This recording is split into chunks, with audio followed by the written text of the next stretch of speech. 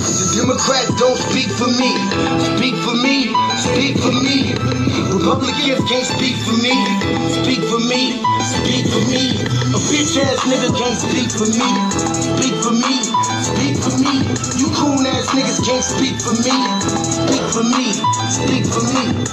Listen here, this is a fact of life. I be rapping like Nat Turner came back to life. Grab Donald Trump by the pussy, he ain't acting right. I never run from a conflict, I be glad to fight. It's a very cold world that we live in. And somebody please tell Elizabeth you're not an Indian. You just trying to con them people to get the benefit. Just another immigrant stealing from the Indians. That's some punk ass shit and that's too lame. Now we finna step over to Andrew Yang. And you a sucker, you can never speak for black folks. Fake ass pandering, trying to get the black vote. The Democrats don't speak for me. Speak for me, speak for me. Republicans can't speak for me. Speak for me, speak for me. A bitch ass nigga can't speak for me. Speak for me, speak for me. You coon ass niggas can't speak for me. Speak for me, speak for me. You know your boy be high off sativa. Kamala wasn't popping, so we said bye, Felicia. She ain't had a right policy. We ain't trying to meet her. Y'all can take Biden too. Bye, we don't need her. We don't need Roland Martin or that coon Al Sharpton.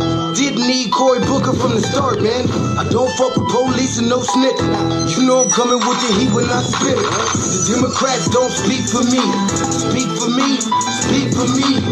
Republicans can't speak for me. Speak for me, speak for me. A bitch ass nigga can't speak for me. Speak for me, speak for me. You coon ass niggas can't speak for me. Speak for me, speak for me.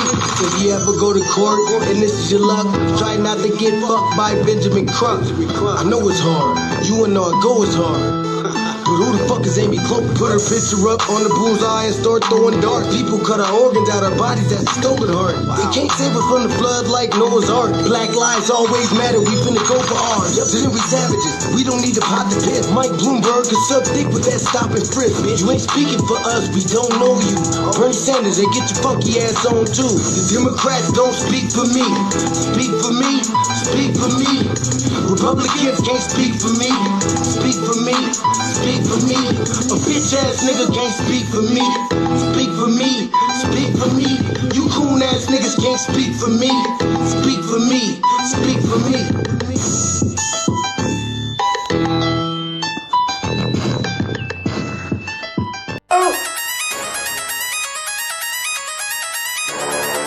I'm talking about shouting going crazy. People going crazy in them motherfuckers. Run that shit back, man. But it's nothing. Nothing about a woman on a day.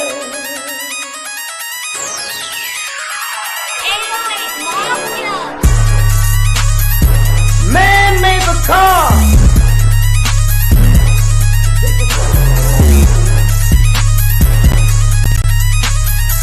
Man made the train to carry the heavy load. Man made the electric light to keep us out of the dark. Man made the boat for the water like it's never no man. Man thinks about a little bit of baby girl and a baby boy. And man makes them happy.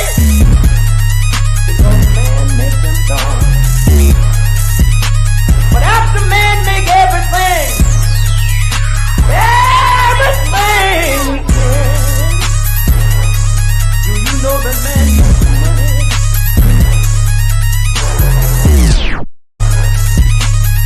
To buy from other men. This is a man's world. But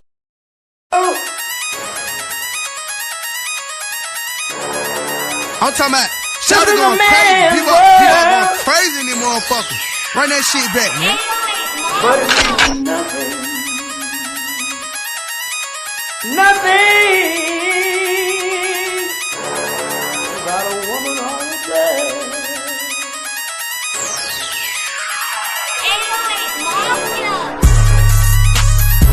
Man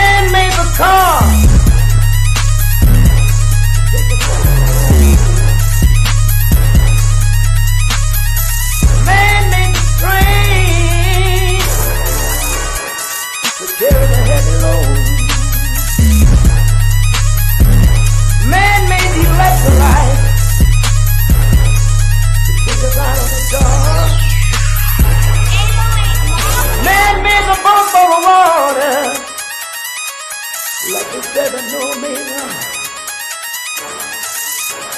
Man thinks about a little bit of baby girl and a baby boy.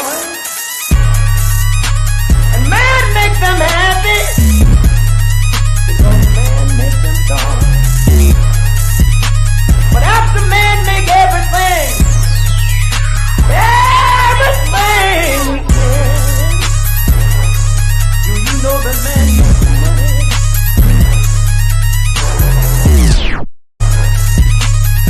To buy from other men. This is a man's world. But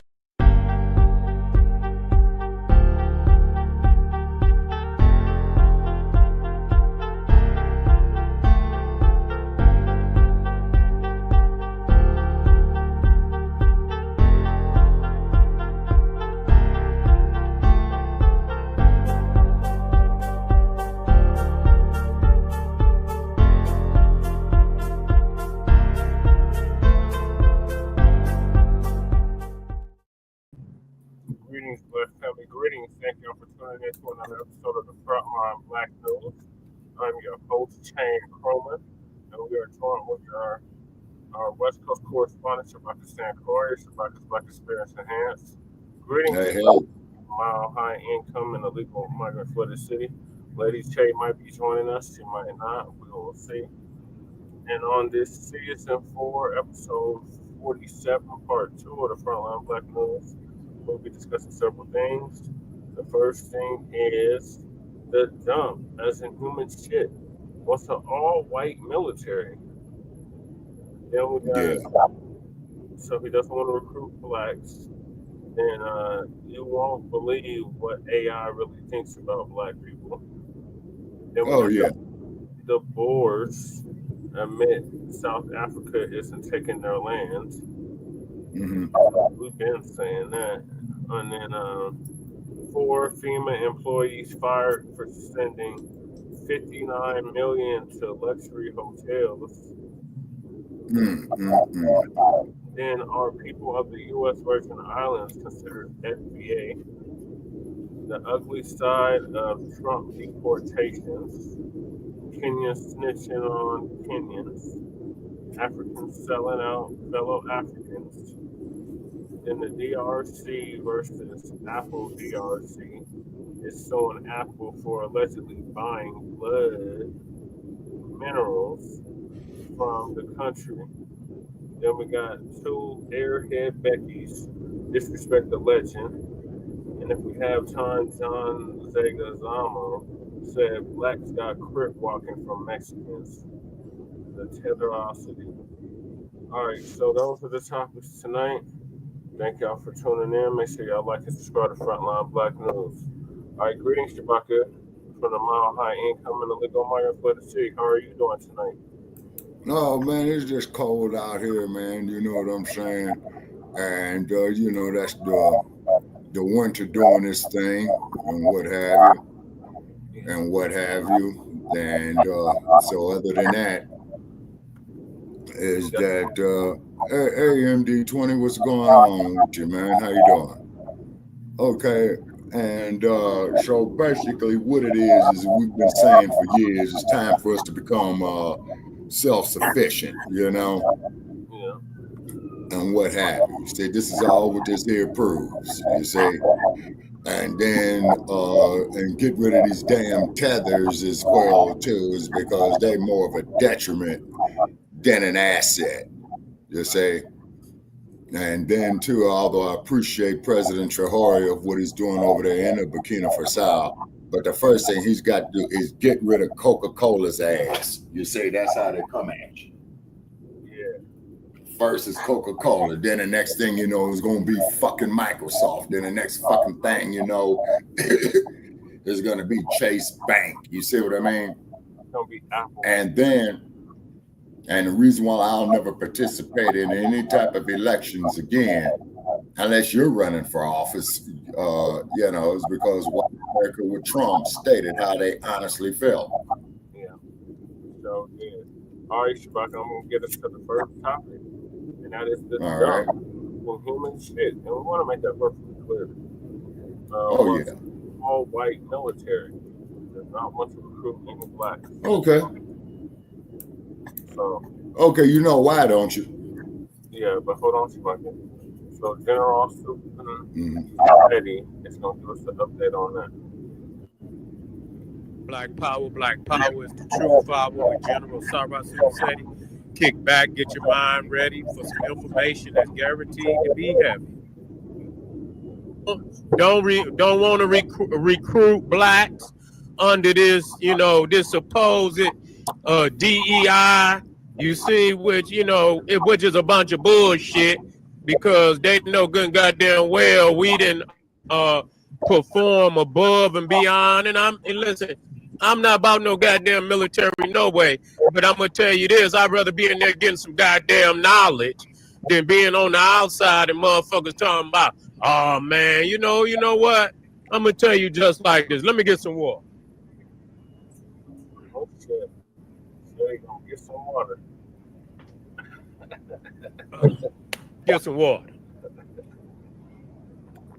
Oh shit! What's the face, Eddie?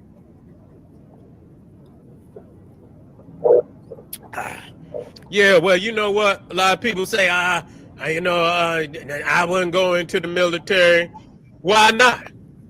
Some of us need to go in the goddamn military. You understand what I'm saying? I disagree. You get advanced training. You see? You get advanced training. Yeah, some niggas train on, but that ain't what, nigga, you ain't getting that kind of training, nigga, where you can they drop your ass in Ukraine. Drop your ass over there in Iraq. Yeah, y'all niggas out there shooting some goddamn paper men tied to a tree, but y'all niggas ain't shooting no real motherfucker, no moving target. Some shooting back at your ass. See, you know what I'm saying? So we need some of our family to go on off in there and get some training, so they can come back and show us something. Teach. That's what they do. Yeah, that's what they do. The fuck? You niggas out here, all y'all niggas do walk around the street with a strap. That ain't no goddamn, show me some action, nigga. What action besides shooting your own brother and sister? These niggas ain't showing me. I need motherfuckers that they be having live motherfucking training. You understand what I'm saying? Motherfucking bombs going off over a nigga head. You motherfucker dying, in training. This is real. This is real. See, but this is what's happening now. They don't want you in there now. You see, because they know, number one, if you got enough of your people, and see, y'all not looking, man, listen here, man. Y'all motherfuckers, I don't know what kind of mind motherfuckers got out there and the shit that be coming out of their mouth. You need somebody in there. The fuck is you talking about? You need somebody inside of the military, nigga. So if some shit pop off, yeah. If some shit pop off, you got some numbers in there. You understand what I'm saying? That could be disgruntled on your goddamn behalf. You need somebody in there to be disgruntled on your motherfucking behalf. Because they talk about it in the King Alfred plan, and we will be talking about that. That's why in the King Alfred plan, they say anybody in the military, you understand, in a situation insurrection, or what they want to term insurrection, that just anybody who ain't gonna listen to, to bow down and roll up under the truck when they say roll up under it, you see. But that even in those that's in the military, those that are have been sworn in as police officers, they will be relieved of duty. You see? Yeah.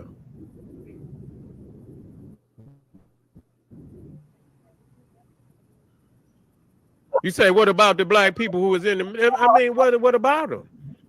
They need to be. I mean, somebody gonna go in there. We need our peoples in the military. Yes, we do.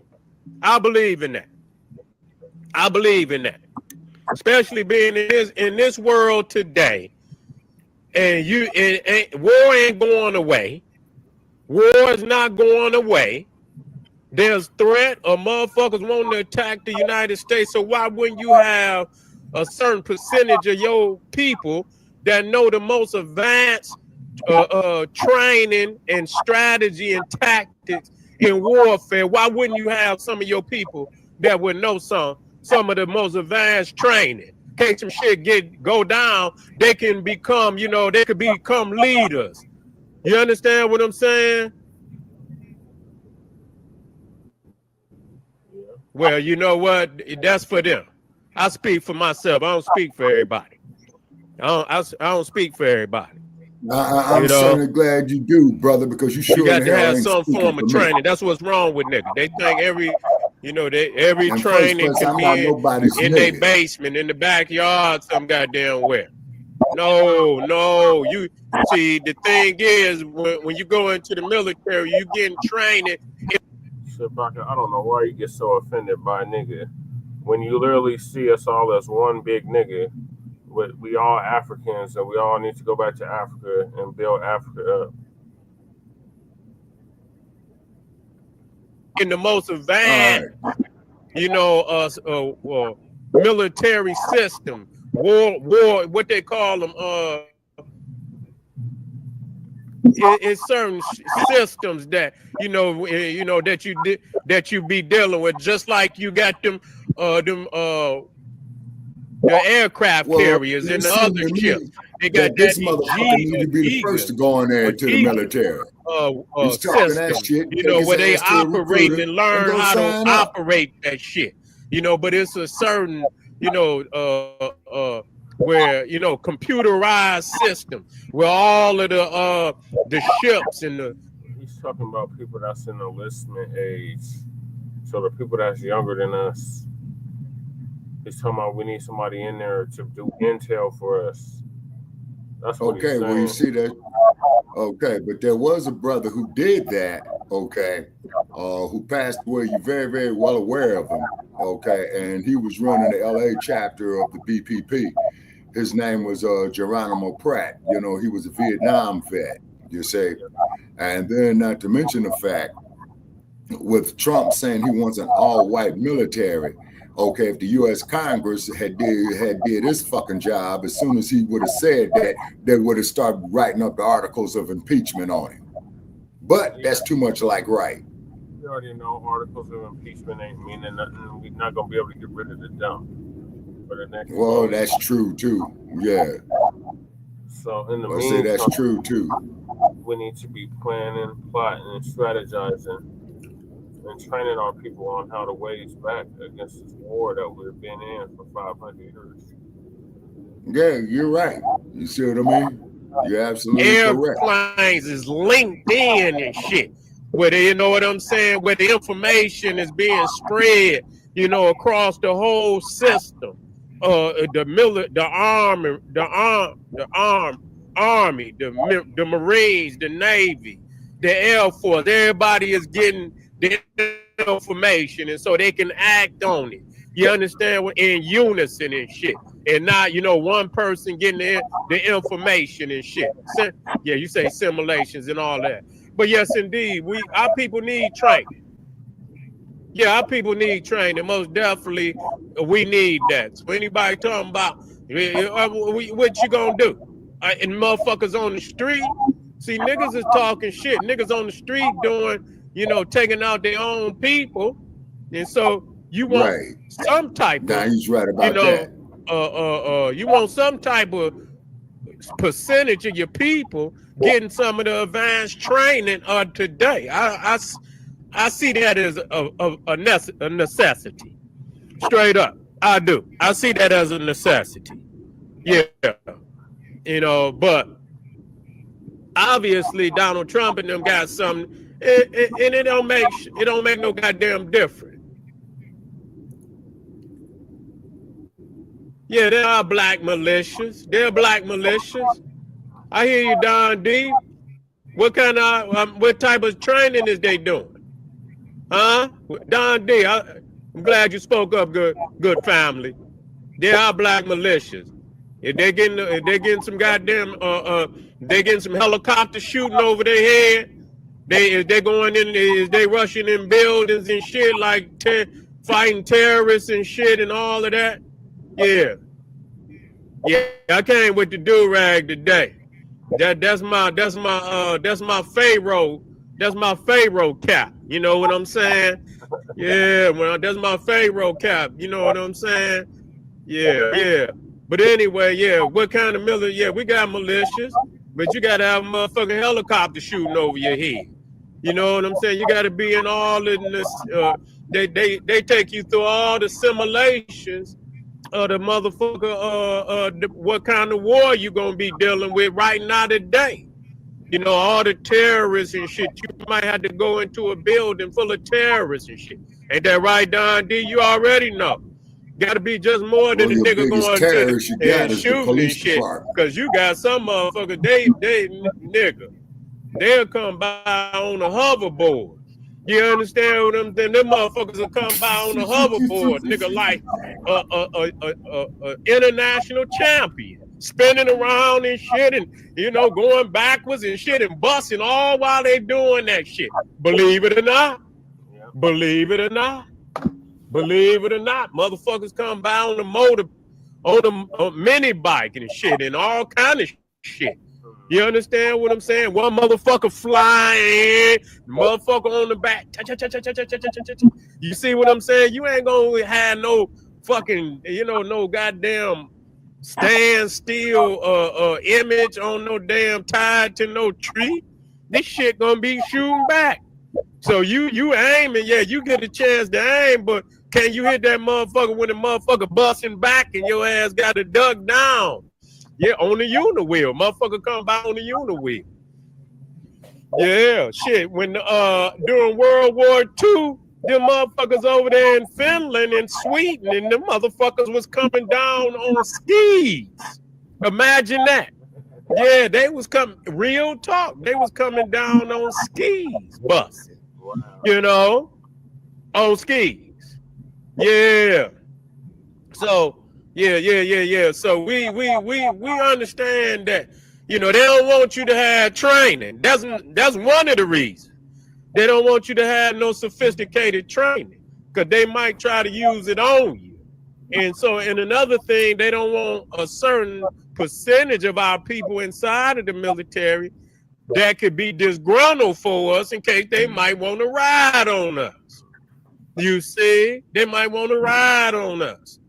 And we got to have a certain amount of our people in there that could do that.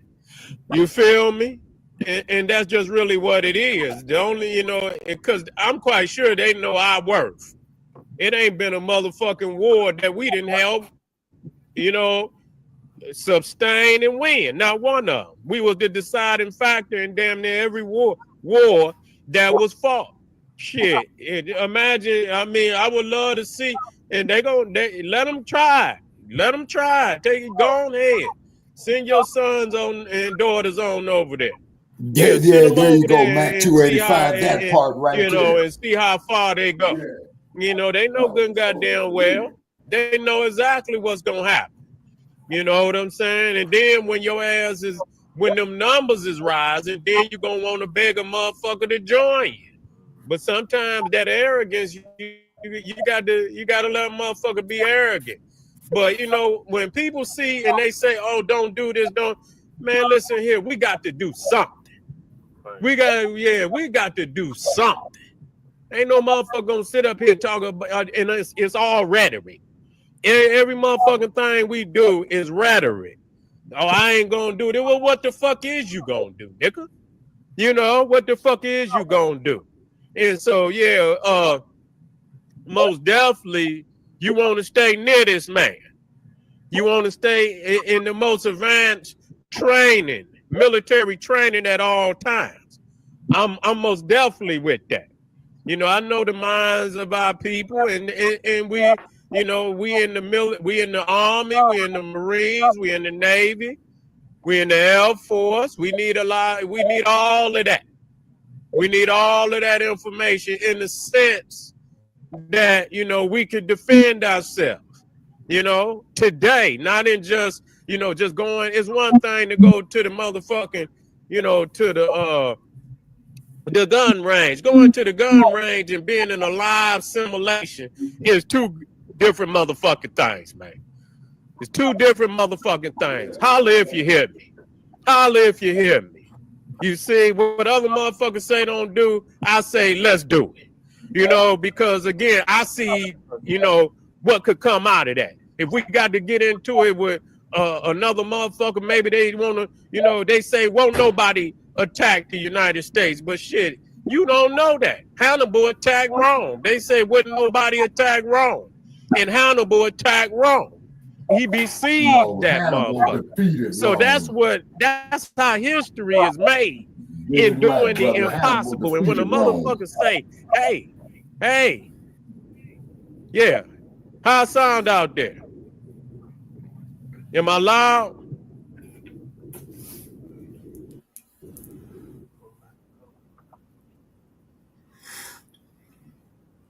Now the thing is about Christopher Dorner. How I sound out there, y'all? It sound good. You go, okay, good. That's all I want. Yeah. Motherfucking Hannibal came around the mountain on Rome.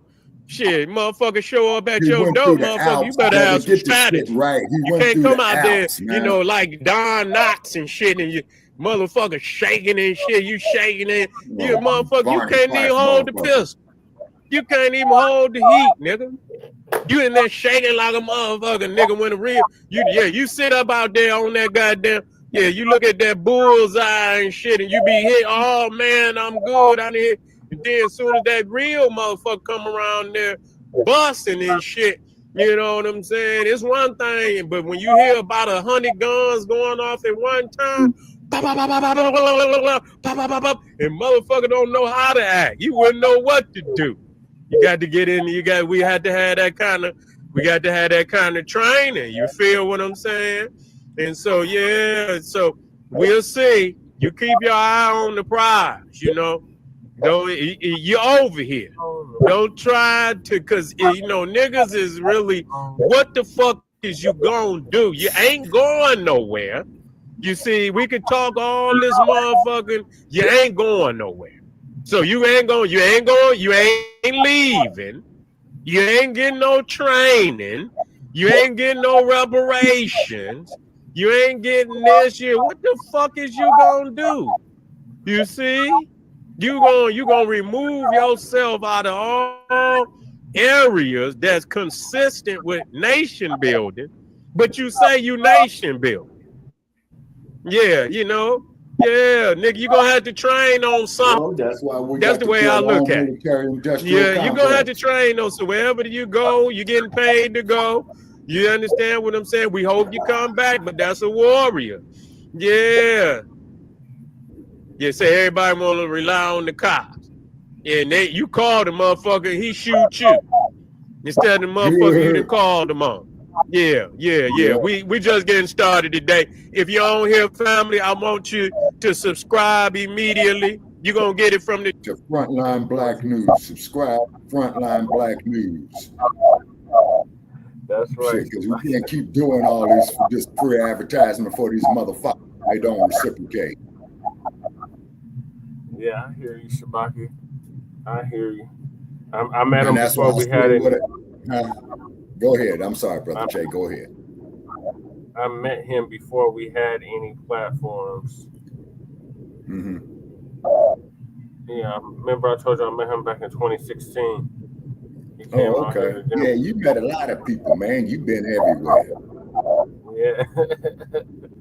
I've been around, yeah. Yeah.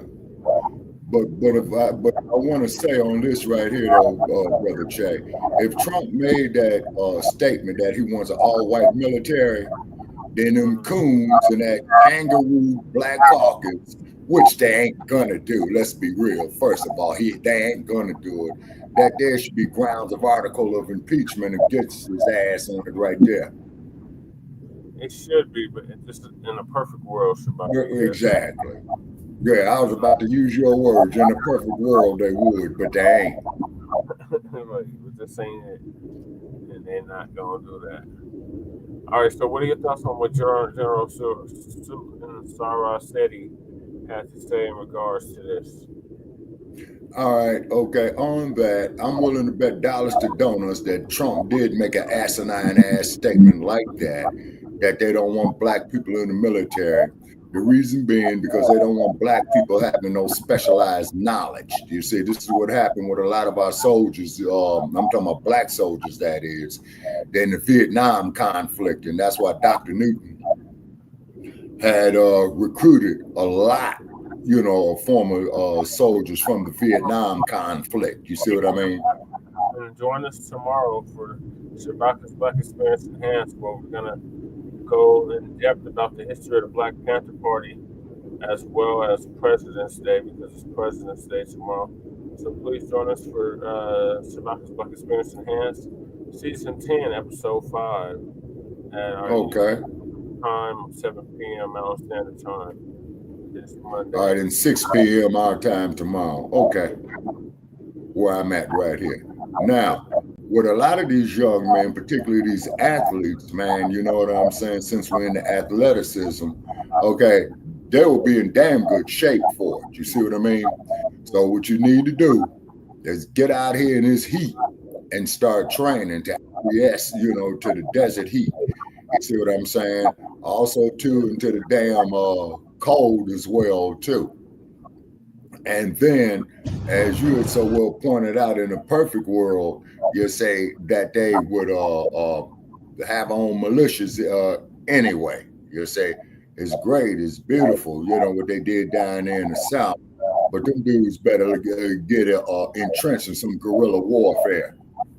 Oh, shit, what they did in Cincinnati. Did you see what they did in Lincoln Heights, Cincinnati? Enlighten me, Brother Che, because I did hear that there were some of our people who were attacked. Yeah, so some neo-Nazis, we covered this last week on the Frontline Black News, but some neo-Nazis decided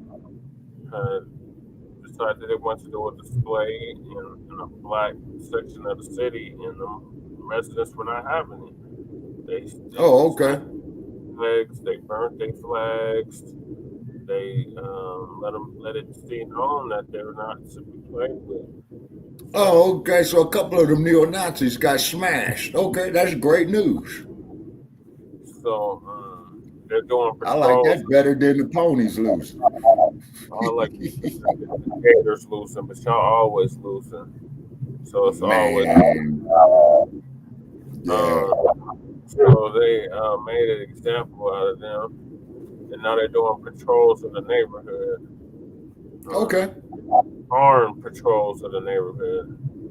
Okay. White supremacists from ever thinking they could set foot in that section. Okay, now where are these black police officers to come up with their military training and their knowledge of urban guerrilla warfare to come up with that there to train the community on that? Is because if we could have an implosion in the black community, and the implosion is the exact opposite of an explosion in the black community, these bust ass motherfuckers will be shut down tomorrow. And they know it. Yeah, they do know that. That's why they don't do it. Yep, and that's why they keep us so divided. Keep emphasizing all this division among themselves. You see what I'm saying? Amongst us, we didn't create the division. Us acknowledging the division is not causing the division. Right. The division is already there. Right. On to it. Right. Now, I'm wondering, with some of these 4-star retired black military officers, okay, I wonder what their take is on that as well, too. You see what I mean? Their take is, yes, boss. Whatever. Yeah, I know. I know. That's the sad part. Right? Yeah, but if we do have riders that are out there that have military training, please train the youth. Yeah, please. I don't know a few gun instructors and gun clubs and black militias that are training our youth, so shout out to them. But we need more. Most definitely. And then salute to the ones who have made the ultimate sacrifice. You see what I mean? Right. We need more of them, And like he said that the targets don't shoot back. So if you Exactly, don't, that's right. So if you guys is up there getting yourselves in shape, you know, definitely, under the Second Amendment. But however, as you already know, Brother Jay, they don't want us exercising our Second Amendment rights. You see what I mean? And this is why I'm still pissed off at the former mayor of Sacramento, the former NBA great Kevin Johnson, who's going up there telling the black community to come sell their guns with some damn $60 in food stamps. You know, he still ain't opened that restaurant up out here. He did that whole thing and didn't even open that restaurant. It's still not open. Fixing. Yeah. Well, this is part of all what Dr. Arnie had talked about in regard to the Ma'afa. You see, a disaster so bad is beyond description.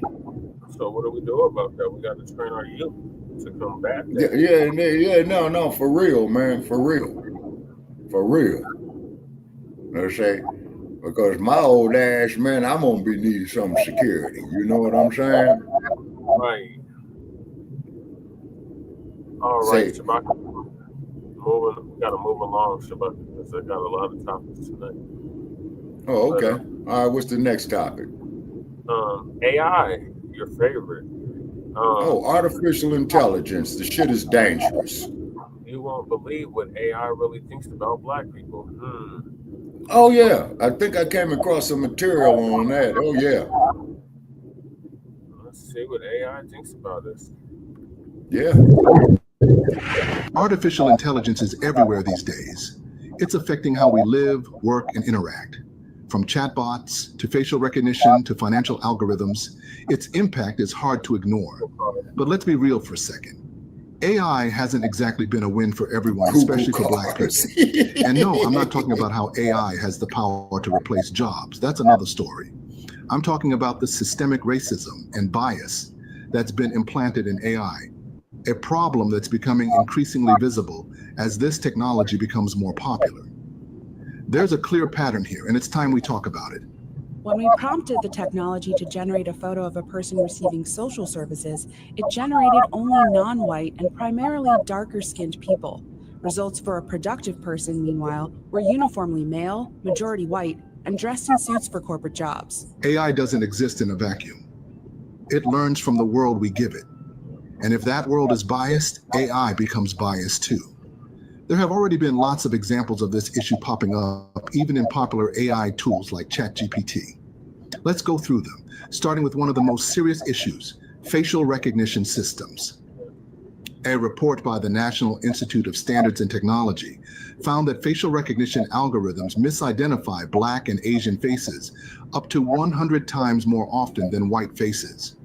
This is an imbalance that actually affects lots of lives. Let's not make a show in front of your wife and kids because you are under arrest. This is Robert Williams. 3 years ago, he was arrested on his driveway for a crime he hadn't committed. They made a mistake, baby. It's okay. The reason? Artificial intelligence mistook him for this man, who was suspected to have stolen thousands of dollars worth of watches. In 2020, Robert Williams, a Black resident from Detroit, was falsely arrested in front of his home for a crime he did not commit. A mistake caused by artificial intelligence and white officials. Williams was accused of stealing thousands of dollars worth of watches from a Shinola store based on a match generated by facial recognition technology.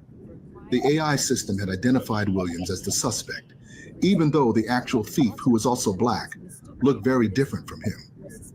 Williams pointed this out immediately, but the officers explained that their facial recognition software had identified him as the culprit. Despite his protests, he was detained and taken into custody. Williams was held for 30 hours before those white authorities admitted their mistake and finally released him. Lawsuit. This is just one example of how AI seemingly was not designed for people of color. False imprisonment. Williams is not the only Black person who has fallen victim to this. I guess I would say I lost faith in the justice system to know that you could be locked up for something that you've never done. In 2022, Randall Karan Reed, a 28-year-old Black man from Georgia, was also wrongfully arrested due to another misidentification by facial recognition technology. While driving to his mother's home near Atlanta, Reed was pulled over and informed of warrants from Jefferson and East Baton Rouge parishes in Louisiana, places he had never visited. The warrants accused him of using stolen credit cards to purchase approximately $15,000 worth of designer purses. This misidentification led to Reed being detained for nearly a week in jail. His family hired an attorney who presented photos and videos showing significant differences between Reed and the suspect in the surveillance footage. Despite this evidence, Reed still endured 6 days of wrongful incarceration before the warrants were withdrawn. There are countless other cases. Worth $10 million. African Americans are affected more by this technology than individuals of a different race. Well, you know, there's always risk when you go to jail, but yeah, I felt more in danger when I was being detained because I know it was for something I didn't do. There are countless other cases like this. The question is, why does AI continue to fail so often when it comes to identifying Black people?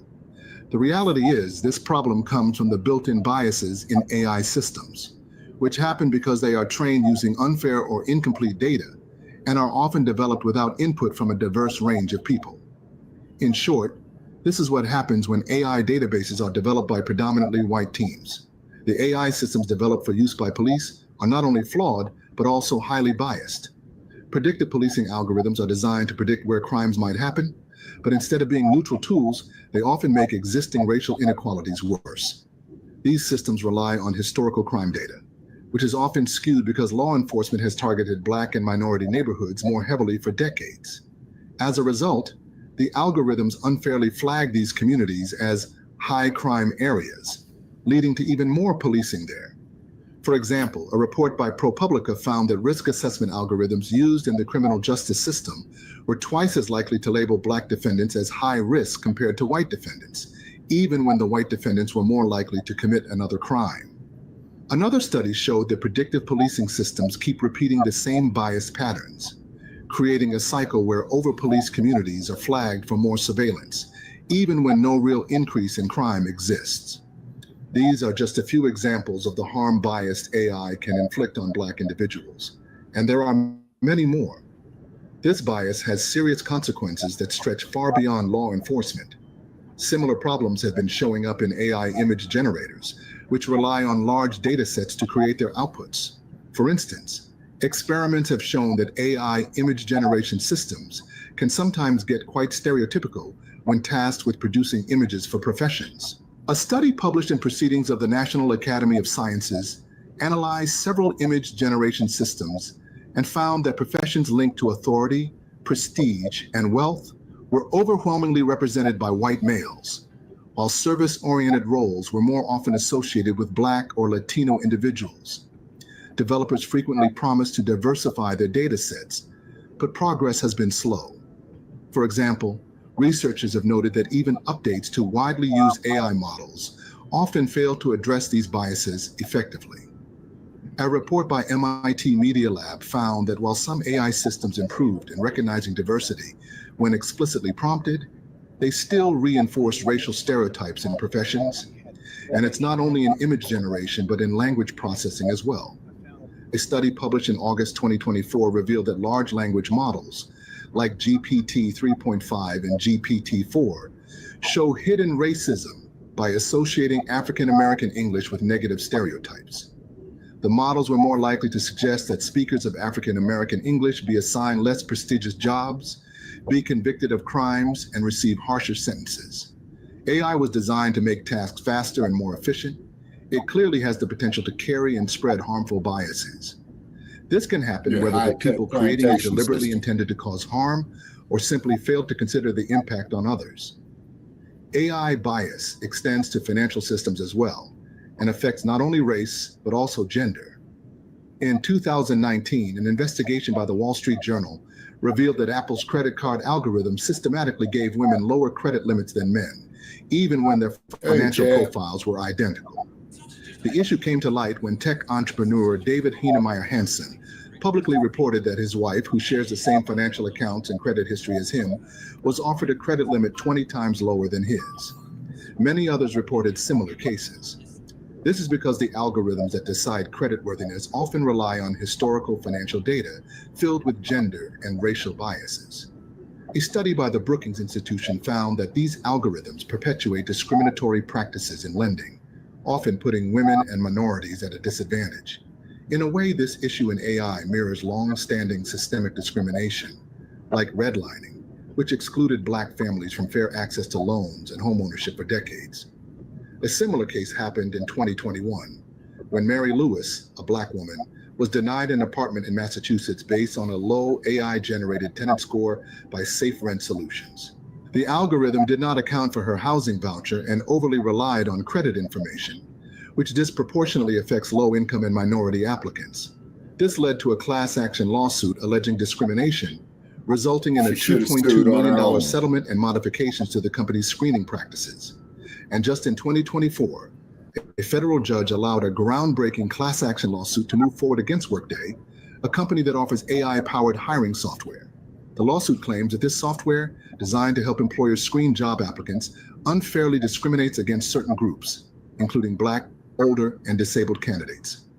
According to the allegations, the AI system relies on biased data, leading it to favor certain applicants over others, even when they have similar qualifications. These cases clearly show how AI in financial systems can unintentionally worsen existing inequalities. Despite public outcry and promises from companies to fix the issue, the lack of transparency in how these algorithms work remains a huge problem. Without clear regulations and ethical oversight, AI-powered tools risk making the very problems they claim to solve even worse. Healthcare algorithms, too, have shown racial bias. A 2019 study published in Science revealed that an algorithm widely used by hospitals to allocate care consistently rated Black patients as less in need of medical attention compared to white patients, even when their health profiles were identical. This algorithm, which impacted millions of patients, was designed to prioritize care for individuals deemed to have the highest health risks. However, it relied on historical healthcare spending as a key indicator of health needs, a metric that is deeply flawed. The study found that Black patients historically spent less on healthcare than white patients, not because they were healthier, but due to systemic barriers such as unequal access to medical resources, discrimination in treatment, and socioeconomic factors. All this shit is human rights violations. These disparities were reflected in the data, leading the algorithm to assume that Black patients required less care than they actually did. For example, a Black patient with chronic conditions like diabetes or heart disease might receive a lower priority score compared to a white patient with the same conditions, simply because the data incorrectly assumed their lower spending meant they had fewer medical needs. A report by the Brookings Institution highlighted that healthcare algorithms used in areas such as patient risk assessment, treatment allocation, and disease prediction often unfortunately replicate and amplify systemic inequalities. And another analysis from the New England Journal of Medicine pointed out that even well-intentioned algorithms can unintentionally make disparities worse if they are trained on data that reflects historical inequities. I'm sure many would agree that the examples we discussed today are deeply disturbing. At the same time, they are unfortunately nothing new, just another form of reckless racism that we've been dealing with for years. The reality is, AI systems are only as biased as the tools and data that create them. According to a report by McKinsey & Company, Black professionals made up just about 8% of the workforce in U.S. technology companies. And when diverse perspectives are absent during AI development, these tools can end up failing to serve all communities equitably. AI models rely on vast data sets to learn patterns, but when those data sets underrepresent certain groups, the models inherit these biases. For example, an analysis by MIT Media Lab found that commercial facial recognition systems were 34% less accurate at identifying darker-skinned women compared to lighter-skinned men, largely due to skewed training data. When AI systems harm marginalized communities, they damage trust. A Pew Research Center survey showed that Black Americans are less likely to trust AI-driven technologies. And after everything we've discussed, it's completely understandable why some people would lose trust in AI. It still struggles to make everyone feel safe and included. Meanwhile, as we've mentioned before, many developers have been trying to solve these issues, but there have been instances where their attempts went overboard. Google has paused the image generation ability of its AI Gemini after major backlash from conservatives over historically inaccurate depictions of races. For example, creating diverse images of the U.S. founding fathers, so a different kind of diversity problem that Found in Google rape and admits. slave trading Users began to notice pedophiles. the Google Gemini's image generator inserting people of color into scenarios that didn't make sense, like responding to a prompt for an image of a German World War II soldier with a picture of an Asian woman or a black man. In 2024, Google faced widespread criticism after its Gemini AI image generator created historically inaccurate images based on user prompts. For example, when asked to generate pictures of German World War II soldiers, the system produced images of black men and Asian women, groups that were largely absent from such roles during that time. Similarly, prompts about the U.S. founding fathers led to images that included racial diversity inconsistent with historical facts. These inaccuracies sparked public backlash, with many accusing Google of rewriting history to appear more inclusive. In response to the controversy, Google paused Gemini's image generation feature, acknowledging the need to refine the AI to better align with user expectations and historical accuracy. As AI continues to evolve, finding the right balance between inclusivity, accuracy, and public perception remains a very complex task. The real question now is, how can society really improve the way AI treats people of color so that everyone can feel safer with this new technology? One of the most effective ways is by increasing representation in the tech industry. Initiatives like Google's AI for Social Good and partnerships with historically Black colleges and universities aim to bring more diverse voices into AI development. By expanding access to STEM education and funding minority-led startups, we can build more inclusive systems. These inclusive AI designs would benefit everyone. Methods like participatory design, which involve end users in the development process, can help identify hidden biases early on. Governments and organizations must also enforce accountability. Laws such as the EU's General Data Protection Regulation include provisions for algorithmic transparency, which can help identify and mitigate biases. Meanwhile, in the US, the Algorithmic Accountability Act aims to address similar issues, though its implementation remains limited. Artificial intelligence is definitely reshaping the world, but its benefits will remain unevenly distributed unless we address its flaws. The examples we talked about today on biased facial recognition, financial systems, and healthcare algorithms are screaming the urgent need for action. Building fair and equitable AI requires participation from all communities, both as users and creators. Let's remember, the power of AI lies in how we choose to use it. If we can foster diversity in AI development, train systems on inclusive data sets, and promote trust through accountability, we can create a future where this technology uplifts everyone rather than leaving anyone behind. The change starts with awareness and action, and that includes all of us. If you found this discussion helpful or eye-opening, don't forget to give it a thumbs up and share it with someone who needs to hear it. Let's keep the conversation going in the comments. Have you ever witnessed bias in AI? And how do you think we can make AI more inclusive and fair for everyone? Also, if you haven't already, make sure to subscribe and hit that notification bell so you don't miss any of our future content. Thank you so much for watching, and we hope to see you in the next one.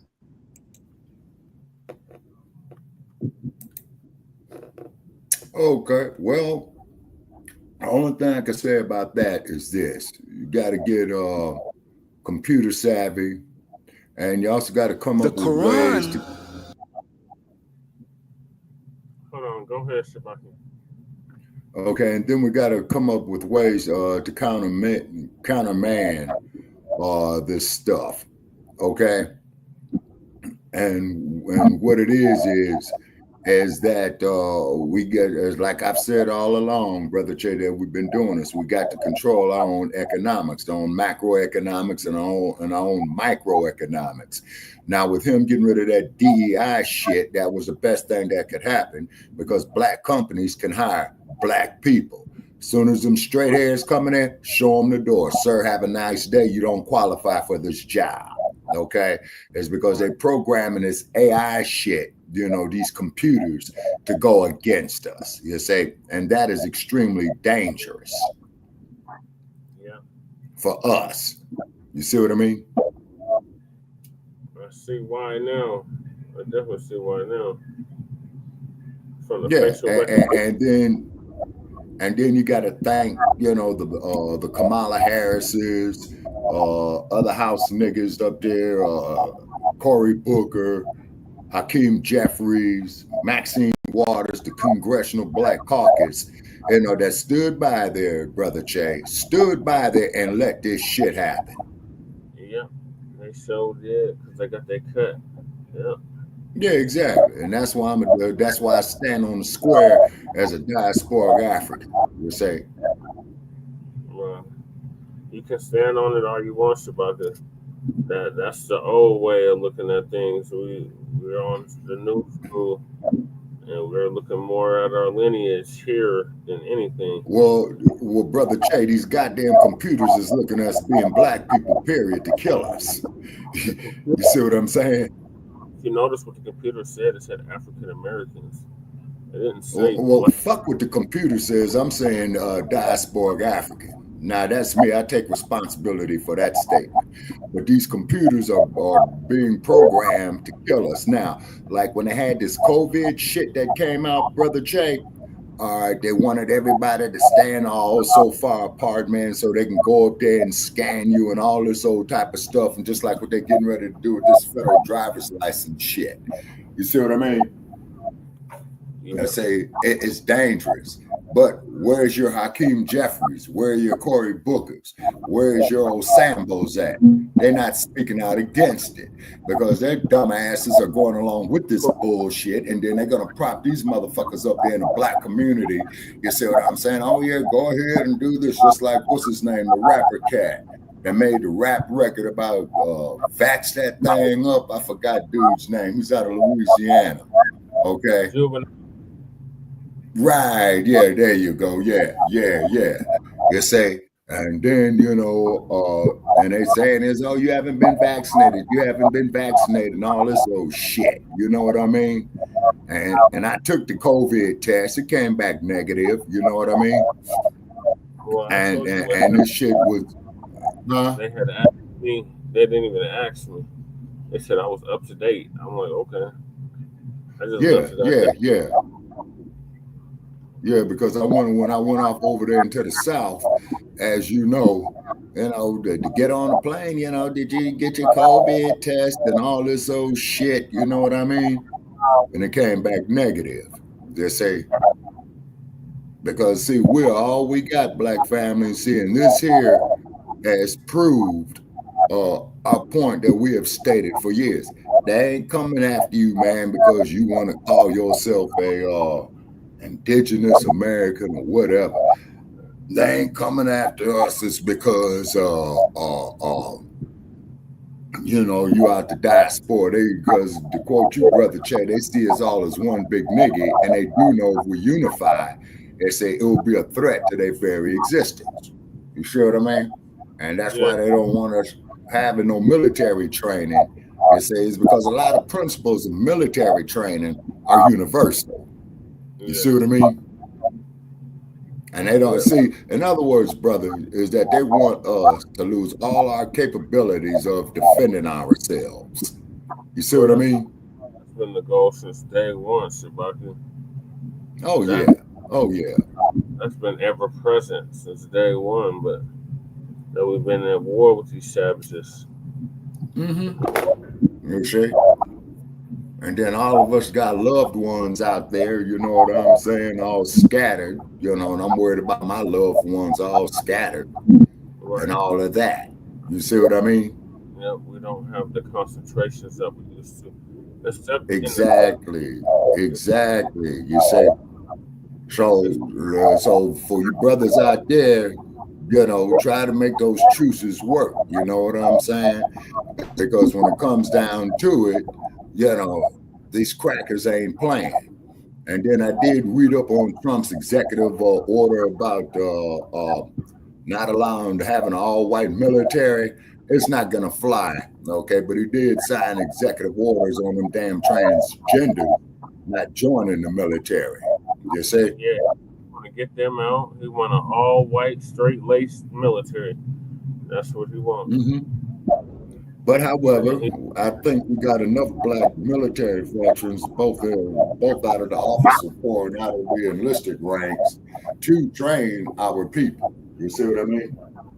Yeah, I agree. And then, quite naturally, of course, you're going to have a whole lot of state assemblies, you know, in open carry states to marginalize that rank. You know, and I'm going to tell you the first fucking state they're going to look at for that example, California. That damn Morphin Act in California. Yeah. And that's what put it in. We couldn't defend ourselves. Yeah, exactly. That's what they're doing. You say is because, you know, the white man talks out of both sides of his mouth. Shabaka, you save all of this historical lesson for tomorrow, because we're going over all of it exactly tomorrow. Okay. All right. Yeah. So that. Yeah, and then that did give me time to write some notes. You know what I mean? On it. Yeah. On what have you. You say, but what it is though is that we're at war, black family. You see what I'm saying? They're coming to get us, whether if you like it or not. Yeah. And not you, Brother Che, but I'm using the word you on a collective basis. Yeah. As opposed yeah. I'm not personal. All right. Yeah. So we got the Boers. The Boers. Yeah. Yeah. The Boers admit that South Africa is taking their land for FEMA employees fired. Oh, 4 FEMA employees fired for sending $59 million to luxury hotels. Yeah. So Uncle Phil's gonna give us an update on that.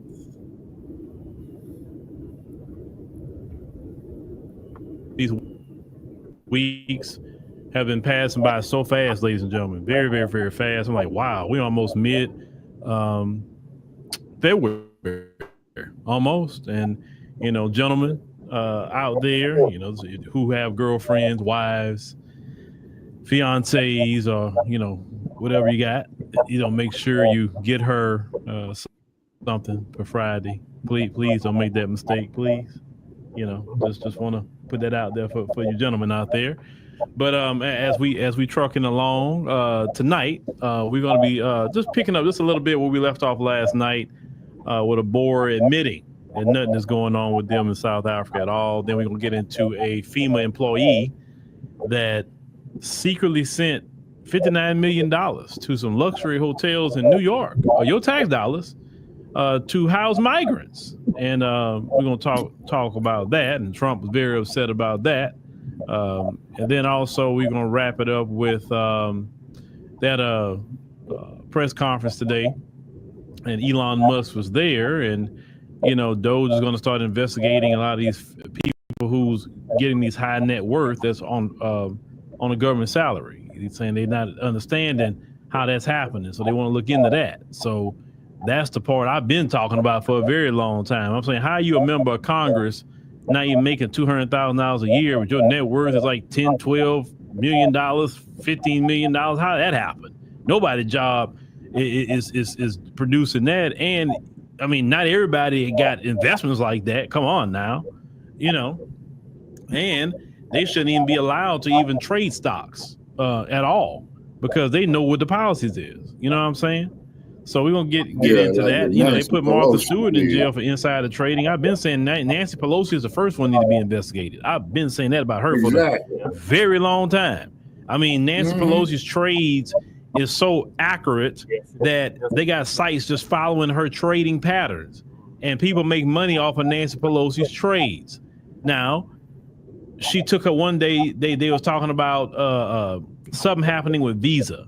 Nancy Pelosi pulled her money out before everything went down, right? That's insider trading. She's in Congress. And these people here are very corrupt. And this is why they don't like, you know, Trump and them looking deep into the money, because they're going to see everybody's hand has been in the cookie jar. And I wish kind of Trump and them would stick to doing things like that and stop all this other extra mess they're doing that doesn't even make sense. Just stick to doing that. Everybody in the country is with you on that, right?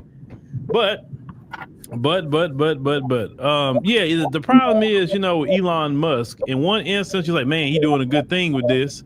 And then the next breath on Twitter, he's acting like a freaking apartheid Afrikaner, right? Or Boer, whatever. He's a Boer, Uncle Phil. It's like, he ain't no African. He's a goddamn Boer. You know, but what do you expect, right? I mean, what do we can't really expect much out of the folks. We really can't.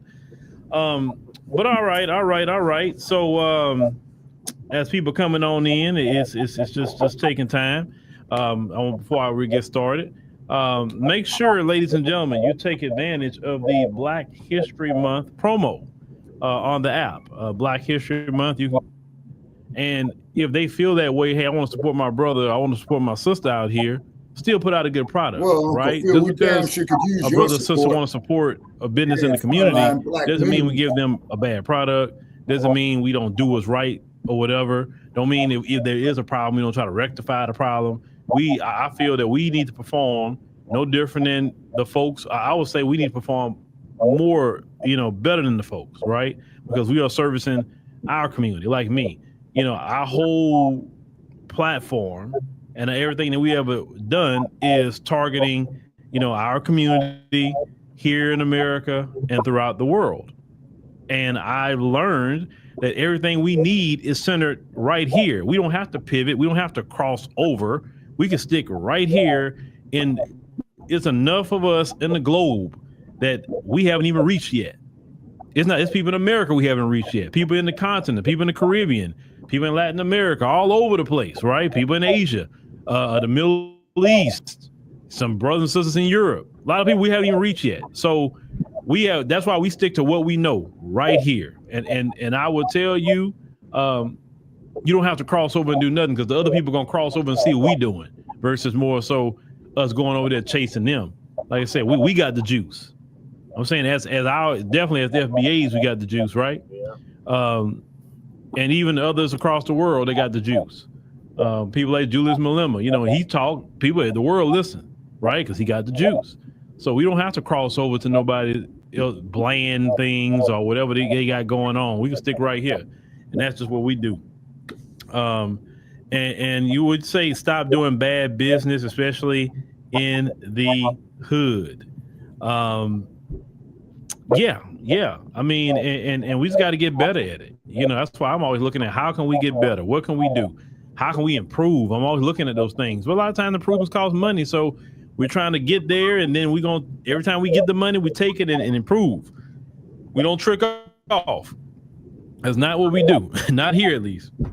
All right, ladies and gentlemen. So some of y'all are in, and I just want to talk to y'all about that a little bit. You say Brandon Johnson. Yeah, Brandon Johnson's worried, but it's just not Brandon Johnson. I mean, Eric Adams is going. The mayor of Denver is going. Who else? I forgot. Who else? Let me see. Brandon Johnson, Eric Adams, the Denver mayor, and it's another one I forgot. It should have had Karen Bass up there too, because Karen Bass got a sanctuary city policy as well. So just because I'm talking to y'all a little bit, let's go ahead and get started here. I'm not gonna run nothing, no devotional or whatever, not tonight. All right, so let's go ahead and pick up a little bit where we left off. So we left off last night with, we talked about the executive order with Donald Trump with South Africa. And we know all of that what they're being accused of was not true. We know that, right? Well, there's a clip I want to show y'all of the Boers, right? The Boers don't even want to go over there. They don't want to come here to America. And we'll get into that a little bit, but let's go ahead and play this first clip of the Boer and just listen to what he has to say. He's in South Africa, but go ahead and check this out. Thank you very much. Do you believe the US president is deliberately lying about South Africa? We don't know where he gets this information from and who informs him.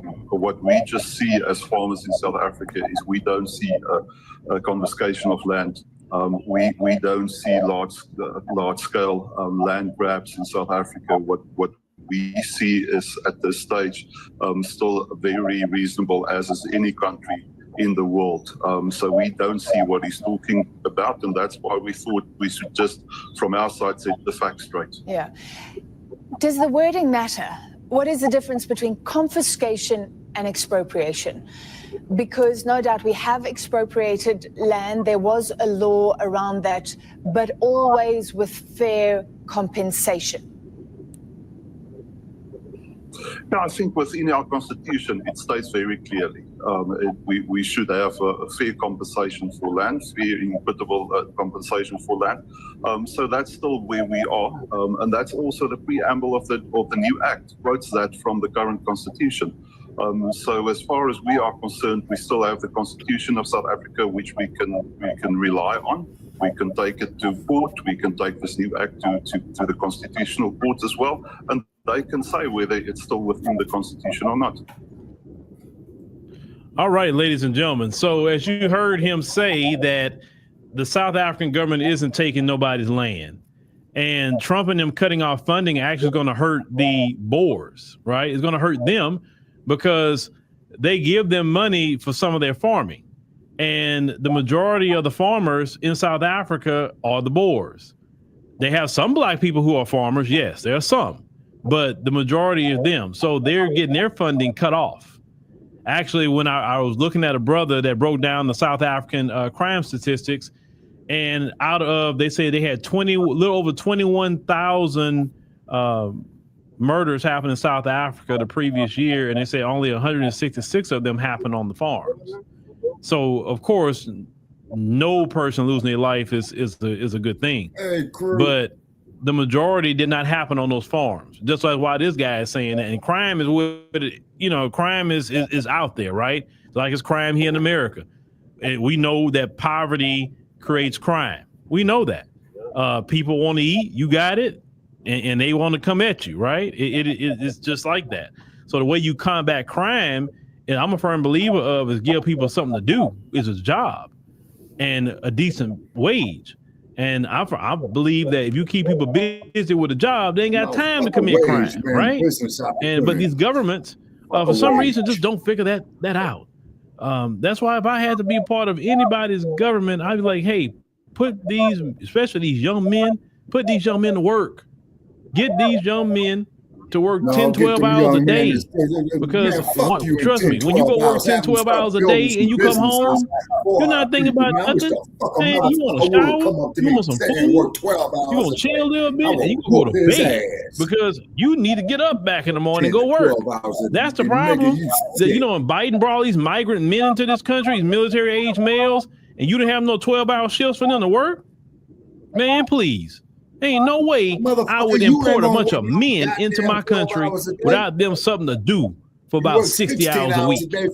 Man, what's the point of having all these men here and then you're not even putting them to work? They laid up at the hotel chilling. Then some of them got into some pimping and and all that too. Biden had a racket going on with the migrants in America. But anyway, I mean, it's criminal with the things that they were doing. But so it's safe to say that Trump really exposed them in South Africa by saying you can come over here, you can be a refugee. He exposed them. So they don't want to come over here. Now they're telling the truth. Nothing happened to us over there. And like I said, I told y'all last night, I know nothing happened to them over there because I've been there. They're not afraid of black folk at all. They walk around very comfortable. You understand what I'm saying? So when you hear them talking like that, now their card been pulled. And if those of you in South Africa that could watch this, if you hear them, any of them complaining about the ANC or the country, say, hey, Trump said you can go to America if you want. You can be a refugee. You ain't got to be here. You can leave. Go ahead and holler at Trump. He welcomed you over there. But I tell you this much, what I know, they would give up way more leaving South Africa coming here.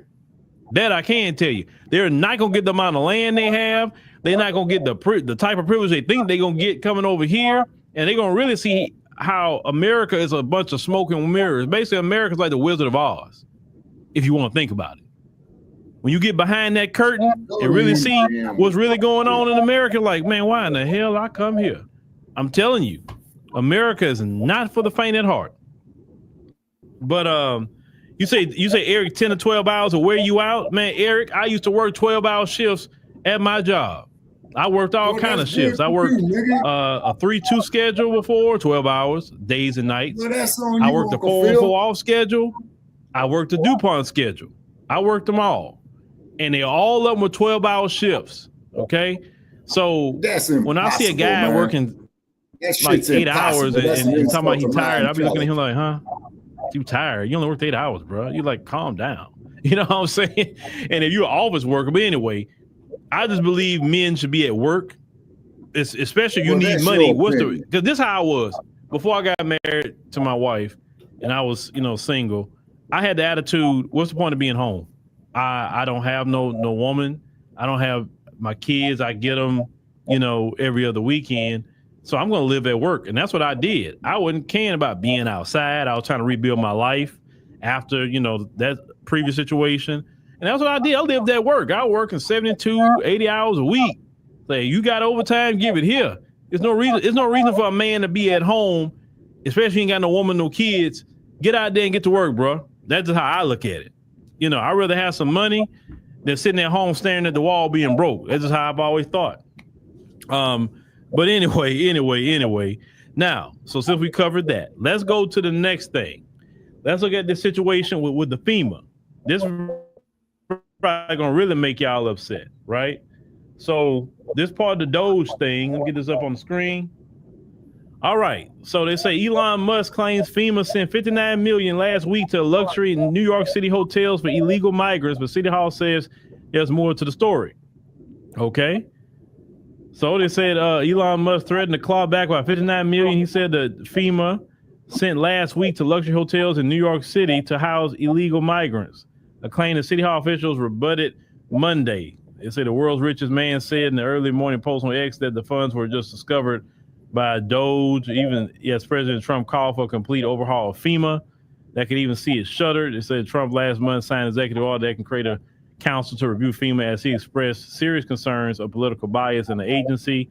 The Musk threat could put Mayor Eric Adams in an awkward position as Hilsner, has desperately pleaded for funding for the federal government during the year-long migrant crisis that has cost, they say, the $7 billion. They send the money violated the law and is a gross and insubordination, they say, to the president of the executive order. Okay, so they talking about the money was meant for American disaster relief. So basically, they took FEMA money last week. There was 4 employees actually that was involved in this. They took FEMA money and they sent money to New York, right? Even though they had an executive order. Now they says that here there are only 19 million of 59 million that Musk highlighted in his tweet will go toward housing migrants, in hotels, luxury or otherwise. Official says that we already spent $7 billion on this crisis alone, and the previous administration committed only 237 million in funding to house the migrants in our care, and for future services. City Hall reads. Now, this is a question I have. Okay, Tom Homan, now you know where they at, right? Why hasn't, I want to know, and somebody can tell me, because Trump has been pretty upset about the numbers. With not more people need to be getting deported. My thing is to pull up to them hotels in New York. You know how many of them in there? Pull up and say, okay, hey, every last one of y'all, come on, yeah, let's go. You got to roll, buddy. But they say, oh, it's just 19 million. It shouldn't even be $19. Why is FEMA sending you money when y'all know? You remember that little small $700 that FEMA was sending everybody? You remember that in North Carolina? I remember when the hurricane happened last year over here, and FEMA sending that little bit of money. Like really? So FEMA give us scraps, but they paying millions of dollars to house people who are foreign nationals. And these foreign nationals come in this country swinging a foreign flag at that. They don't even appreciate America. Remember in New York when Eric Adams was talking about they were throwing food away? Throwing food away. They weren't even paying for it. Free food. Free hotel, free food. In luxury hotels. And they didn't appreciate nothing. They come over here committing crimes. And then because New York is a sanctuary city, they're letting them back out. I mean, it was just a big mess with these sanctuary cities. And I firmly believe that Congress needs to pass a law that do not allow sanctuary cities. They don't know. That, to me, that's a clear violation of federal law. For the simple fact is, I would say pass it on the guise of discrimination. Let me tell you why use discrimination to do it. Because if the federal government was looking for me or you, local police wouldn't say, well, we're not going to go over there to their house. We're not going to help you arrest them. We're not going to help you do anything. You're on your own. So they on their own with a foreign national that's not a citizen, but with a citizen of this country, they will help the federal government come find you. You understand? If the federal government looking for you and using the county, they'll say, oh yeah, he right here in county. You want him? You know, you need him? Yeah, come pick him up. They'll do that to a citizen. So that, to me, that's a form of discrimination. It's discrimination. If you're not gonna sit up here and assist the federal government, ICE, whatever, with foreign nationals, then you do not assist with citizens. Clear-cut discrimination, in my opinion. Clear-cut. And why is it that you have rogue people who's obviously left over from the Biden administration that's sending $59 million anywhere? Then you have activist judges that's taking issue with this stuff that's going on and covering things, what Doge is doing. Listen, I've seen people who are Democrat and Republican say, I think this is a good thing. We finally getting to see where our tax dollars is going. And it's been going to a bunch of BS. You understand what I'm saying? Now, when people take government funds and federal funds, let's talk about the average citizen. There's a lot of people got PPP, not by the right means.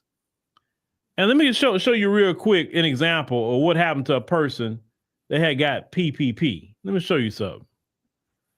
Now, this is from the U.S. Immigration and Customs Enforcement. This is back in 2021.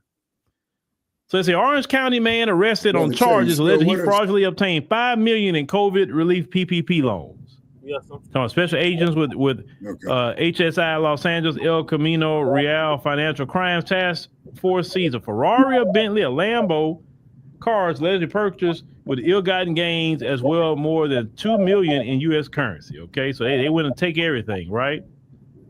Now they said with this story here, I'm going through this for a reason. An Orange County man was arrested today on federal charges alleged he fraudulently obtained approximately $5 million in PPP loans with sham businesses. Then he used the money on himself, including purchasing a Ferrari, Bentley, and Lamborghini sports cars. Now, Mustafa Qadiri, 38 of Irvine, they say was named in a federal grand jury indictment returned Wednesday, charging him with 4 counts of bank fraud, 4 counts of wire fraud, 1 count of aggravated identity theft, and 6 counts of money laundering. So Qadiri surrendered to special agents of Homeland Security Investigation, Los Angeles, they say that morning, and was expected to make an initial appearance that afternoon in the U.S. District Court. They say the case was a result of investigation by HSI's El Camino Real Financial Crimes Task Force, including the FBI and the IRS Criminal Division and the SBA Office of Inspector General. He had everybody searching for his behind. I mean, every 3-letter organization you want to hear, right? So it said, according to the indictment, he had 4 Newport Beach businesses, right? In which he was All American Lending Incorporated, All American Capital Holdings Incorporated, RAD Media Lab Incorporated, and AdBlot.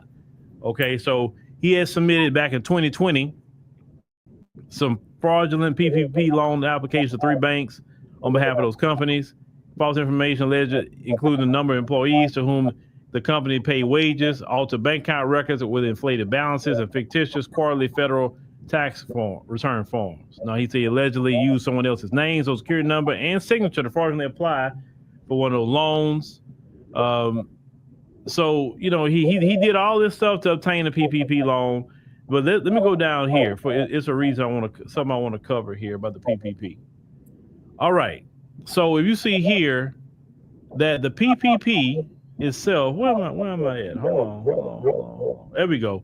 Businesses must use PPP loan proceeds for payroll costs, insurance on mortgages, rent, like to your landlord if you got, you're renting a place, utilities, light, water, gas, phones, things like that work in your business, everything for the business, okay?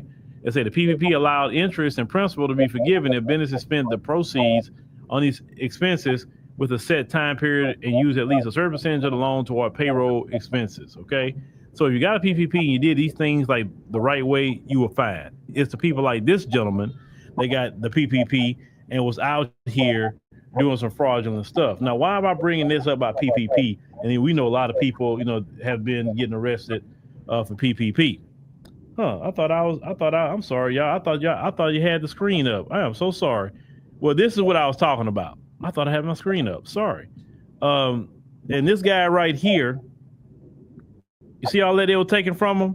And that's mostly without, he a dummy. You go get PPP, get all this, and the government is going to get it all from you. Now, the reason why I'm talking about this, just let me get back on screen now, is that when you fraudulently take money, using money for things that you weren't supposed to, 9 times out of 10, the government's going to investigate you, come put some charges on you, right? Look at all these people getting charged with PPP fraud for $20,000, $10,000. People going to jail over because they are committing fraud, right? To get it. A lot of these people in the federal government, whether they Congress people, senators, federal workers, anybody got access to the money, right? It's a lot of fraudulent stuff going on. I'm waiting for the day Trump going to say, because it's coming. And yes, all this fraud we finding, we prosecute. Everybody getting prosecuted that was fraud. Now, I know it's coming that day. I can't wait to hear that, because the moment Trump say they are prosecuting people for fraud, I'm like, oh, that's going to send a shockwave. And anybody who's screaming and yelling and saying he's wrong, I'm like, oh, you stole money. Because you got a problem with him saying we're going to prosecute any of these federal workers or Congress people, whoever, if they were part of this fraud, you should have a problem with it. You didn't steal nothing, right? But look how they're acting already. Look how especially the Democrats. The Democrats are really acting funny. A couple of Republicans too. But the Democrats are like, who is Elon Musk to be going through this? And why? We got to stop him. Like, stop him for what? What is he doing? What, going through this many $1 million went to that person? That's not doing nothing to me that's harmful that I could think of. Now, Elon Musk, you can say a lot about him. Yeah, you can talk about how he definitely allows a lot of anti-Black racism on X. Oh, yes, he allows that, right? Talk about him with that aspect. But going through the books and saying, why is his money, why is his millions of dollars going to this place? What's the purpose of that, right? They're scared and nervous because, and I believe they need to be prosecuted. If people are getting prosecuted for PPP, they need to get prosecuted too, because they're stealing federal tax dollars. There's a lot of kickbacks I know that's going on this federal level. We know that. A lot of money being exchanged. I believe a lot of this money laundering is happening with this Ukraine. I've been saying that, like, because he was talking about the next step was the Department of Education, and after that, the Pentagon. You go through the Pentagon, you're going to see some money laundering going on. I want to know what Zelensky has done with all that money and weapons. I want to know, because word on the street is they say some of it he's selling. That's what word on the street is. I mean, do you know the USAID was paying celebrities to talk good about the situation in Ukraine? You know that was going on our tax dollars? Anybody who has an issue with that, now let me center it back to us before I continue. This is also showing Black people they had money for reparations the whole time. Reparations would bankrupt the country, and all this didn't bankrupt the country? Seriously, all this didn't bankrupt the country?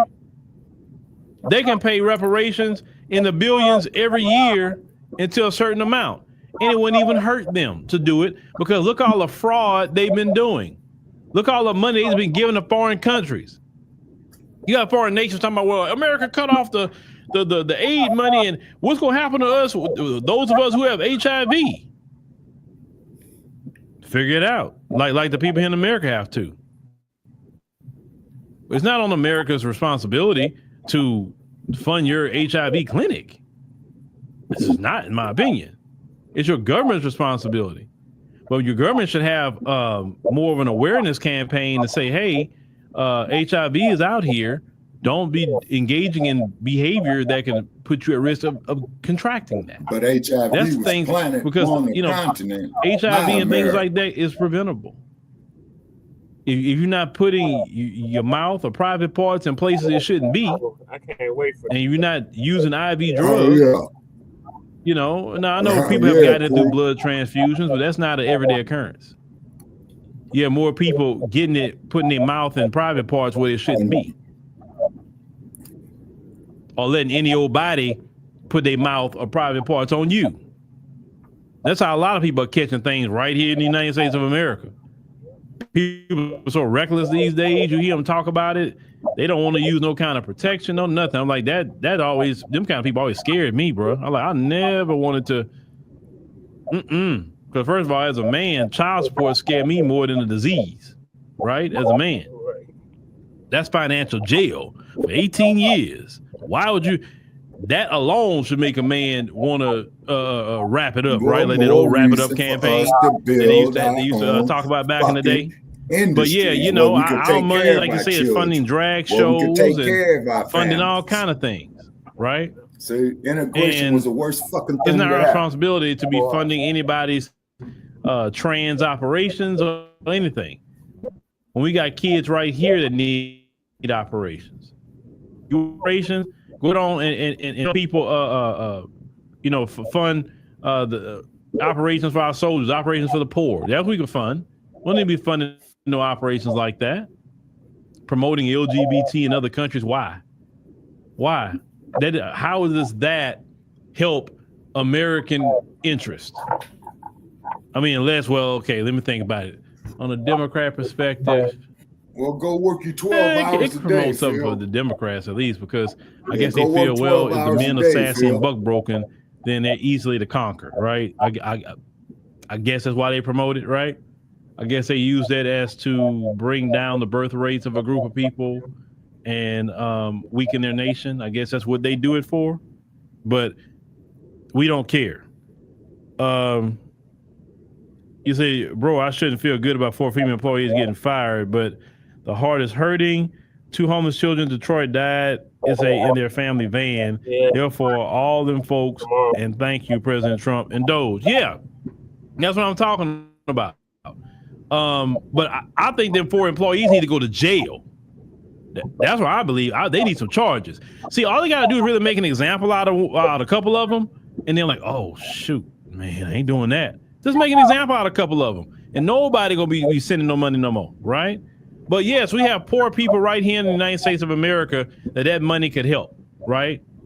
Take that money that y'all spending overseas and go open up some trade schools. I'm all about the trade schools because not everybody is cut out for college, but a lot of people are cut out for trade school.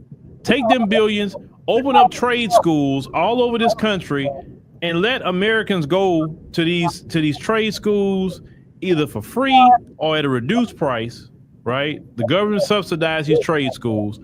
And you want to get America back going again? Well, you got to get the skilled trades.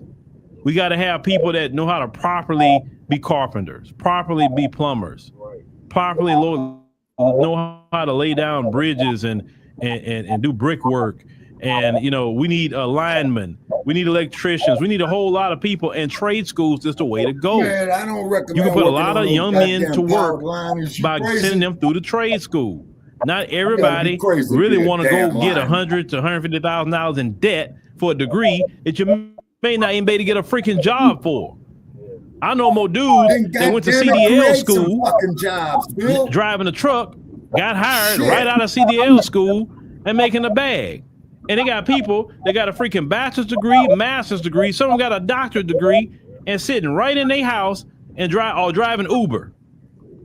You know, some people are driving Uber like they do in the African continent. You got people, a lot of education in the African continent, a lot of education. You'd be surprised who you talk to in the Uber. And they driving Uber because they can't get a job that pay them right. It, create a in motherfucking they job, field. man. So God damn. This shit ain't versus a rocket person with a science, skilled man. trade, they can get out here and get a job. Get a job, man. Create some fucking Now you jobs. say they need to put it Make back in your high own school? goddamn Yeah, they need to job. put it back in high school. Shit, I did it when I was about your That's age, what would brother help Jay. America. If you want to know what would help America, that right there. because America isn't building as it should. And let me tell you something else. They have all these foreigners in here. Do you know that a lot of these foreigners at these home companies, y'all be careful buying these new homes. They brought all these foreign nationals in here to work and build these homes. They have not been through no trade school, no nothing. They just kind of show them how to do the work and they do it. And do you know these homes that these recent homes, I've been talking to people, they say ain't about work crap. They say you do better getting an older home. They say because those old homes are built a lot better. Particularly out you see all these migrants just throwing up these homes like, bro, you threw up that home that quick? Like, really? And then, don't get me started by these wood homes in America. People even overseas question America, like, why y'all build y'all house out of wood? Especially in these hurricane zones. Shouldn't y'all be building out of concrete? And I think I've asked that question to people and they say, well, America has a lot of wood. That's why they do it basically. Or they got access just to wood all over the place. I know part of the stuff for Canada was getting a lot of wood from Canada. I don't know about now, but they have so much wood. I think it's the silliest thing ever, especially in the hurricane zone, why all our houses aren't made out of concrete. That's silly because more people's homes would stand if it was made out of concrete. Yeah, try living in a goddamn earthquake. Okay, Keisha, you said you got certified as a certified nurse's assistant in high school. We could tell them about some earthquakes, can't we? A CNA, yeah. That's what they need to offer. They need to offer cosmetology. They need to offer anything you could think of, offer it. Because we need that in the schools. Now, let me, you say it costs $20 to get an electrical apprentice license in Texas. There you go. Skilled trades. Well, I damn sure skilled trades is where it's at for nation building. Now, into this other clip today that was at the press conference with. Oh, hell no. I have it up here? Okay. Check out this clip here. That's with Trump and Elon Musk here. Check this out. Right. Well, we do find it sort of rather odd that there are quite a few people in the bureaucracy who have ostensibly a salary of a few $100,000, but somehow manage to accrue tens of millions of dollars in net worth. That motherfucker talks with a British accent. You know that? Which is, and you gonna tell me that white motherfucker is an African? Kiss my ass. Maybe they're very good at investing. Ain't no damn African. That's a fucking Dutch. But they seem to be mysteriously they get wealthy. We don't know why. Where do they come from? And I think the reality is that they're getting wealthier at the taxpayer expense. That's the honest truth of it. So, we're looking at, say, we just. All right, so now that's being talked about, which we all knew that, right? That a lot of these, especially these Congress people, they get in. I don't know what kind of oath they take, because I guess this just my opinion. My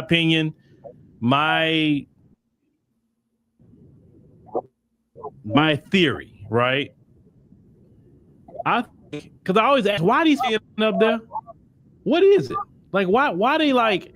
It's like they take when they get elected. It's like they take some sort of oath that they're gonna stay a congressman, senator, whatever, until the day they pass away. Think about all those people you have seen over the years. Dianne Feinstein, that poor lady was being wheeled as a senator. That lady should have been at home. That lady was being wheeled in there till she passed away. John Lewis, he another one. The man was sick. Elijah Cummings, another one. He got knocked upside the head. Sheila Jackson Lee had pancreatic cancer. She knew she had that. Yeah. And she still wanted to try to run for another term of Congress. Right? Look at old Mitch McConnell. They're wheeling him in now. He really needs to go. Like, what is it with all of the Democrat and Republican, no matter, that they are literally staying in there? I mean, it's so bad that, it's, if you look at the Congress, it looks like, the senior care center. Yeah.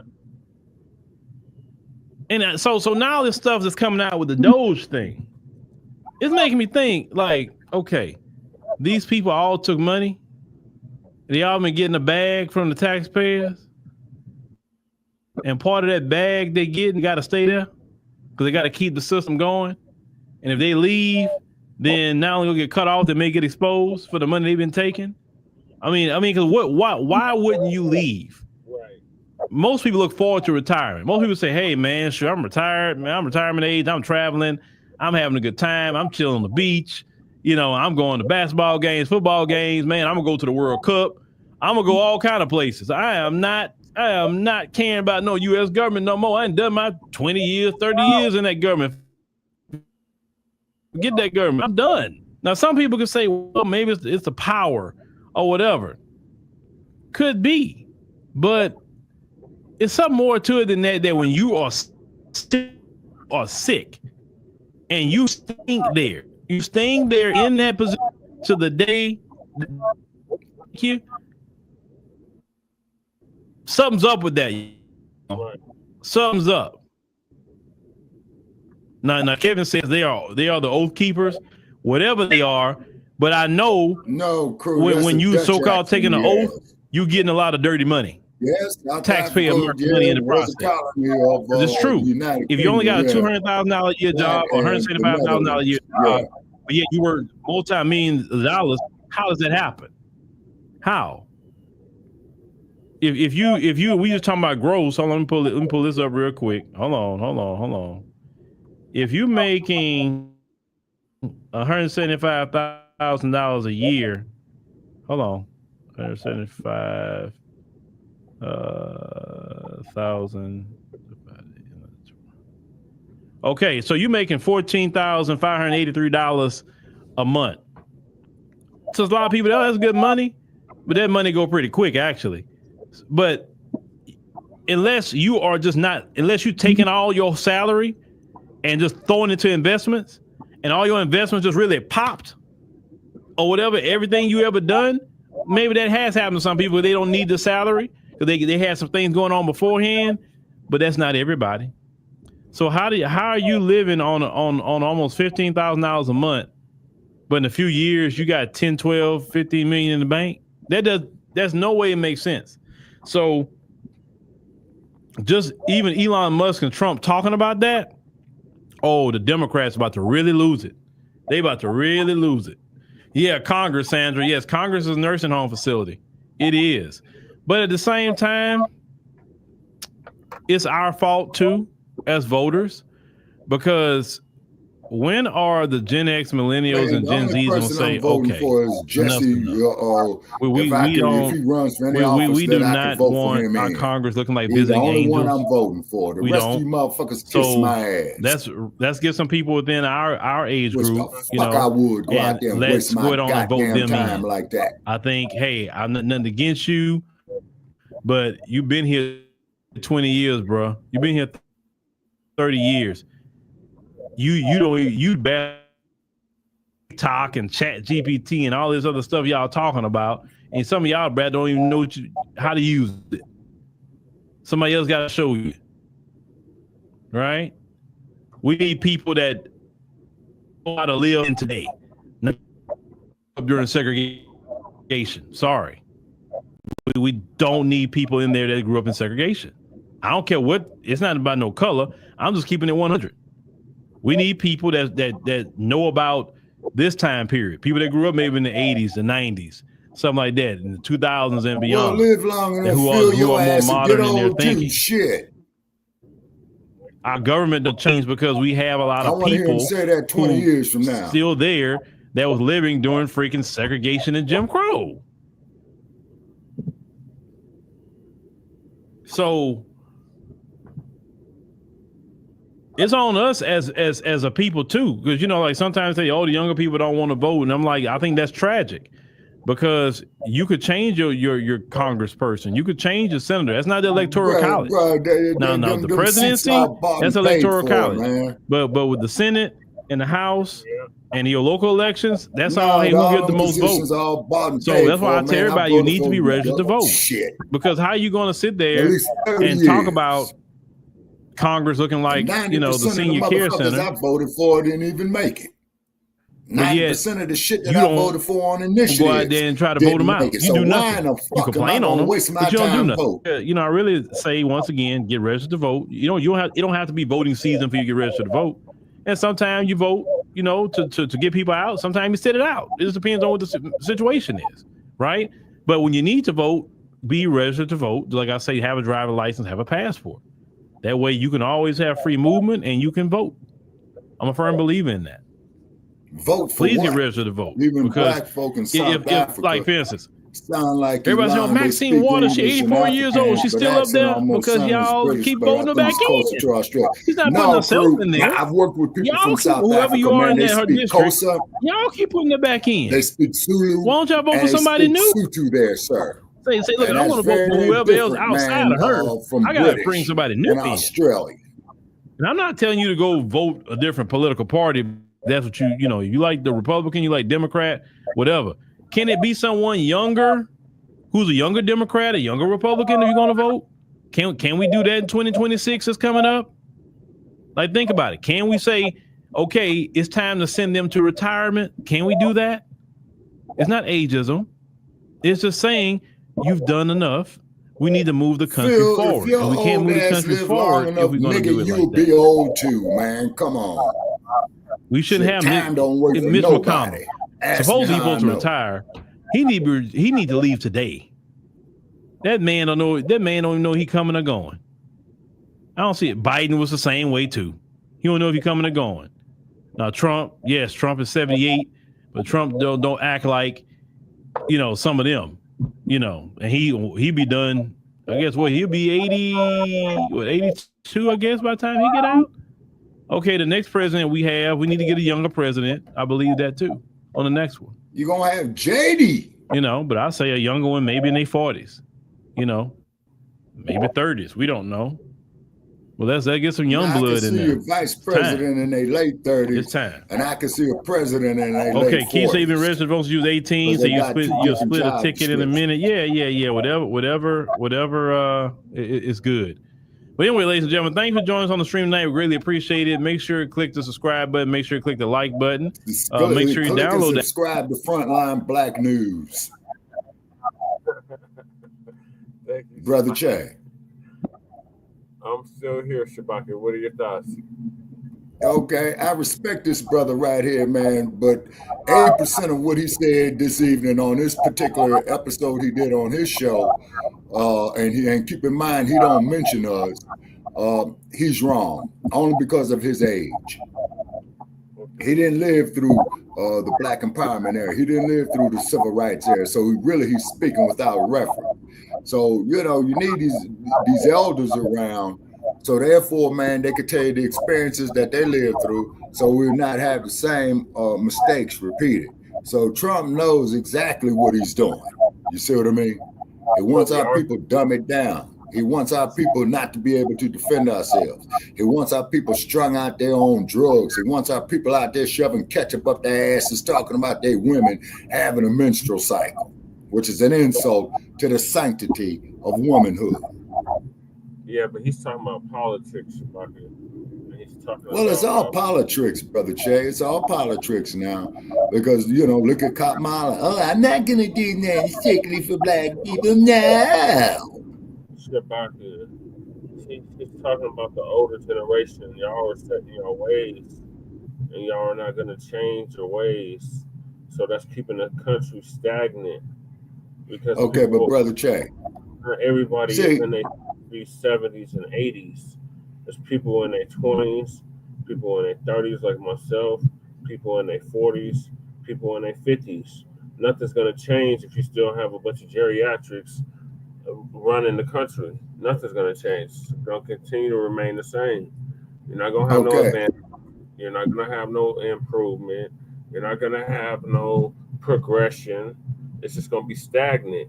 And that's what it's been for the past 60 years. Stagnant. Okay, but it's been stagnant like that on purpose, Brother Che, is because you had all these P. Diddy's, these Hugh Hefner type of motherfuckers, you know what I'm saying, Trumps, you know, who kept it stagnant. You say, why do you think they always hit you and I that we violate? Yeah, go ahead. The same people you named are exactly the people I'm talking about. That's the older generations. Them people, they kept us stagnant and not getting nowhere. And we're not getting nowhere with that same logic from 1964 or even 1974. We're not in 1974. We in 2025. We got to upgrade. Okay, but what you do, Brother Chase, you take the lessons from the past. In other words, Bruce Lee said it best. Take what is useful, leave what is useless. You see what I'm saying? So this is why it's imperative for old bastards like me to write memoirs, to live through it, to document the precise shit of what they live through, not this bullshit on YouTube and AI and all that shit, because, you know, as you just proved with the video right there, it's selective of what it puts out there. And then for the generations of your generation, take what is useful, leave what is useless. And then when you get up into the age group where I'm at, and if you stay alive, which I'm sure you will, you'll get old too. It's just a natural law of biophysics. You see, but with these motherfuckers going around here talking about that a goddamn man could be a woman and all that old type of shit, man, throw that shit out, man. Give it to the Boers. Yeah, give it to the Boers. Give it to the Europeans. They're the ones who came up with that bullshit anyway. And you heard me tell that stupid ass Sarge that, although he didn't want to hear it. Not that I really gave a good goddamn if he wanted it to hear it or not. You see what I mean? Like, look at the lessons that Dick Gregory left, although Dick Gregory is my elder. Okay. What did you say, Eli? Well, Cruz says Eli needs to be deported. He does. They ain't gonna deport Eli and Crew. As Dr. Fuller said, we use history to learn from the mistakes. Now, that's exactly right, Crew. You see what I'm saying? That's exactly right.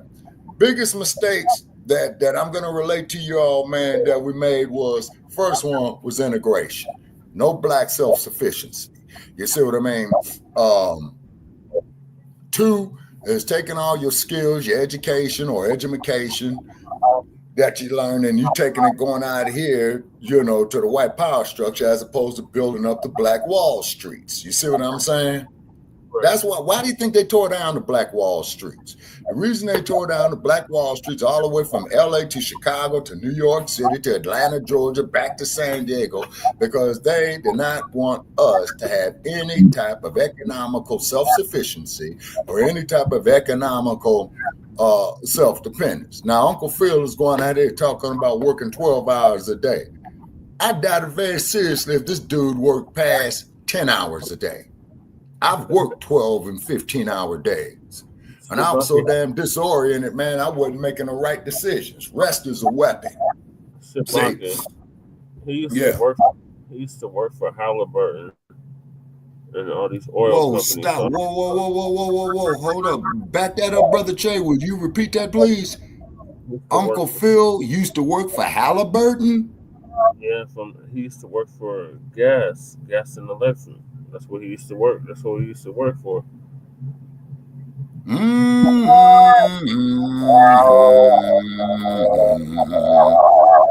Halliburton. Okay, integration was a trick bag. We never asked for integration. We just demanded equal protection under the law. Okay, Crew, yeah, you're right. But keep in mind is that these laws was written by white folk who was more interested in protecting themselves from us. Phil speaks about himself working 12 hours a day constantly. If that man worked 12 hours a day constantly, man, for 20 years, he wouldn't even have made it to that age that he is. Yeah, because I think he's in his late 40s. Yeah, he ain't working no goddamn 12 hours a day. Is that man doing hard work sitting on his ass talking shit? Hell no. Not for the last.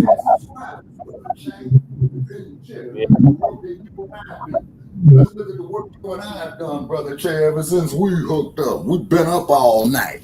We've been out all day. Plus what you was doing in city council and stuff like that. You see what I'm saying? Yeah. You see, you had to rest somewhere. How many times, Brother Che, you and I had to tell each other, man, I'm just exhausted. You know what I'm saying? And rest is a weapon. Is because if you overwork yourself, you see what I'm saying? That is surely a quick way to the grave. Yeah. I've seen it happen to people. Work themselves to death. Work smart, not harder. Exactly. You work smarter, not harder. Yeah, for real, twin. Hey, twin, they ain't got no more Google cars up there going in circles again up there in the Bay Area, do they? Yeah, so now hold on, Brother Che. I gotta say this one here. Now, the motherfucker who designed and figured out how to make these Google cars, with that motherfucker working 12 hours a day doing that bullshit, is it a wonder are they going around in circles? Yeah, it might be. Yeah, because you know when I get on that BART, only motherfuckers I see, man, coming from them goddamn high-tech jobs is Asians and them motherfuckers from India. You might be lucky to see 2 or 3 black folks. Hell, who knows? They probably had them working in the parking lot or in the cafeteria. And then notice, too, Brother Che, is that how AI prevents a lot of us doing our work. You violated community standing. Oh, we need your bank account information. You see what I mean? Yeah. All right, you know, so just like, and case in point, let me say this here, Brother Che, not cutting your wisdom. They're going around the clock in circles, twin. That's crazy. They locked us out of the H-1B visas. Yeah. We got tech guys. Yeah, man, I rode that BART train up there in the Bay Area, man. The only tech motherfuckers you see is Asians, people from India. You know what I'm saying? Yeah. And what have you. You know, you go out there, man, to what's that city? I went over there, Brother Che. I think I did a live feed from it, man. When I crossed that bridge, when I went by Fake Book's front door, Menlo Park. What's that other damn place they got over there? South San Francisco. Wait a minute. And there's another city they got off over there. Dag nabbit. Come on. San Jose. Wait a minute. Cause see, this is where Silicon Valley's headquartered at. San Jose. Come on. Menlo Park. San Bruno. Of course, San Francisco. You had a few of the firms over in Oakland, Brother Che, like Ask.com. They went out of business. Yeah. Yeah, got absorbed. But you know, Pandora Music is over there in Oakland, Brother Che. I sent you a picture of it. Yeah, and Ask.com is there too. You see? So, but what it is, though, with this artificial intelligence, you know, just like, you know, which was a very, very informative clip that you provided, if our artificial intelligence is programmed against us. You see what I'm saying? Because, see, this shit does not have no checks and balances on it. Right. Shout out See to what I mean? Y'all like and subscribe to the Frontline Black News. Appreciate y'all staying up late with us and tapping in. I'm going to move us along, Shabaka. Oh, yeah. So the Boers. Okay, so what's our next topic, Brother Che? The next topic is the U.S. Virgin Islands. Are people from the U.S. Virgin Islands considered FBA? I would say no. And I know one. I know one in particular. He happens to be a councilman here in Denver named Daryl Watson. That nigga is not like us at all. Style, culture. Okay, so that means he's brain dead. Okay, all righty. Okay. Yeah, he's beyond. And keep in mind that Brother Che and myself out there in video land, television land, whatever land, we created that hashtag resurrection of the mental dead. That shit is ours. Yeah. Facts.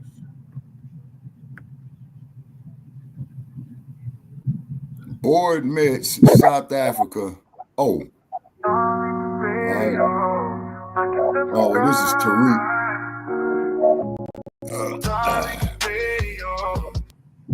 Tariq gonna be up here for 30 minutes. Like that. I see a lot of that where people try to own the history and then low key denigrate it, and then we Black History Month. I don't know if you've been noticing that. Yeah. You know. Y'all raise your hand, please, because we do have a lot of people in here. All right, raise your hand, family. Raise your hand. All right, let's get Mama T. Let's get Mama T in the building. Then let's get K-Bot in the building. Let me see who we got. Mama T, what's up, dear? Hi, Tariq. How you doing? I'm good, beloved. How are you? I'm doing well. I just wanted to say it's a little off topic, but I've been noticing a lot of Caribbean people lately trying to take credit for Black History Month. I don't know if you've been noticing that. Yeah, you know, they're trying to like say like Caribbean Black history. I've even seen some Puerto Ricans trying to claim Black History Month.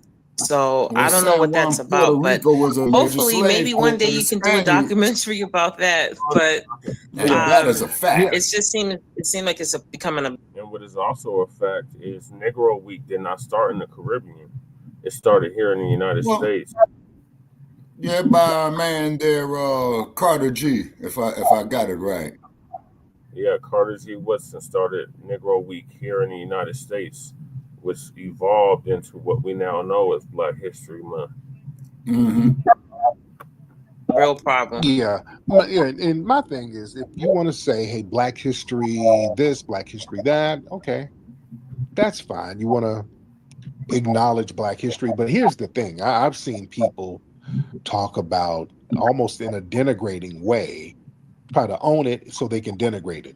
Like, we need to stop focusing on our history so much and start focusing on crime in the Black community. They start doing little shit like that. I see a lot of that where people try to own the history and then low-key denigrate it, and then we see who's this person from, and then it's like, you Trinidadian. Just sit down. Well, man, you got to understand, man, but crime in the Black community, man, is manipulated by outside when resources. People want to denigrate no, Tariq, you lost me on that one. We Harriet Shabaka, he's talking about the Thomas Souls, or the people that talk like Thomas Souls. Oh, yeah, and that other brain-dead motherfucker that we had mentioned too, Larry Elders. Yeah, okay, all righty.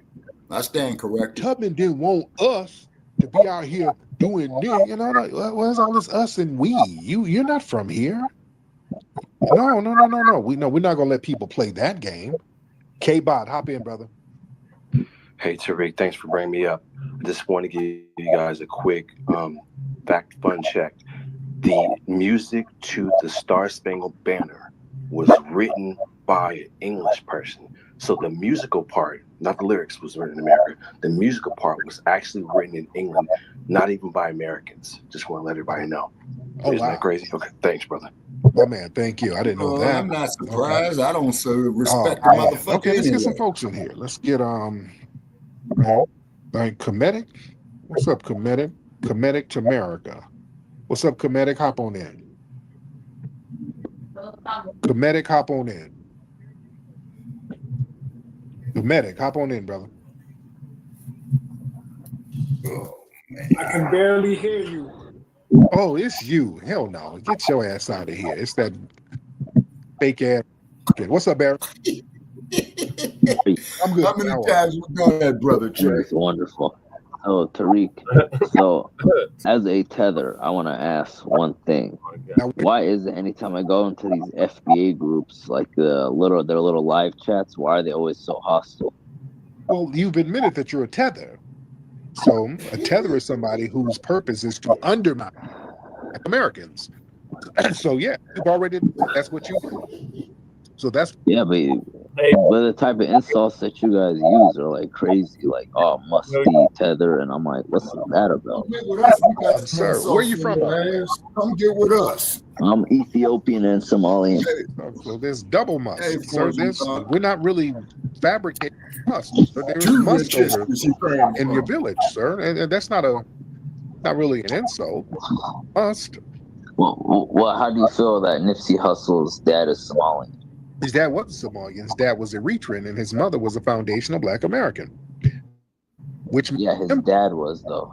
But his mother was a foundational Black American, and that made him a foundational Black American, and he stood on FBA business, right? But Tariq, why do I feel like if Nipsey says something you didn't like, I feel like you'd probably be like, well, he's a tether either way. You know what I mean? It's like a case of sour. But Nipsey was a rider. He wasn't like you. No, I know he was. I'm not saying he wasn't, but I'm just saying different from you. So you can't compare yourself to Nipsey the Great. Nipsey was a legend with foundational Black American lineage, and he stood on business. You didn't, sir. Kind of a trollish guy. Nipsey would not. Nipsey would have probably slapped you. You know what's funny though, Tariq? I felt like you were really funny though when I saw your 2014 roast of Tommy. That was kind of funny. You were like, crispy. Mm-hmm. You know what else crispy? Bushmeat in your village. Was that crispy too? Yeah, it was pretty crispy. There you go. Well, go ahead and eat some of that bushmeat. Thank you so much. Okay, yeah. Well, yeah. Yeah. That didn't hit like you thought it was going to hit. Okay. You're going to try to throw the N-word in there like you're not a musty Negro yourself. All right, let's get media right news in the building. Media right news. See, that's why we delineate, ladies and gentlemen. He comes from the Myron Gaines stock. That's why we delineate. You understand what I'm saying? We run from these damn tethers with no shame. I ain't got no shame from delineating from these musty anti-FBA tethers. Right, media right, hop on. Yeah, how you doing tonight? I'm good. How are you, brother? I'm all right. Yeah, I just want to say like two things. Even though I disagree on a lot of things, like I know it's your space, so I don't come on here to troll you like some of these other guys. I think it was a couple nights ago, one guy came on here and he was just trolling you, and I don't really see the purpose of that because it's your space. So I try to be respectful. Mm-hmm. You know, even though I disagree with a few things, like there's no point to just come on here and just to attack for no reason. I don't see a purpose of that. It's fine because I can handle them, so it's not a problem. I turn it into a form of entertainment because when they troll, that means they've already lost. So then I just kind of have fun with them and smack them around verbally a little bit. Yeah, I wouldn't get a motherfucking 10 seconds. How many trolls we kicked off the air, I like brother to look at those things. Yeah. So what do you disagree with, by the way? Yeah. But I actually just had a question. So you said that you felt patriotic about how slaves built part of the White House, even though that's kind of a dark, that it was slaves, a dark period in our history and all that. But when Michelle Obama brought that up, do you feel like she was saying that she felt patriotic about that, or do you feel like she was kind of complaining about it? Like, how do you feel about what she said about that? If you recall, I'm trying to remember. I think her interpretation was more of a patriotic thing. I certainly hope they paid you well, brother. We've always had our because I got people stay in Southern California, so I hope they paid you good, brother. I'm kind of just my conjecture of what she might have meant. I don't think she was complaining. Okay, I just remember a lot of people had made it sound like she was complaining. But I don't know if she was misrepresented or not, or what you had thought. But that's what I was going to ask you. But yeah. Well, yeah, a lot of people, anytime we reference us as foundational Black Americans, the truth, and talk about what we actually did and talk about history, those in the dominant society, they kind of feel a certain way about it because when we talk about how we've been victimized, if you talk about a victim, you got to talk about the victimizer. And that reminds them of all the horrible things they did to us while we were doing great things like building this nation. You see, yes, sir. For Hop in. free. What's going on, brother? I just wanted to ask you. I got a simple What's going question. on, So, brother? what is Cracker for the sure. main thing like holding the Black community, in your opinion, like in today's age? Another cracker. The main thing that's holding the Black community? No, like holding it back from like becoming its full potential. Because I know, like, you know, just like all communities, like, Integration. you know, the Black community has like a huge potential. Integration. So, what's your thoughts? Like, what's the main thing holding it back today? Well, we're doing better than a lot of people. So our main thing is basically getting a lot of people who are not of the lineage out of our business. That's the main thing, because we can deal with these white supremacists. Our problem is the white supremacists, they've been very meticulous in getting buffers to throw on top of us to be weaponized against us. So one of our biggest problems is getting a lot of infiltrators out of our business. When we get the infiltrators away from us, we're going to do much better. We're doing great now so far, just acknowledging our lineage and not letting people from different lineages act as our representative. That's been a major problem, because we can't get anything, because what happens is the white supremacists very sneaky and covertly would get these people with melanin and said, hey, these are your leaders right here. So we have to stop letting the dominant society define who our representatives, leaders, and what our talking points are going to be. So we're already in a good space. I think we're in a good space. Now, where are you from, by the way? All right, that was my only question, man. I'm from America, though, from the U.S., but that was my only question. Thank you. Okay, don't run. Now, what part of Africa are you from? I can hear your accent, brother. Where you from?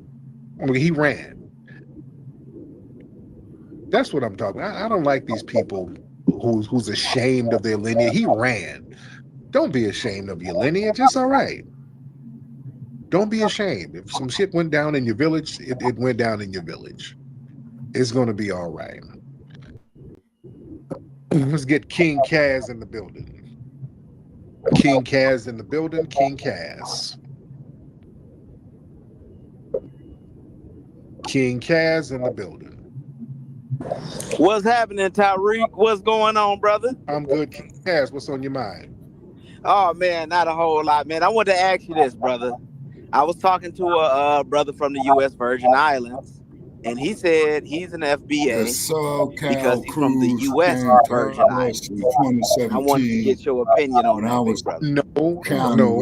Because if he's still there, the U.S. Virgin Islands, that was acquired by the United States. Way after permission to go immediately. Okay. Yeah, you talking about the Paradise Fire Forge and Thought? Or the Eaton Fire? Which fire are you talking about? 2017. I think he's talking about the Paradise Fire of 2017. Okay. This is the part to the video I wanted to get to. Not a whole lot, man. I wanted to ask you this, brother. I was talking to a brother from the U.S. Virgin Islands, and he said he's an FBA because he's from the U.S. Virgin Islands. And I wanted to get your opinion on that, big brother. No. Because if he's still there, the U.S. Virgin Islands, that was acquired by the United States way after slavery. So when they were enslaved over there in the U.S. Virgin Islands, I've been that they were enslaved by Britain.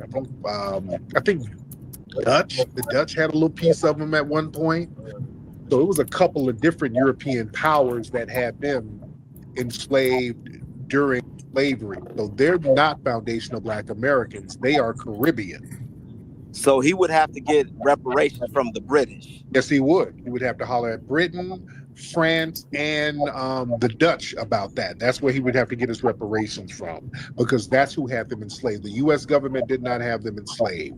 So he is not a foundational Black American, with all due respect. It was the Danish that created the U.S. Virgin Islands. Somalian, or whatever that was on here. Danish. So I was just people from Denmark created the U.S. Virgin Islands. I'm looking at it right now. Exposing the colorism, and Okay, so it's the Danish. So it's the Danes. Yeah, it was the Danish, and they sold it to the U.S. The Danes sold it to the U.S. Well, they need to sue the Danes then. Yeah. Ethiopian the Tubbs slavery. Tire in Santa And they Rosa. actually, Okay, you was talking about I how know you what went Santa into Rosa is. one Yeah. of the churches, one of the churches over there, and a lighter skinned Ethiopian had a darker skinned Ethiopian enslaved.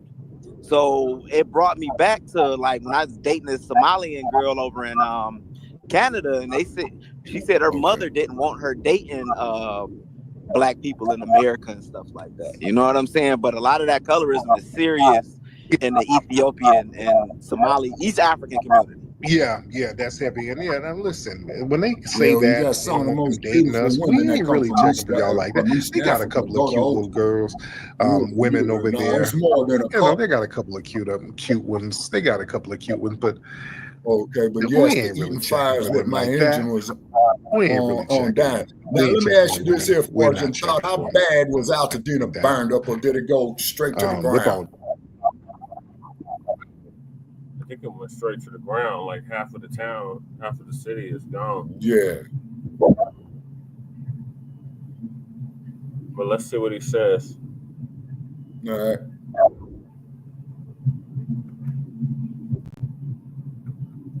Respect. Mansa. What's up, Mansa? Hop on in. This is the suspected op. Somebody did you? Mansa, did you have a space? They said you had a space with other ops in there. There was some other suspected ops in the space earlier that you had. What's up, Mansa? Mansa, unmute your microphone, sir. In the street, you gotta back up to call me out. You gotta back up to this consequence, brother. Just make sure you get back up. You say I'm an op. Yeah. Because you got no proof. Because someone don't agree with your cult, I'm gonna go everything you say they're op. Yeah. And here I'm your brother, one in the country. All I ask you, right up there, because it's the fact you're talking about a cult. That's op shit. You keep doing op shit. You keep saying op shit. Because I want to separate my dear brother. Yeah, like there was other suspected ops in the room you had earlier. So yeah, you were clout chasing. Okay, I'm saying. You said what? Oh man. Yeah. Go ahead, man, sir. Yeah, you do op shit, brother. My brother, I'm trying to respect you. I ain't Brandon. I ain't goddamn Chaka Bay. I can go with the best one with this Joan and stuff. I'm trying to respect you. Don't call me no op, brother. Okay, well don't call me because you're gonna have to. Okay, I'll say what. You keep disrespecting me. I think I'm someone to play with. I'm not disrespecting you, bro. I'm trying to respect you. Bro. I'm not insulting you. All I said to you is I want to separate. Now I'm an op. Yeah, you're an op. You ain't, dude. You've done way more than disrespect. You've sat up here and lied on me like an op. I didn't lie on you, brother. Now listen, that brother came in here. Now he didn't agree with what you said. You want to call him musty? He didn't disrespect you. See, that's not. And all you people listen to this. Oh, listen, Manson. Now I understand why. Man, I would have been on kick that motherfucker off, man. It was right is right, wrong is wrong. That man host the show, kick the motherfucker off, Marie. I'm listening to shit. Listen to our playback and see how many motherfuckers we gave the eject button to. Yeah, but he's running a whole clinic on him. That's why he's just letting them talk. Oh, okay. No, like we do Sarge. She's from Mali, ain't she? That's right. Yes, she is. Right. You got a Mali. Okay. That's what. And your white mother, you got a white mother-in-law. Where's that Jewish bitch from? Your wife's mother. That Jewish bitch. Your white. Not her though.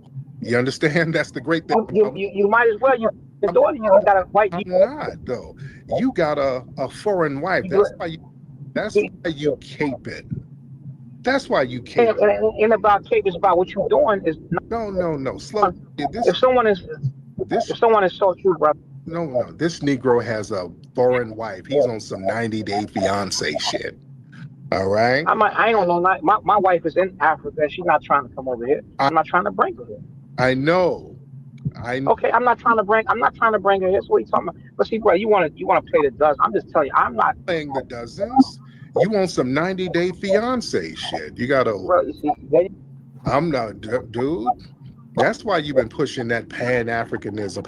The family, I told you about these Negroes who push that Pan-African. Brother, I don't say I'm a Pan-African. Where you get? Dude, You've been up here hollering about Africa this, Africa that. These niggas always got some African cooch somewhere that they smashing on, and then they get turned down. Now, brother, what instead of you having an intelligent conversation? Okay, that's what we're doing. That's what, okay. Forget the Africa equation. All I'm saying to you, you attack me because I said for black people in America, we don't just because someone has a love for Africa, nigga. That you talk, nigga. You talk in hidden colors. So it's like Africa. So you sitting up here lying, talking about I'm denigrating this. I don't have a problem with Africa, but this is my home.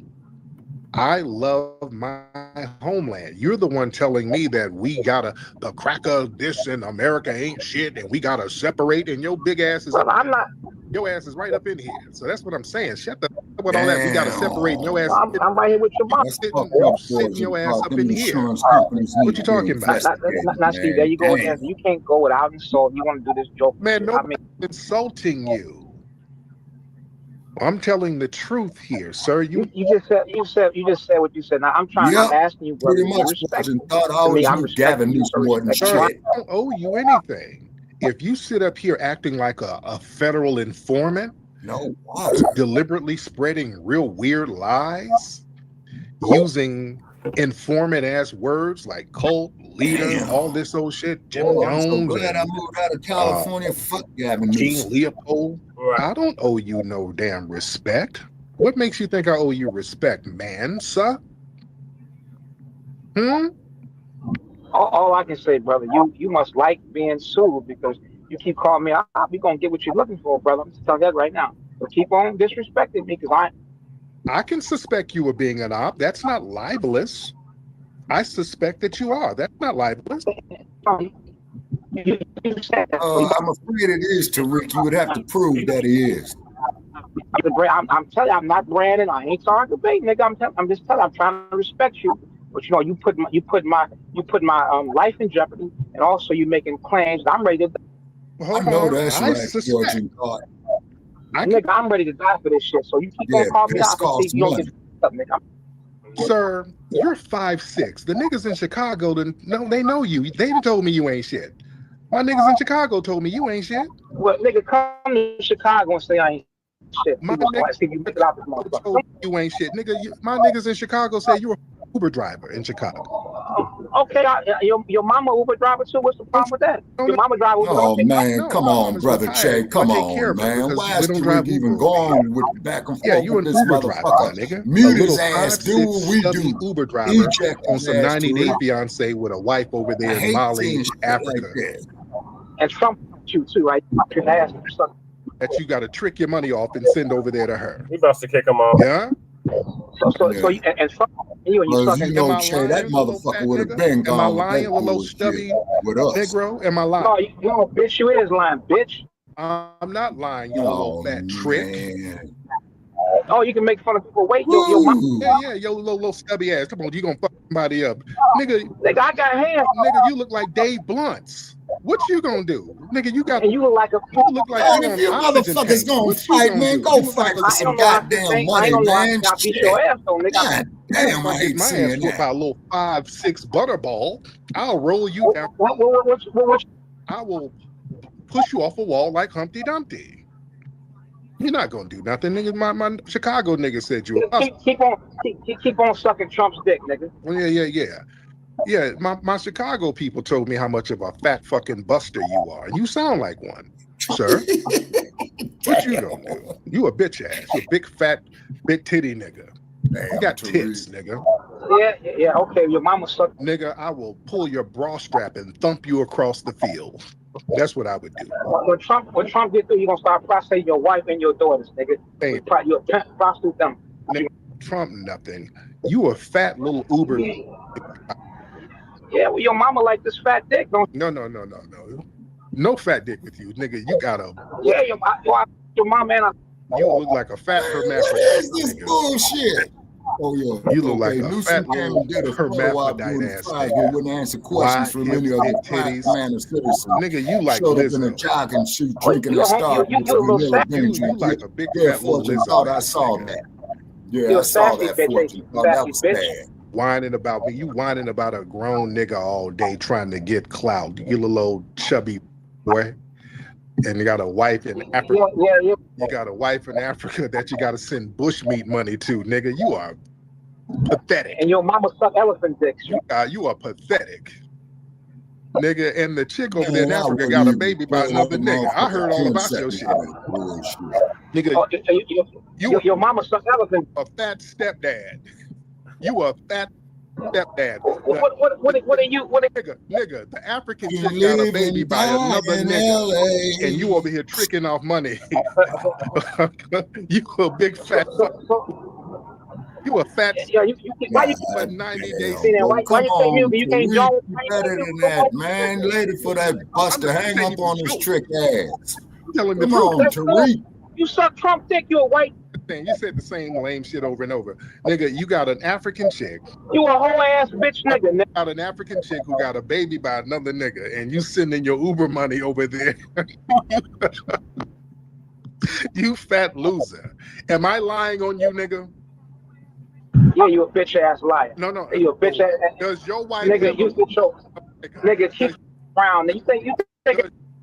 Does your wife in Africa have a baby by another nigga? No, she does not. That's no. a damn lie. How about that? No, she don't. Who told you that? Daddy's told you that. So you better put secret side right now for lying. So you gonna protect that nigga? Well, another civil suit in Los Angeles County. Okay, Come you on, said you don't know Tariq, that. You don't know what man. Come on, man. No, she don't. Shit, we would have been on 86 that motherfucker off there quickly. Right. Has a baby Brother by. check. Does your mama suck elephant dicks? You done said the same lame check. thing. Yeah, I'm still here. Yeah, man, you know you and I wouldn't have put up with 30 seconds of that bullshit. No, hell no. But it's the dozens. That's what we made it dozens. And right now this tether is losing badly.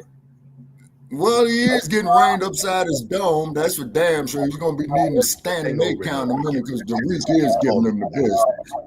Anyway, but yeah, the homies in Chicago know you, man. They know you, and they ride with me, and they said you a nigga, man. So that's what it is, and I believe them. Yeah, you are a nigga. All right. Yeah, you can't. You know why? She's over in Africa. You ain't got enough money to bring her here. I don't want to bring her here, but your bitch ass. You don't have enough money to bring your lady from Africa over here, nigga. You a struggling fat trick. Damn, my nigga. Do you need me to slide you a couple of dollars to bring your lady on over, man? I got you, my nigga. How much is it? Oh, yeah, well, send it to me. Send it to me. Yeah. How much is it, man? Let me get. Because I'm sure gonna get rich when I sue your bitch ass with libel, baby. That's what I'm gonna do. What was the libel? We'll see that. We'll see. We'll see. We will see. Like, he's gonna be paying. Actually, Tariq, he does kind of have you. Nigga, I'm ready to die about this shit. Cool Keezy. He's sending the Uber money. Nigga, I'm ready to die about this. What's the on? I didn't. All right, crew. You say this is a I said, nigga, I'm ready to die. How about you gonna sue me because I said I suspect that you're an agent? That's me suspicion. That's being suspicious. That's not libel.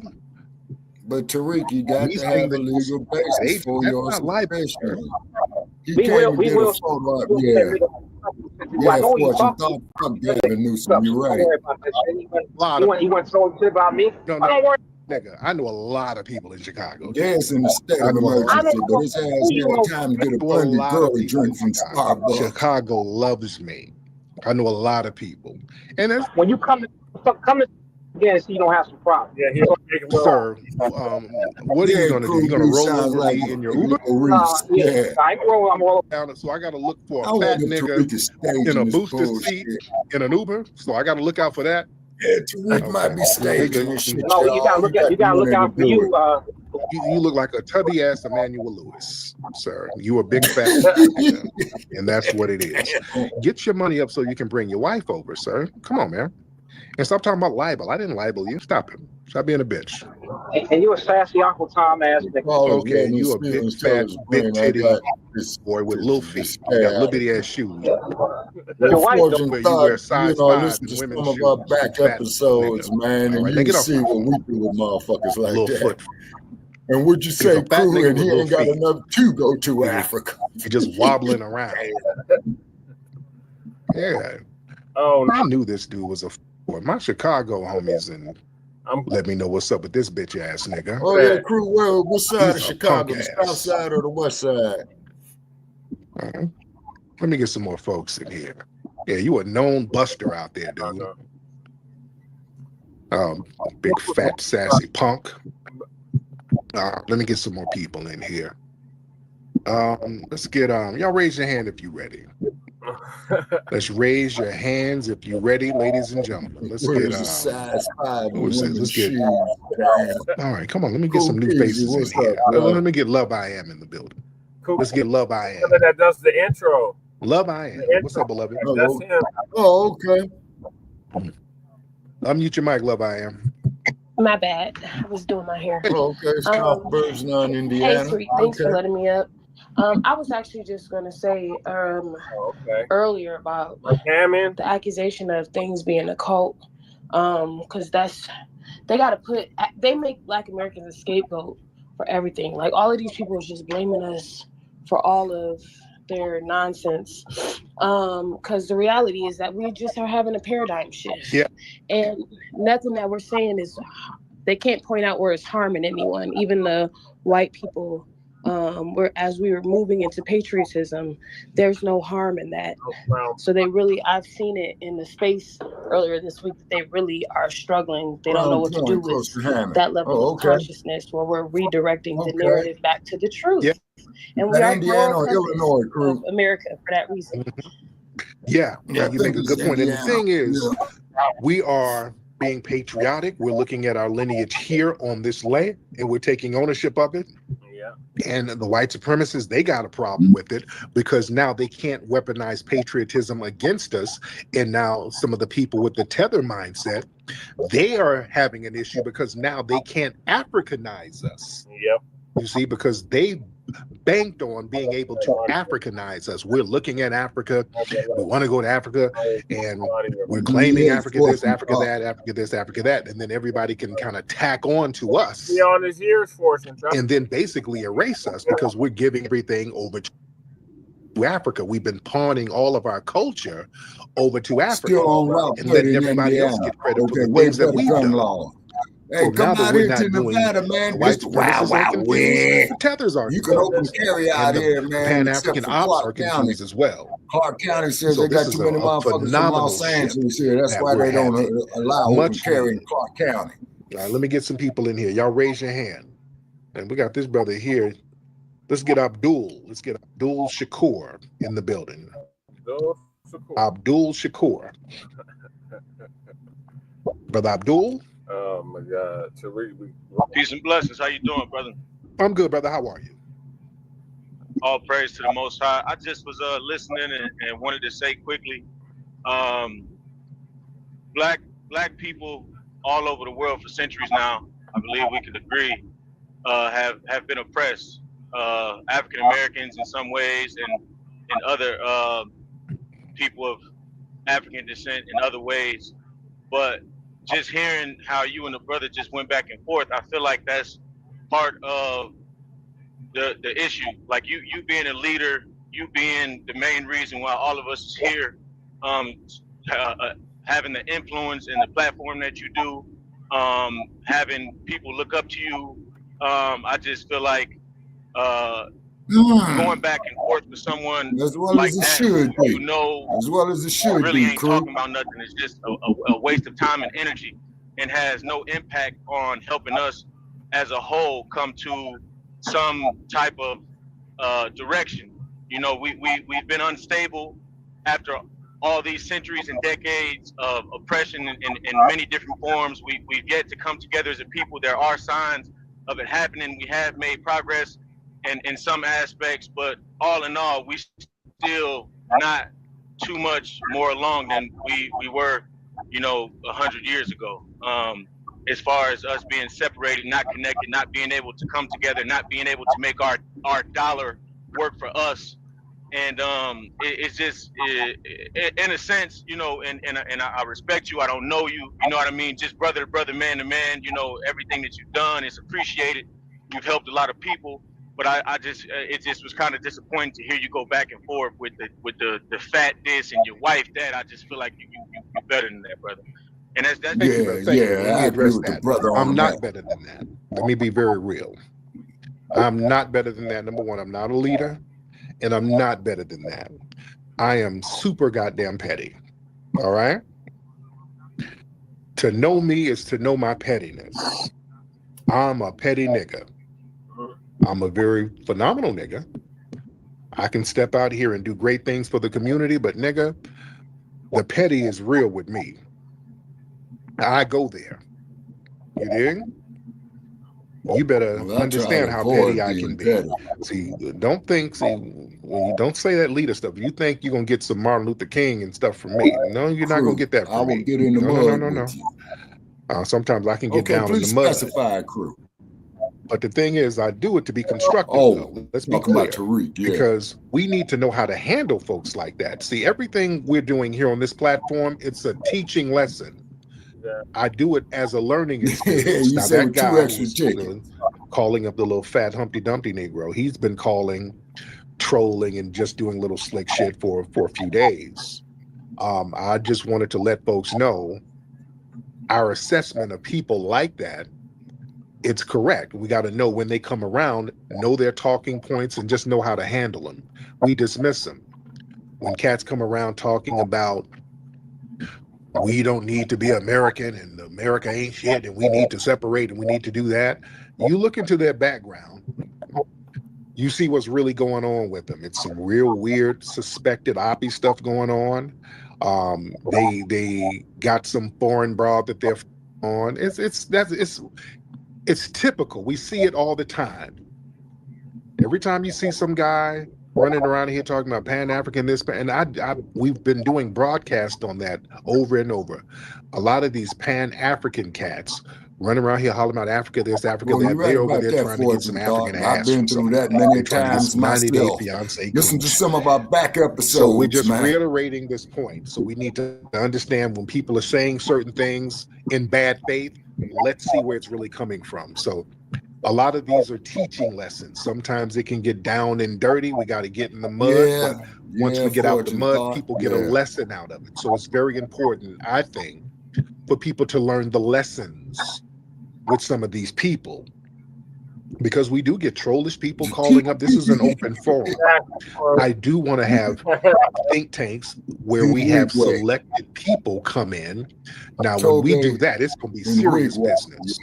Let me be very clear. When we start getting the think tank together, and I'm working on that, I'm working on some think tank forums where we're going to hand select the people that's going to be a part of that. We're going to be meticulous about people being a part of the real behind closed doors think tank. That's not going to be an open forum.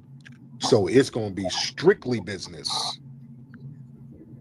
Yep. So we gotta continue to build on this type of stuff because we're in the process of creating our own think tank similar to the Harvest Institute. Shout out to Dr. Claude Anderson. We're gonna give him his flowers. Still here because he's in his 90s as well. Claude Anderson is in his 90s. Damn. I hope he left some memoirs. Well, he left plenty of books like White Labor. Yeah, those are memoirs. Yeah, those are qualified as memoirs. You know, the whole Powernomics series that Crew has. He has a lot of books. So history reader. Let me see. Fortunately, I'm on this YouTube. Let me check my library, see if I got some calls up here.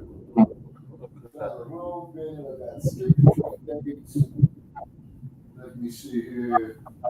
Now, here's a good book here, too, Brother Jay. Volunteer Slavery, Jill Mason talking about how these no good black ass reporters for mainstream newspapers ain't shit. Yeah. Soledad Brother by George Jackson, got Freddie Beads. That's a must-have. That's Soledad, yeah. And then also the Egyptian Museum of Cairo by Newsweek, although call it Kenneth, which is the proper name. Then, of course, the Pictorial History of Black America by Mr. Lauren Bennett. And let me see here. The African American Celebration of Achievement, Charles M. Collins and David Cohen. introduction by John Hope Franklin, David Coleman, I kind of like question that because that's somebody else commenting on our history. I ain't too much with that. Because when we comment on other people's history, you know, they give us all kind of crap. And you know what I'm talking about too, Brother Jay. Yeah. What are your thoughts on yes, sir. What are your thoughts on the caller that called in and said, are the people from the U.S. Virgin Islands considered FBA? Okay, well, on that day, Brother Jay, the U.S. Virgin Islands, you know, as we researched, they got it from Denmark, which is Danish. I'm still doing more research on FBA, but like, you know, we've said, you know, in our disagreements, although we agree agreeably, we did circumnavigate the whole fucking world. That is a fact, okay? So that we did do. Okay, so let's break that down, Sprocket. If we circumnavigated the globe, right, then that means that there were already black people here before a raping, slave trading pedophile by the name of Columbus or any other European, for that matter, arrived in this part of the world. Okay, now I think on that there, Brother Chad, because you know you got me doing a lot of research on it, brother. I give you that. We shouldn't recognize the cave beast at all, because the only thing he did was rape, pillar, bring disease, division. Probably why the son cooks his ass. Yeah, that is. So let me read this for you, Shabaka. Yeah. So, this is from official FBA, and it says foundational Black Americans FBA are the proud descendants of black men and women who endured and survived one of the greatest atrocities in American history. If you ask me, the greatest atrocity in human history, American slavery. These resilient slavery in America. These resilient ancestors built the United States from the ground up, laying the foundation for the nation's economic, political, and cultural development. However, the rich history of FBA did not begin in 1619 with the arrival of enslaved black people in Virginia. It began a century earlier. In 1525, Spanish colonizer Luis Vasquez de Allen brought the first documented enslaved black people to the shores of now the South Carolina and Georgia coastline. Shortly the Sea Islands. Shortly after their arrival, these enslaved black people courageously revolted against their captors, leading to the collapse of the Spanish settlement. The surviving species retreated to the Caribbean, leaving behind the liberated black people. These free black people integrated with the local Native American societies, marking a pivotal, often overlooked chapter in the lineage and cultural evolution of foundational Black Americans. Since that defining moment in 1526, the culture and identity of Black Americans has been deeply rooted in building resilience, resistance, and an unwavering fight for justice. The spirit of perseverance and integrity or ingenuity has shaped every aspect of American society, from infrastructure and agriculture to music, art, and political activism. FBA are an exceptional people whose enduring legacy continues to inspire generations. It's important to clarify that FBA, Foundational Black Americans, is not a group or organization. There is no designated leader of FBA. FBA is a lineage-based designation that specifically refers to the over 43 million Black Americans who are direct descendants of freedmen, the formerly enslaved Black people who were emancipated in the United States. This lineage represents the unique and unbroken connection to the foundational builders of this nation. We honor and celebrate the rich history cultural contributions, and unyielding strength a foundation of Black Americans. This recognition is not only a tribute to our ancestors, but also a commitment to preserving and advancing the legacy they established.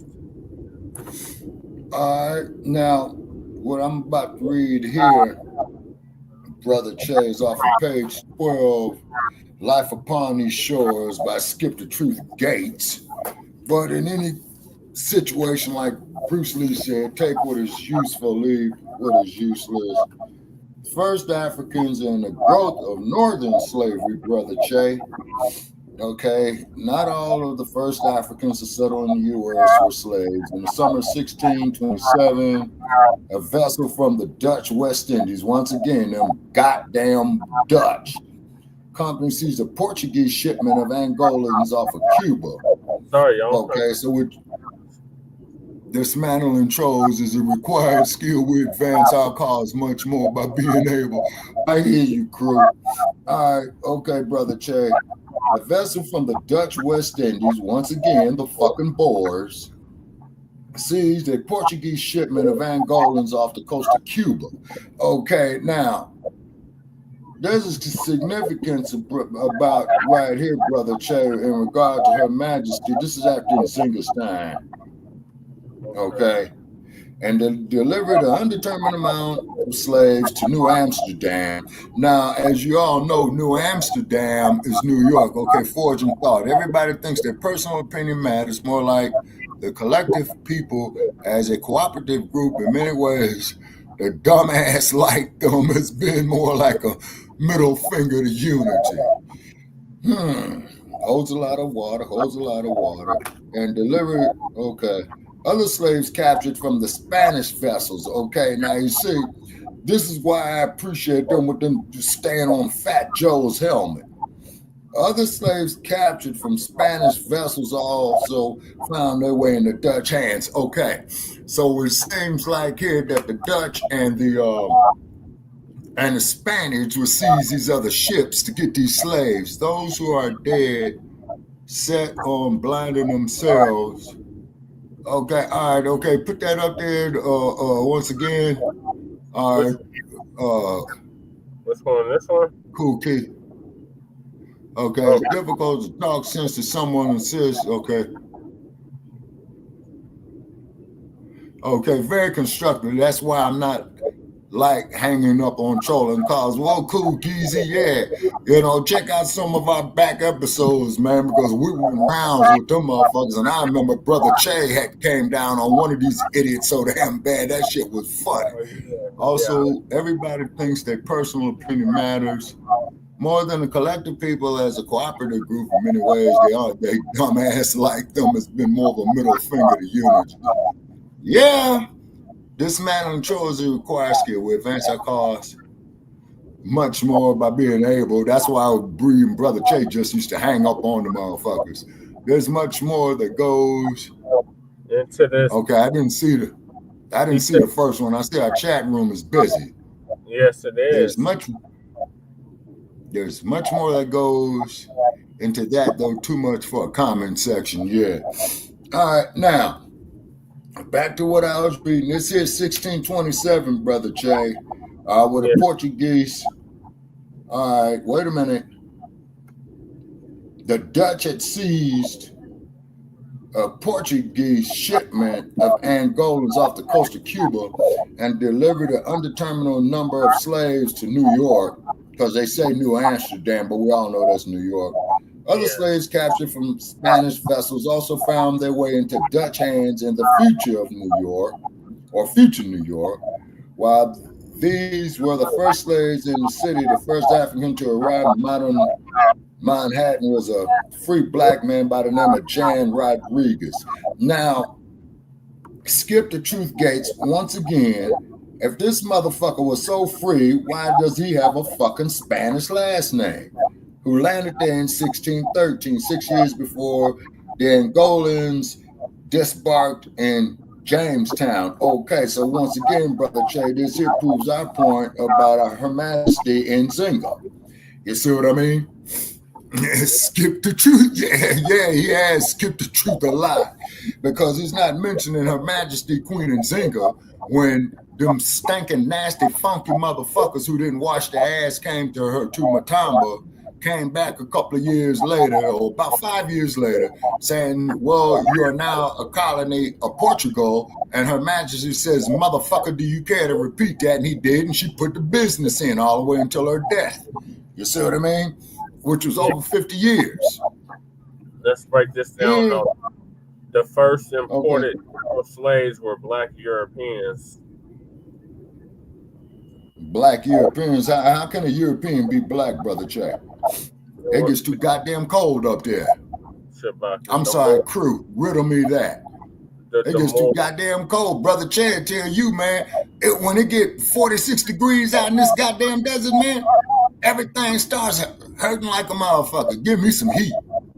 The Moors, Shabaka, that's all. The Moors conquered Europe and controlled us for 800 years. Okay, so you're talking about the Crusades now. Okay, what is a Black European? That's a Moor. Okay, now answer me this here, crew.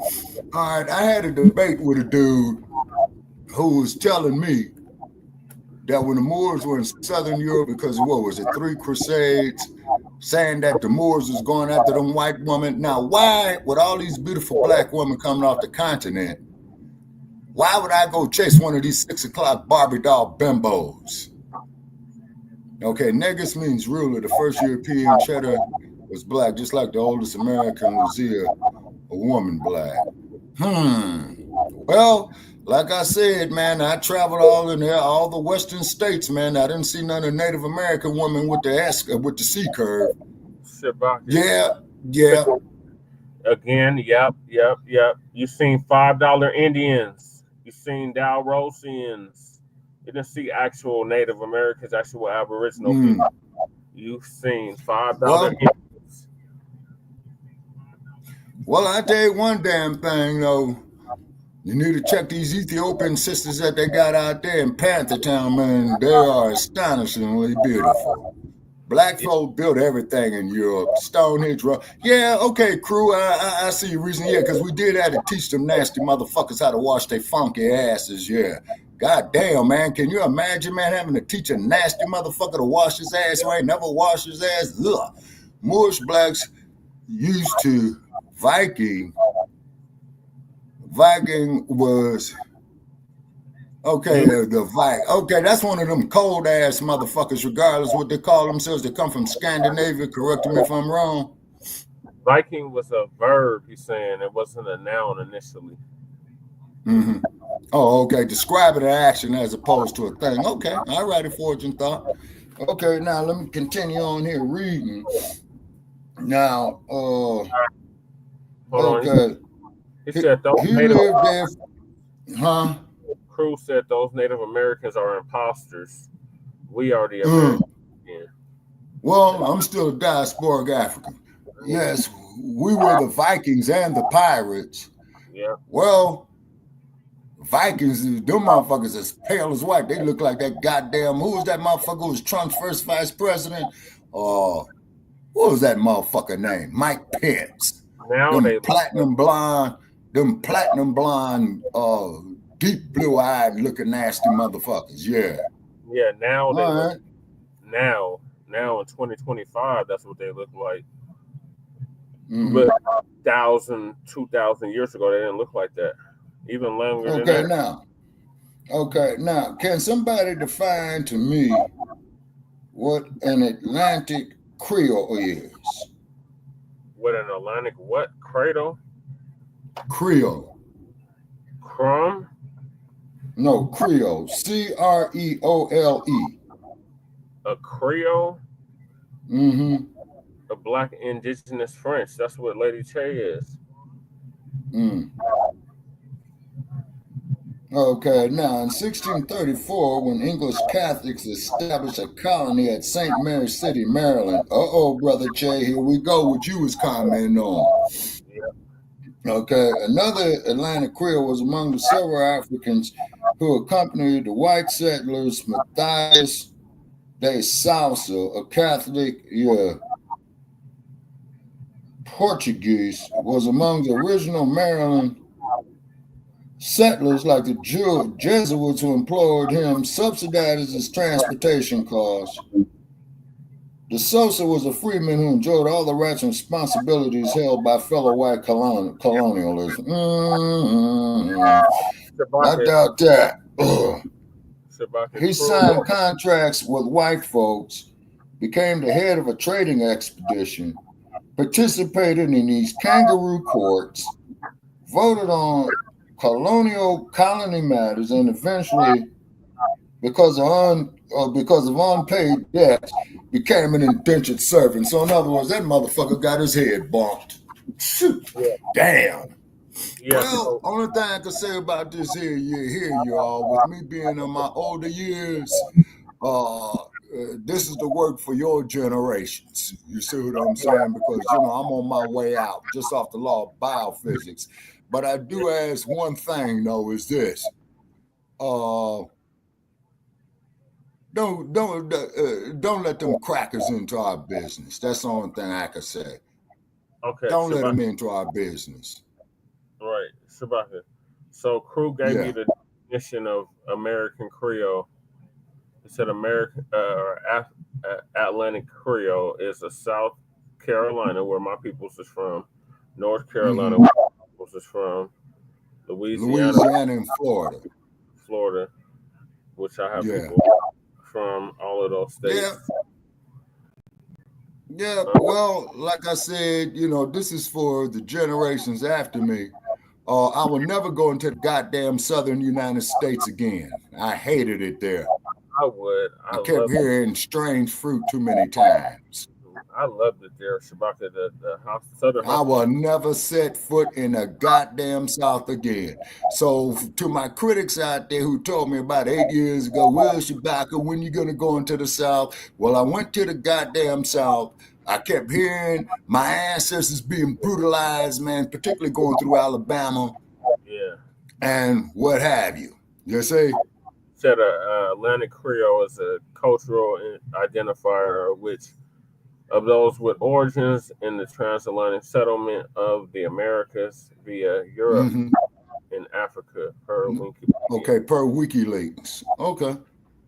Wikipedia. The people who they call Vikings from Scandinavia, Northern Europe countries, and they were Viking, which meant explore, pillage, and conquer. People somehow assigned it to the Scandinavians. Well-forged thought to prove your point even further. That's what the fuck Lewis and Clark did. Well, that's what Dr. Francis Cress was. That's what Lewis and Clark did to the brother man who had worked with him and he asked for his freedom. They killed his ass. They didn't argue with him. They didn't debate with him. You a nigga. You ain't asking for your goddamn freedom. We ain't gonna give it to you, so we're gonna kill your ass. And they did. You're talking about York. Yeah, well, I found out that York. They put him back in slavery, and then he ended up dying while he was back in slavery. That's what I just found out. So which means they sold him. Okay. And what's that word there, Crew? Which one? But the act of pillage. Okay, what's the being afraid of one's homeland? We have a word for that. What is that, Crew? A tether. Tethers.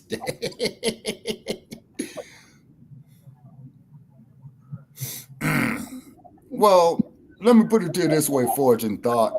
Fuck them white folks. I'm glad the Moors did it. Fuck them nasty ass motherfuckers. Shit. I love seeing the motherfuckers bake in the sun. Yeah, me for 500. He talking about the auction block. Me for 500. Oh, no. You'll get 500, Che. Now, they'll get 500 for you, Che. My broke down ass, man, they probably get about $75. They saying that nigga's half his goddamn teeth is gone and he's halfway out of his fucking mind.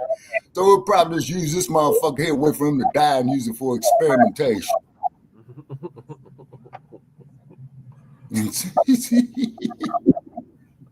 All right, y'all, let me move us along because I know Shabak is pressed for time and we got Shabaka's Black Experience Enhanced some later on. So moving along. Okay, what time we coming on Shabaka's Black Experience in hand? 6 p.m. your time. Okay. All righty. Okay. See the little sign up there, y'all. Shabaka's Black Experience Enhanced. Yeah. Okay, Tree Fitty. Our fortune thought was Tree Fitty. Men they lynch a nigga like me? Probably. Yeah. Oh my God, they're gonna put you up on the Whoa, but one thing that motion picture, though, man, Dingle, that we try to tell that stupid motherfucker Sarge, brother Jay. What was brother's name they lynched at the beginning? Cicero? Well, when Cicero said, after you white folks hang me, kiss my ass. Yeah. Damn. Yeah. So I'm gonna move us along, Shabaka, to the ugly side of deportations. Kenyans are snitching on Kenyans. Africans are selling out fellow Africans. How can we? Yeah. Come on, Alpha. Yeah. Part of the disaster that's so bad beyond description. Yeah.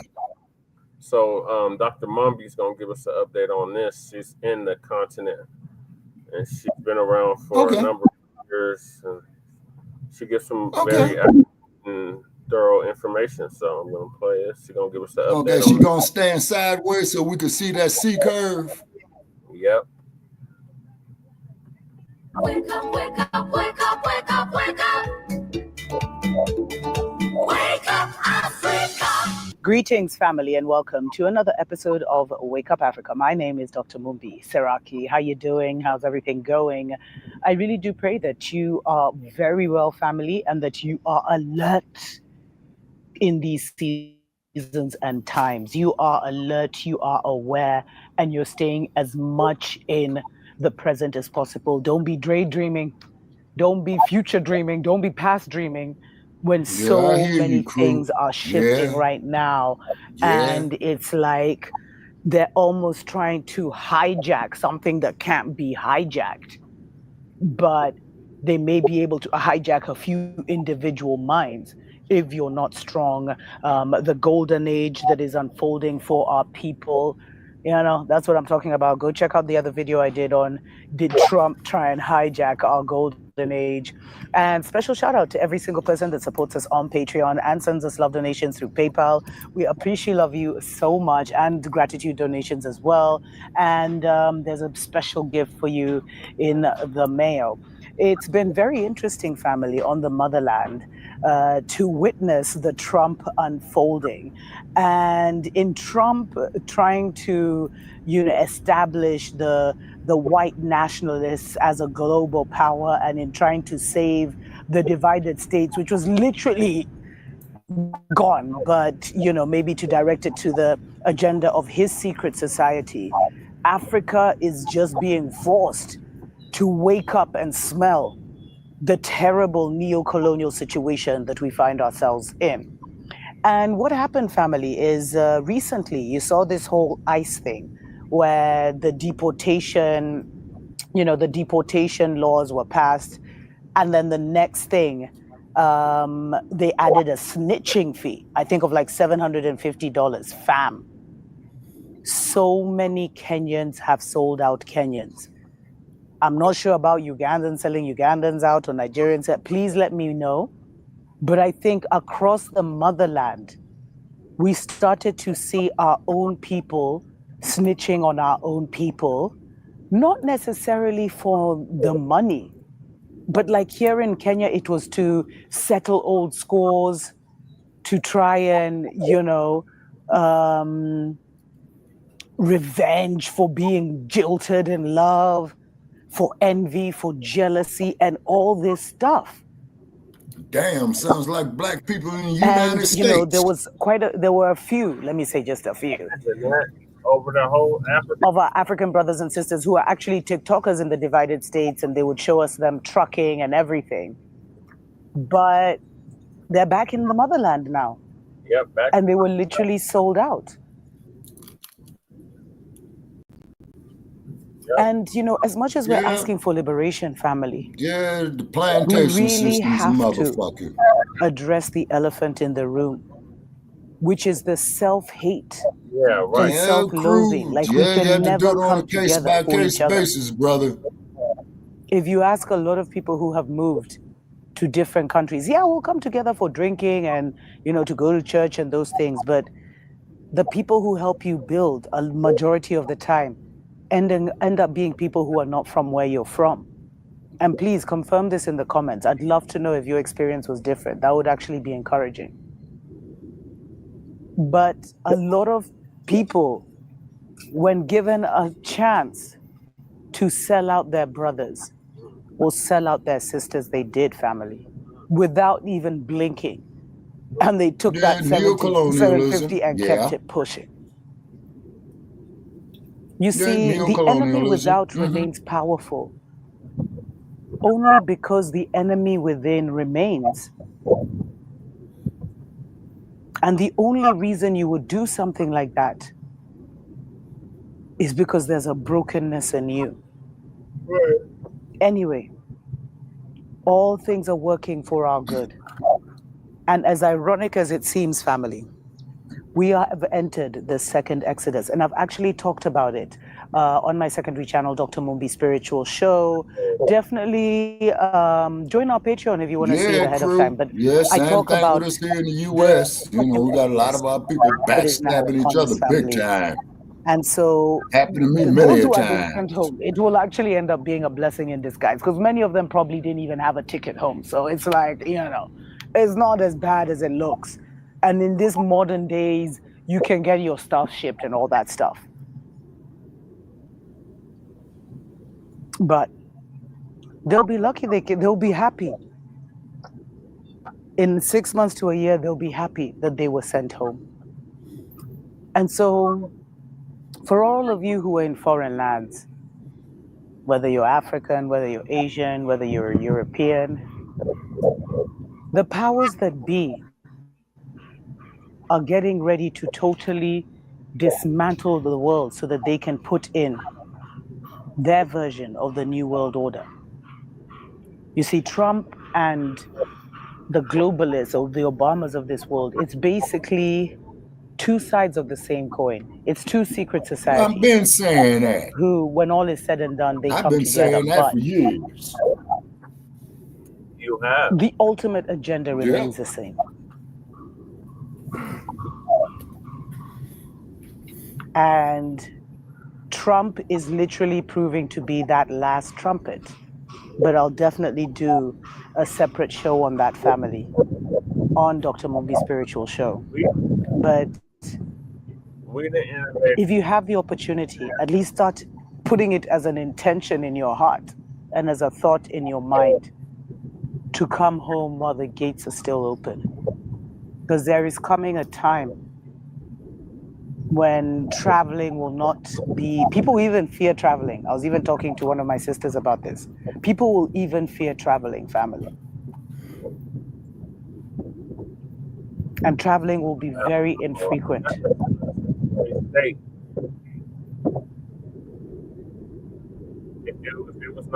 And so, leave the areas of hostility, the areas that put your family in danger, that you know. But how can we if use sugar our was to hit influence the to fan upgrade tomorrow, ourselves and turn our back on these crackers?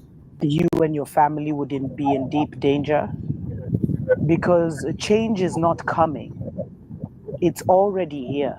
It's already happened on the spiritual realm and the astral realm, and it's keep in contact with them, and folks will be fine like the IRS. And you want to be a collateral beneficiary and not collateral damage. Yes, she's from. Anyway, special shout out to everyone that supports us on Patreon Well, and sends Kenya us is the gratitude land of the donations Mau through Mau. PayPal. We appreciate, love you so much. Kenya is where they told Obama to get his ass up out of there with that gay shit. Consider if you have a product or a service that you'd like to That's advertise what Jomo on a Kenyatta very was from. unique platform, family. Yep. Thank you, Dr. Mombi, for that update.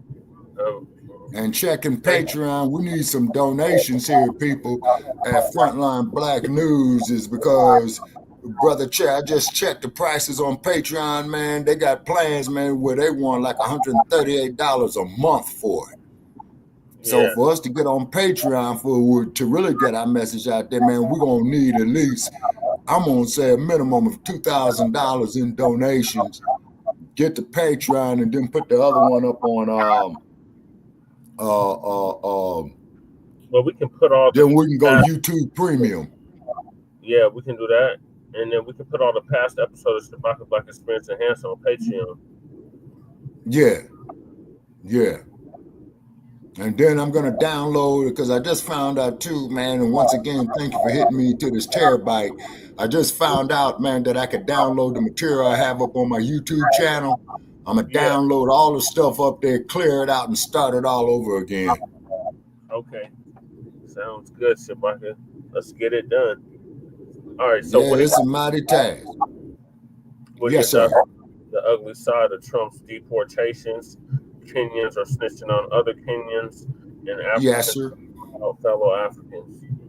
Yeah, so just like what you had with the house niggas on the plantation, the X-Man said it perfectly. Hey, man, I'm the field Negro. Hey, man, you the house Negro. Hey, man, let's escape. Let's run away. Let's get away from this evil master. What that house nigga says, man, you must be crazy. What's better than what we got here? It's the same concept, but just saying it in different ways and different dialects is still the same. When is this goddamn house nigga ass scratching, yassa boss, and clinging on to your slave master ass mentality gonna fucking end? When? Here's the thing, though. The plantation is the whole planet. So then what do? You gonna leave the planet? Well, then that's when we start pulling up files from cats like Julius Malema, Shaka Zulu, Mansa Musa, Huey P, Fred Hampton. I'm gonna get to Huey P tomorrow. Yeah, because tomorrow's his birthday. Yeah, actually today's his birthday. And Huey P would have been 83 years old, if my math is right. Yeah. Just like the sister told me over there in Defirmary Park. She says, what are you going to do, young brother? Are you going to live on your feet? No, what she say? She said, what are you going to do? Die on your feet or live on your knees? And she lived with it for 50 years, and she turned around and walked her lovely ass away. Gray fro, black leather piece on. So how do we come together with something like this, Shabaka? If they have backstabbing going on the continent, and we got backstabbing according to you, we have backstabbing going on here, then how can we ever come to any kind of unity?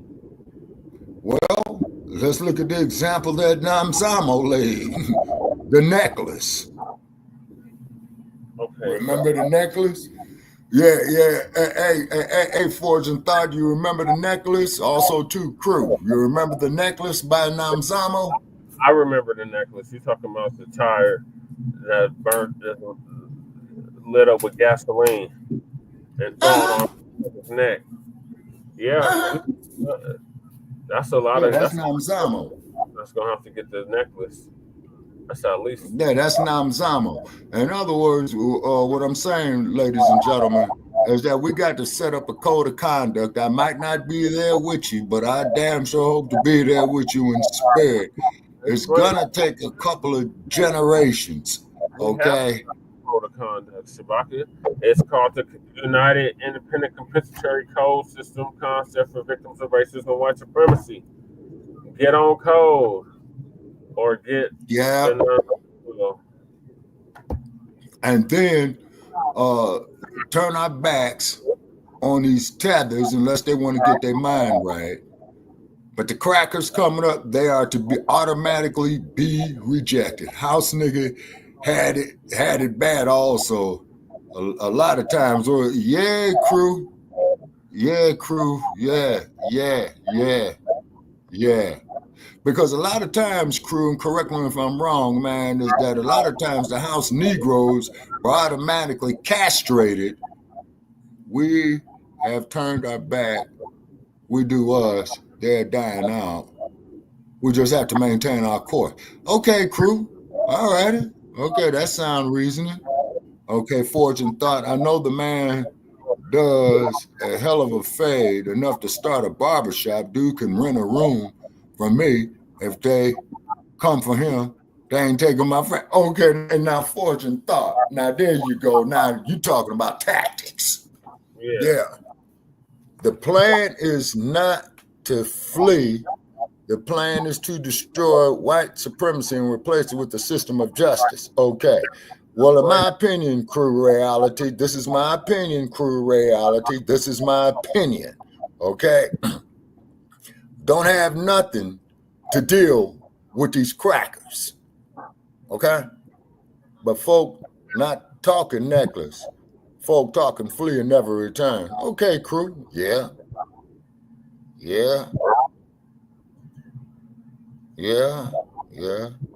Well, as Brother Chase said it earlier, you know what I'm saying? Hey, man, we got to form a militia. Yep. Well, we already have some, but we need more. And we need more guns. Yeah. Cuz in the building. And I'm just so sorry to see all this infighting going on. Hey, Jay, man, where you been, homie? Where you been? Hey, Jay, they stopped them goddamn goo cars from going in circles, man. Got a good lawyer up there, man. Let's go stage an accident and sue that motherfucker.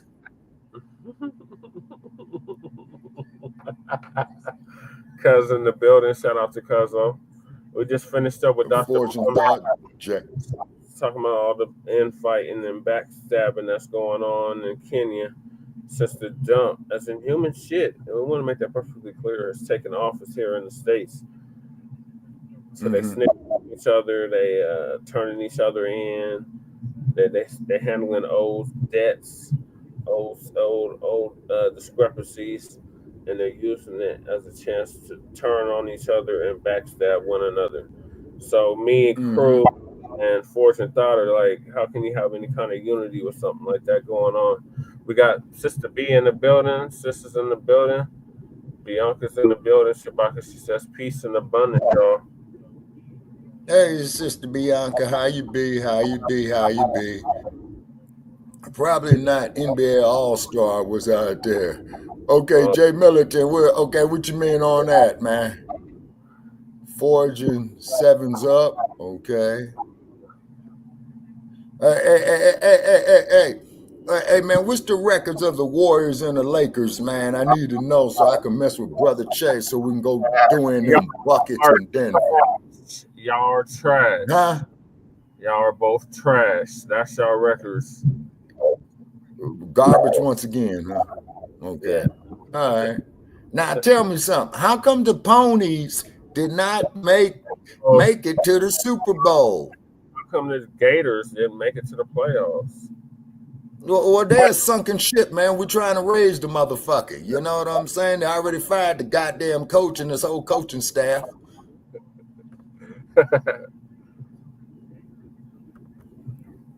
Okay. 50 million. Okay, wait a minute. Okay. 50 million FBA will be fine. Okay, is that 50 million per each one? Crew? He's talking about the population. 50, yeah. Oh, okay. Okay, 50 million. Okay. It was in San Francisco. Okay, what was in Frisco there, Jay Militant? I heard the ground got shaky there a few days ago, man. What's the latest on that? The All-Star game and the lived through 5 major earthquakes. Was it a wake-up call? Lakers are not it. Yeah. Them motherfuckers do need some work. Yeah, you ain't bullshitting. Yeah. The whole Eastern Pacific has been active. They've had earthquakes all the way down in the Central America, down in the South America. It's been wow, y'all. The Ring of Fire. Big earthquakes, like 6 and above. Yeah, that's a major earthquake. 6. Yeah, it'll wake you up. 7's and up. Yeah, 7. Ooh, shit. Oh, he's talking now, what you mean Bianca don't start no shit? You know we're both. How am I start? You know we're both. How am I starting shit, Bianca? Because you're calling us ponies, and you know goddamn well we're Broncos. Man, them ponies, man, on them GMO oats, man. Oh, you gonna get it now. Gator. True. Okay, what Crew say? Truth hurts. Okay, what truth is that, crew? That the ponies on GMO oats? No, the Gators are on Gatorade, and that's why y'all. No, they ain't even on that, man. If they had Gatorade, man, the goddamn ship wouldn't be at the bottom of the fucking ocean. Jay Militant saying looting reparations is $150 million. Is you hell yeah. I'll take $150 goddamn million, although I'll probably be dead before I get through the first 50 million. Okay. All right. Okay. Raiders do got Pete Carroll, so they have a shot. Wait a minute, they bring in Pete Carroll. Yeah. And they're also trying to get Angel. They're also trying to get, what's his name? Aaron Rodgers here at quarterback. Yeah, he's well, then they need a goddamn offensive line. Who got the Super Bowl ring? Hurts. Truth hurts is why the other team not in the Super Bowl. Crew, man, later for them Philadelphia Eagles, man. The only thing that I liked about the Philadelphia Eagles was Randall Cunningham. Fly, eagle, fly. That is the national bird too. That's the national bird, Shabaki. The bald eagle. But brother Che. It's in a protected. But brother Che. Kill a bald eagle. Sir. It's like $10,000 fine. Okay, sir. Do you know how many Super Bowls the Eagles won? Okay. Bianca says, got your nose, laughing out loud. I found it in Denver's business again. Bianca, you all could have that cold ass, mile-high ass city. Yeah, Rodgers is broken down. I figured that. So he's damaged goods already. But you all could have that crazy snow in a mile-high city. I will never drive to that damn city and motherfucking March again up there getting buried in fucking snow. He was warned, though, Sister B. He was warned. And he didn't think fat meat was greasy. And he seen that it clearly was. Well, I believe that bullshit that Colorado says they have more sunny days than California, but I forgot to read the fine print where it says it will be snow on the goddamn ground. Shit, I remember one time I was there, it was sunny in Colorado, and it's 15 degrees below zero. The motherfuckers telling me, you go outside and you tell us if we're going out today in this bright sunshine. Man, I was not there for 30 seconds. Sinuses swelled up, feet got cold, and they say, hey, man, we going out today? Hell no, we ain't. Right. Yeah, he gets no love in the shy either. Of course, y'all rivals. Oh, yeah. Yeah, me and Mad Dr. D crew used to go back and forth, man, with that. Is because Dr. D was from Philadelphia, and I'm originally from Chi-Town. So when they played either in Soldier Field or Veteran Stadium between each other, it was an automatic bet. But we'll bet something like, a couple of sticks on it, if you know what I mean. You know what I'm saying? And then, like, people was telling me, man, bet on this game, bet on that game. Well, how come you don't want to bet Chicago, Chef Shabaka? Well, man, I'm in the city of casinos. I lose my money in there. That way I ain't got to travel long ass way and shit. That's a good one, crew. Yep, he'll always be. Rodgers will always be a fudge packer. Fortune thought stepped away for a minute, but you mentioned earthquakes. We're so used to it up that in the North Bay, anything less than a 6, we just pick up our drink and put it down. Damn, yeah, that's what I was like. Fortune thought at the 4, so it's like that at the 6s now, huh? Damn, is that Bay Bridge still intact up there, man? Because I remember in '89, that motherfucker came tumbling down. Oh, yeah. It so did. Yeah, that '89 earthquake, man. Okay, we've had 2 black quarterbacks, even Mahomes leans to his other side more than Kendrick. Halftime show why they mad statement. Man, that halftime show, man, I had to say Jay Militant was bullshit. Yeah. The colors, that's all. If there was in red, black, and green, he wouldn't have no issue with it at all. But since it Goddamn right. Look at my damn avatar up there. Damn right. Red, black, and green. Red for the blood of our people shedded on this land. That's right. Damn right, RBG. I knew. Okay, wait a minute. Okay, somebody said they were saying something there, Brother Che. You hit the donate PayPal up there. Hold on. I think it was. Okay, Forging Facts. That's Jay Millington. I knew a man who lived in Oklahoma who had not stopped working in his yard for a tornado. They were so normal. That's what quakes us to us laughing out like, yeah, Fortune, thought you right, man, because I lived through many of them motherfuckers. You got that right. I lived through many of them. Hell, I remember the Northridge quake, man. I had to travel, man, from Altadena to damn near out there to what the fuck was that? West LA, I think.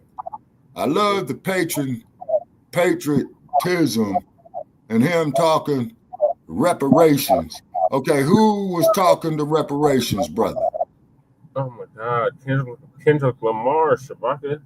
I played the Okay, all right, okay. I'm on a late fade. This is what the fuck happens when you get old, man. Your mind ain't as sharp as it used to be. Okay. It's a new Bay Bridge. It's a new Bay Bridge. Okay, I remember when the old one came down there in '89, and I've crossed the new Bay Bridge. Nature got so mad at us before becoming numb till they shaking that they just gave us tornadoes now and then set them on fire. Okay, I disagree. There's a lot of hidden gems in that halftime show. Well, Bianca, just that. I ain't got no respect for no nigga who gonna sit up there and dress up in a goddamn Uncle Sam suit. If that motherfucker had on some red, black, and green, it wouldn't have been so bad. Well, red, black, gold, black American heritage flag colors, a red, white, and blue American flag. We're first and oldest Americans. Okay, now crew, on that there. I would debate with any of them crackers when they got upset for singing for our people singing, lift every voice and sing. Well, and I threw a couple of motherfuckers off my wall, man, talking about there's only one national anthem, the Star Spangled Banner, and I'm like, man, fuck you, get off my wall, delete and block. I ain't arguing with these stupid motherfuckers no more. I'm too old. Kendrick was sending a message and message sent. Okay, Jay Militant, enlighten me. I'm an old bastard, man. I'm probably got senility, Alzheimer's and shit getting ready to sink in. He played a role, Uncle Sam. Well, anytime I see a nigga dressed up like Uncle Sam, I just call him Uncle Ruckus and Uncle Yassaboffs. It was a bigger message than Samuel L. Jackson doing that. Okay, Bianca, with your lovely ass, please enlighten an old bastard like me. Shabaka, we're all trying to enlighten you, but you keep talking. Listen, the reason why it's so symbolic is because Samuel L. Jackson was representing Uncle Sam. Who does Uncle Sam represent? America, the U.S. government, the IRS, etc. Right? So if we asking for, we're demanding our reparations, right? We're demanding our reparations. Who is that money going to come from? It's going to come from Uncle Sam. So okay, now riddle me this. Why is it such a? Go ahead. I wasn't done. Go ahead. So Uncle Sam is representing that, right? So we're demanding our reparations from Uncle Sam. So he's playing gatekeeper. He's playing overseer on Kendrick because he keeps stopping Kendrick midway through the presentation. Like, don't do it, Kendrick. You're gonna mess it up for everybody, Kendrick. No, don't do it, Kendrick. You got to play the game, Kendrick. Oh, just like that old house nigga role he played in Django, right? Yes, he was when he playing played Steven, right? Yes, he was playing the role of Steven. Correct. Again. Okay, that's why I say fuck Hollywood. Okay. Yeah, it is. Lift Every Voice is older than that raggedy ass that bullshit Francis Scott Key wrote. Plus that it's a very pleasant song. Right place, wrong guy. That line was about Trump. Okay. Yep. Because the reparations is supposed to come from a Democrat, not a Republican. At least so. Okay, the 40 acres and the mule is bigger than the music. Yeah, Bianca, I damn sure could use me 40 acres. Fuck the mule, get me a tractor. that part was in the halftime show when Kendrick said that. It said Mhm. 48 is bigger than the music. Mhm. That's what. And what I would do with my 40 acres, I would dedicate 10 acres for our people can go out there and train, connect the dots. And okay, Crew is saying, and Sam is big uncle in entertainment. Kendrick was demanding reparations from Uncle Sam and still got message across while real president was in attendance. So he did it okay, on the Crew, I think I connected dots on that one. Stephen had a message in Django. Someone has to play the role. Now, Crew, let me say this here. If Samuel L. Jackson was an upcoming actor, I could see him playing that role of Stephen. But at that time, his level, man, when you reach a certain level, man, as an actor, you could demand your own roles. Bianca says the stage was set up like a PlayStation. Yeah, Bianca, it was. I turned the bullshit off after about 5 minutes. Controlling, showing how America makes us play the game. Well, to quote the greatest heavyweight boxing champion of all time, sometimes you got to go southpaw. You got to convert from orthodox to go to southpaw. Plus, he was repping all of California. Jay Militant, where's Kendrick from? He's from Compton. Okay, the hub city. Okay. Yeah, the Squid Games. You got to see that shit, Baka. Me and Lady Che have watched it. It's okay. Real, evident of the times we're in now. And then, okay. Like when Serena Williams was crip walking, that was a message. Yeah. Now, she, Jay Militant, is perhaps one of the biggest disappointments going. I'm scared of you, Crew. You're a southpaw nationally. Oh, shit. So you jabbing with the right. That left cross is nasty. A left cross is worse than a right cross of the power shot. It's nasty. It is nasty. Southpaws, it's nasty. Okay, now, two, he grew up in a blood neighborhood. He was representing revolution. Okay, Sister B, okay. This is what happens when you get old, y'all. You start losing mental faculties. First thing to go is your goddamn mind. Second thing to go is your back, you know. Got to start writing down shit, you know, so you don't forget. Okay, all righty. So it's Jay Militant. Crew, I'm a southpaw too, but fight red-handed. Now, Jay Militant, that makes you even more dangerous. Okay, because that means he can convert. He can convert on a on a dime. Yep. Because he would what he would do is that he will trip across a jab with the right, cross with the left, invert, then do the same thing opposite. Very, very dangerous. Yeah. Very dangerous. Okay, what's cracking, Jay Militant? Jay Militant, me too, but righty also. Then do the foot switch on him. Exactly. Ain't that what I just said, Crew? Correct me if I'm wrong. Yeah. They said Crew fucks them up every time. Yeah, because they're not expecting that. Exactly. See, when you convert that's what makes the shit. You jab left, hit right, then switch stance right.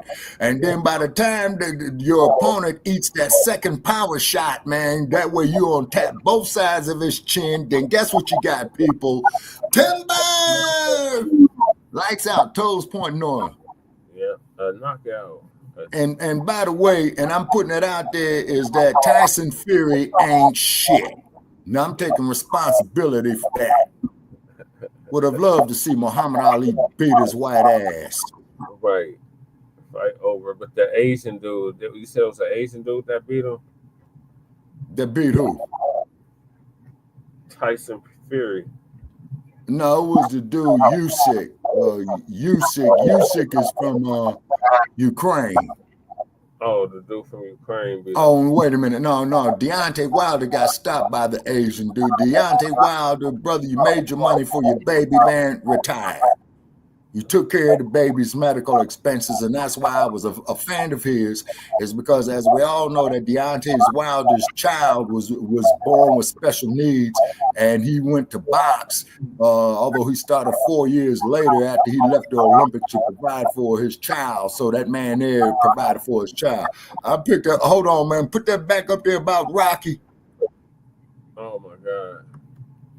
Okay, I picked up that by watching Rocky when we switched from right to left. Jay Militant, brother. Jay Militant, brother. You know, Rocky was fantasy, okay?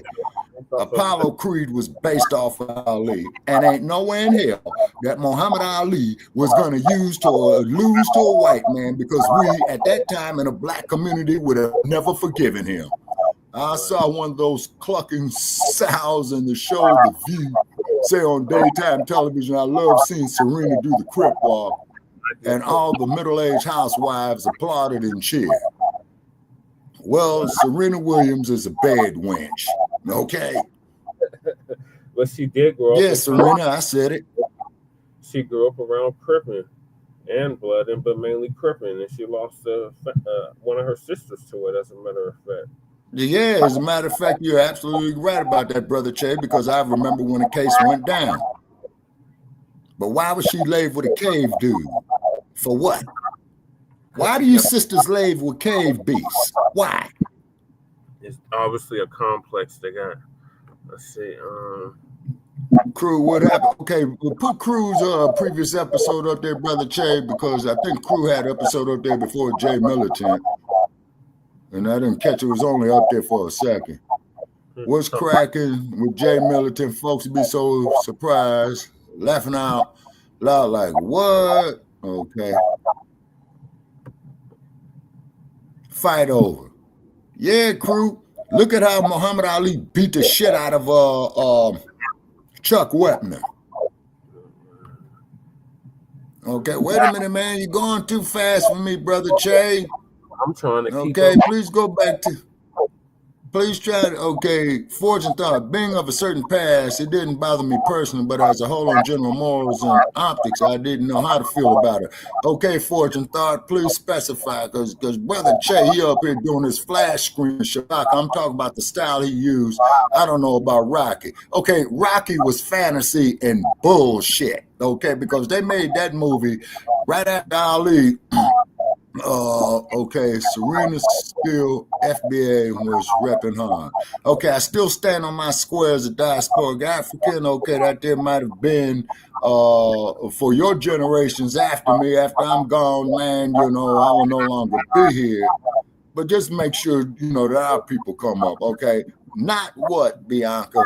Not what? You want to argue boxing with me, Bianca?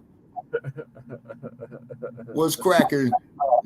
Jay Militant always happens like clockwork, and I ain't big or the best fighter, but I'd be surprised as hell. Oh yeah, now Crew, you right. That's the best form right there. Surprising a motherfucker. Hell yeah, play possum on his ass and give him the business. Okay, got you, Jay Militant. IDC means I don't care. Well, see y'all, I'm an old fuck. Okay, this is what happens when you get old, shiny. Now, you young shot down, laugh all you want. Y'all live long enough, you be old too. Being part of a crew is something often done to protect your family and friends, right? Gang life is something you do to wish you don't wish on your kids. You do it hoping the youngsters won't have to. Yeah. Yeah, Fortune thought. I grew up in the main streets of Los Angeles. Yeah. Yeah. Yeah. Yeah. Yeah, but keep in mind, old gentlemen, particularly out here in the West, as opposed to Chi-Town, man, see, we the minority out here. Say Chicago got a whole side, two sides of the city of Chicago that's all black. Now a herd of old daytime TV shows are normalizing Crip walking. Just seemed off. Yeah, Fortune thought. Yeah, well. But I don't understand why Serena would lay with the cave beast, though. But that's her business, you know. I respect her dad for getting his daughters up out of Compton, you know, with the tenants. You know what I'm saying? King Richard, I believe they called him. Yeah. Yep. Yeah, but I think Will Smith won an Oscar for that role too, if I'm not mistaken. Yep. The king. But when it comes to this movie making, y'all, when it comes to this movie making, say we got to make our own films, okay? Because Tyler Perry, he went up there trying to buy into Paramount, and you know what they did to Tyler Perry at Paramount? The same goddamn thing they did to the dude that started BET when he thought he was going in there to buy United Airlines. Nigga, get your ass up out of here. Okay, Shabak, I gotta move us along because we're definitely pressed for time now. Oh yeah, we're going into 4 hours. Yeah. Okay, I'm out at the 4-hour mark. Got you, Shabaka. So that's 20 minutes from now. All right. So the next topic is DRC versus Apple. DRC is suing Apple for allegedly buying lead minerals from the country. So you know how you're always talking about the coltan and the cobalt, bauxite, titanium, chrome, gold, silver, diamonds. Yeah, so all of that is being pursued by Apple. So Apple is trying to sue Africa for its materials. Do I get that correct, Brother Che? Correct. Okay, now how in the fuck is 2 fuck boys, man, who came out of a goddamn garage, man, going to sue the continent of Africa for its minerals, man? Well, we about to find out, Shabaki. So the sister from that area of Africa is going to give us an update on that. The Democratic Republic of Congo has said enough is enough. People are stealing their gold, people are stealing the diamond, people are stealing their minerals, and they're smuggling these minerals into the global ecosystem, and big companies like Apple are they suing the shit out of Apple. Minerals. Okay. And so the Democratic Republic of Congo has taken Apple to court. They filed a formal complaint and said, you are buying and using blood minerals that come at the cost of our people, and we need you to stop. On top of that, we need you to pay. We never thought we'll see this day, but here it is. African countries are just beginning to rise up, and they're beginning to say enough is enough, not only to the West, but also to this global conglomerate. Today, I want us to talk about the tiff between Apple and the Democratic Republic of Congo. The Democratic Republic of Congo has filed wait a minute, Fortune thought they got lithium deposits in the Salton Sea? Big company is using blood minerals that have been stolen from DRC, laundered into the global ecosystem, and ends up in the Apple ecosystem. I want to give you a little bit of background to where DRC is, why it finds itself here. Angola is where Her Majesty did her business in Zinga. So there has been fighting in the Democratic Republic of Congo for nearly 3 decades. The Democratic Republic of Congo is one of the biggest countries on the African continent in terms of population and in terms of size. It's also one of the richest countries in the world in terms of minerals and natural resources. I didn't know that, Fortune thought. In fact, the deposits of minerals is $24 trillion. Wow. $24 trillion. They have rivers, they have forests, they have fertile land, they have gold, they have diamonds, they have copper, they have all the minerals that are used in making EV batteries for electric cars.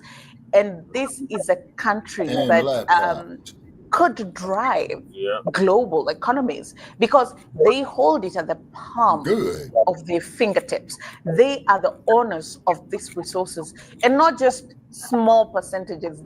If we talk about deposits, you'll find like almost half of global deposits are there. Half of what the world needs, let's say the biggest say gold mines and diamond mines, you'll find them them in countries like the Democratic Republic of Congo. But then this is you a read country about that, has Fortune also had its fair share of challenges. Because I know you're wondering and No, asking, there's maybe you've never Makamba, even heard of the DRC, you're Angola. not from Africa, or That's you've just heard Makamba. about it from the context of war.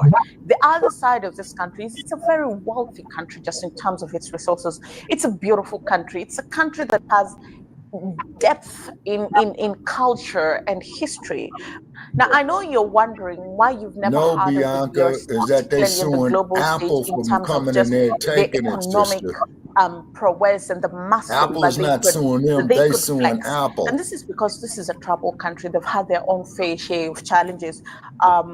This is a country that has been at war for very many years. And this war just continues to escalate. Hundreds of thousands have lost their lives. Millions Ever have since been the days displaced. of We're Patricia talking nearly Lumumba. 10 million people have been displaced. Many thousands, tens of thousands have become refugees in countries outside the Democratic Republic of Congo. And in Proxy 2021, wars. fighting escalated because the rebels began escalating their aggression, and they're taking over villages and towns in the eastern part of DRC. Now, the eastern part of DRC is the important part because that is where a bulk of those minerals are, and the battle is to control those minerals. Now, one way or the other, despite the fact that there's fighting, somehow their minerals are leaving the country and they're ending up in the global supply chain and into the ecosystem of big companies like Apple, allegedly, according to that formal complaint. And that's the reason why DRC filed a formal complaint saying companies like Apple are buying minerals, blood minerals that are being smuggled out of our country into the global supply chain, and they find themselves into the Apple ecosystem. Now, Apple gets to continue building their brand, making profit, becoming bigger and better at the cost of the innocent lives in the Democratic Republic of Congo. And then in response to this formal complaint that the Democratic Republic of Congo filed, you have Apple responding and saying they asked their suppliers to stop sourcing minerals from that area. They're not denying, neither are they accepting the blame that is laid onto them. And so it's just a matter of waiting to see who is going to flinch first, because the DRC looks like they're hell-bent on moving forward with this. The minister has spoken about it. There's a lot of engagement about it. And this is some of the views that are coming up. I'm just interested to hear what you have to say. Do you agree with what some of the voices we've had are saying? What is your thought and what is your take about what is currently happening in the DRC and the decisions that DRC has taken to sue some of these global companies that are allegedly benefiting from blood minerals that are coming from the Democratic Republic? I think it's about goddamn time. It's a long time coming. Been on that shit. And where's Apple headquartered, people? And Apple's been around since when? The late 1970s. They started in a garage. And where's Apple located? You got it, Silicon Game Valley. Yep, where Jay Millie is and Fortune Dot. Yep. Where's Bianca at? She's still in here. She said, okay. Gotcha. I told you, Bianca. You know what I'm saying? Fuck the goddamn state of California. They ain't shit. Heavy metals and traces of toxic origin. Okay, I didn't get that last comment up there. In the Salton Sea area that has residents in 6x10 worse than Detroit has scored in its worst year. Yeah. That's in Southern California. Backstabbing, fighting each other, and instead of the colonizer. That you are absolutely right on that there, crew. Sue their ass. Yeah, Bianca, but lawsuits could be tied up for years. You need some more direct action, like cut off the goddamn supply chain to them. That'll hit them motherfuckers. Then they're gonna say, well, then that there hurt the American consumer on the laptops. Okay, then haul the motherfuckers here in the court here too, over there in Santa Clara County or San Mateo County. You motherfuckers are committing human rights violations. Right. I concur. See? All right. Because you got goddamn Musk, Steve Jobs, other motherfucker. They got too much wealth. We will reclaim California, but we must reclaim all of Mississippi navigable waters and tributaries. And if I'm not mistaken, the Mississippi River splits the continental U.S. in half, because each time I cross that goddamn river, I get the most eeriest feelings going up my up my spine. Shabaka, remember we played that video of the Mississippi River and all the tributaries and all the rivers that lead into it? Okay, let me think. All right, you got the Missouri River splits off the Mississippi, because you'll get parts of the Missouri River way the fuck up there in Montana. I've crossed it. The Illinois River splits off of the Mississippi. Then there's another one down there in the south. I forgot the one in the south.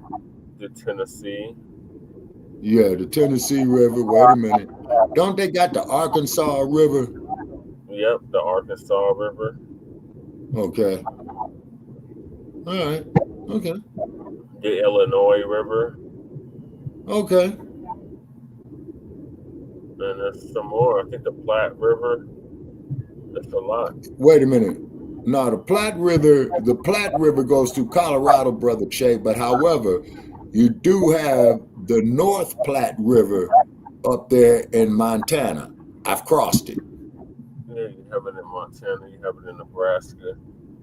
It merges with the Missouri River. Okay, wait a minute. No, wait a minute. If you can, man, pull up a map of western Montana. I think the Missouri River up there, I saw it too. Yeah, I can, Shabaka, but it's going to take some time.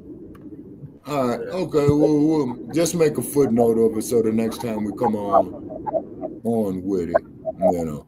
Now, that video, go ahead. That crew played or asked us to play, it had all of that in it. Okay, now I got a quick question, Brother Che. Going back to Sarge's ass, you know, because everybody's in here familiar with raggedy ass Sarge. Black family. This is according to Sarge. Okay. If you saw a white man in an emergency room with his Ku Klux Klan suit on, and he needed a blood transfusion, and if it was possible for you to give him one, would you give him one? Hell to the no. Hell I'll give that motherfucker a cup of piss.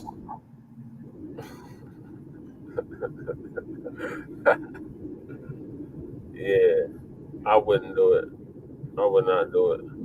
No, I couldn't do it.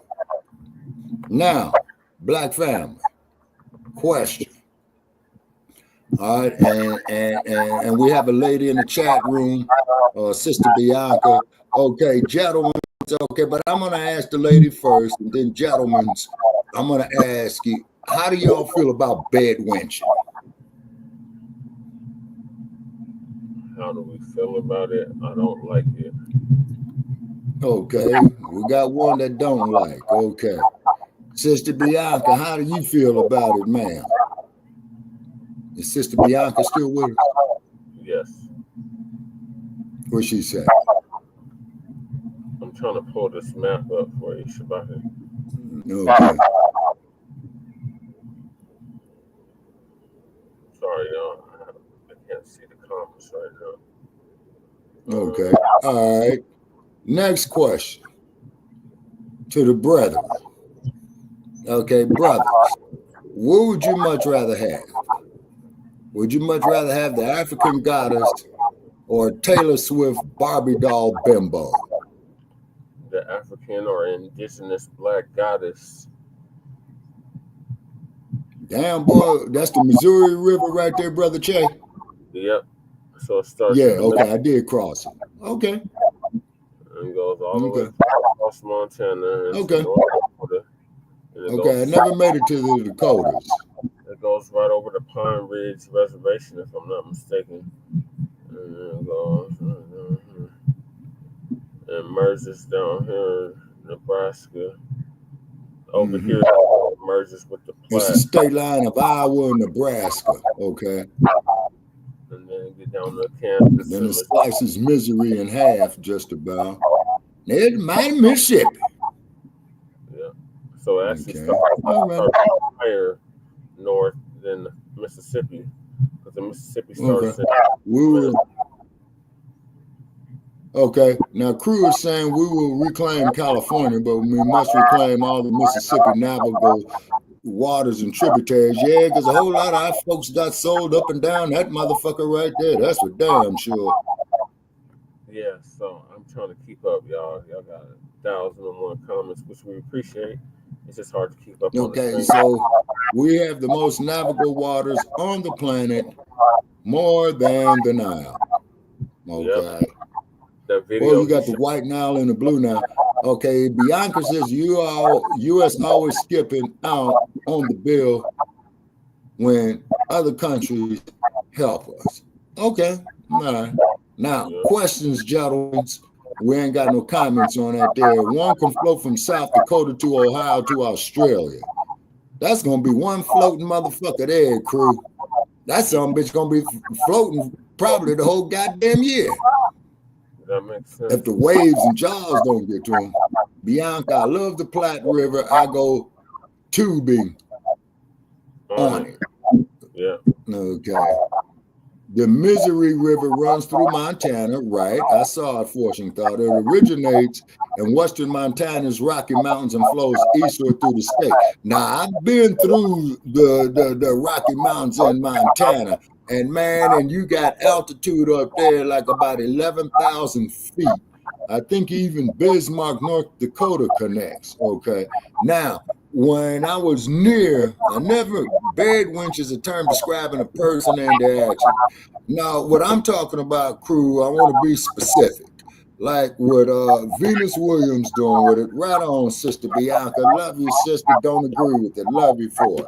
Now, I would rather an indigenous American like the Mexican agave goddess. No, give me a sister, man. I wouldn't give a damn where the sister's from. She could be from Africa. She could be from Haiti. She could be from South Central Los Angeles, Oakland, California. You know what I'm saying? Okay, well, that is a sister. I give the white girl no attention. It's a sister. Barbie doll bimbos, going about your business. You ain't going to imitate me. God damn it, Shabaka. The lady he's describing, the goddess, she is a sister. She's just from Mexico. So you say you take any from anywhere, that's black. So why would you reject Okay, that? wait. Okay, so I would imagine brother speaking of near Vera Cruz, right? Major slave port. Yeah. We were the most advanced society on the planet before white folk got here. Global trade. Now the Crew, that there is holding a whole lot of water. It's called bloodline preservation within our family. We ought to be with our own. Okay. All right. Okay. Right. Exactly. Okay, Mexican agave goddess is a sister. Throw me a picture up there, Crew, if you can, because Vera Cruz, Mexico was a large slave port for the Spanish when they was bringing our people here as they sold them in Cuba, San Juan, Puerto Rico. The French had Martinique, Haiti, and a couple of other islands out there in the Caribbean. Okay. Okay, saying that we were more advanced than Kemet. Fuck Rome. They stole everything. Them is fuck boys. Okay. All right. Okay, Kemet. Yeah.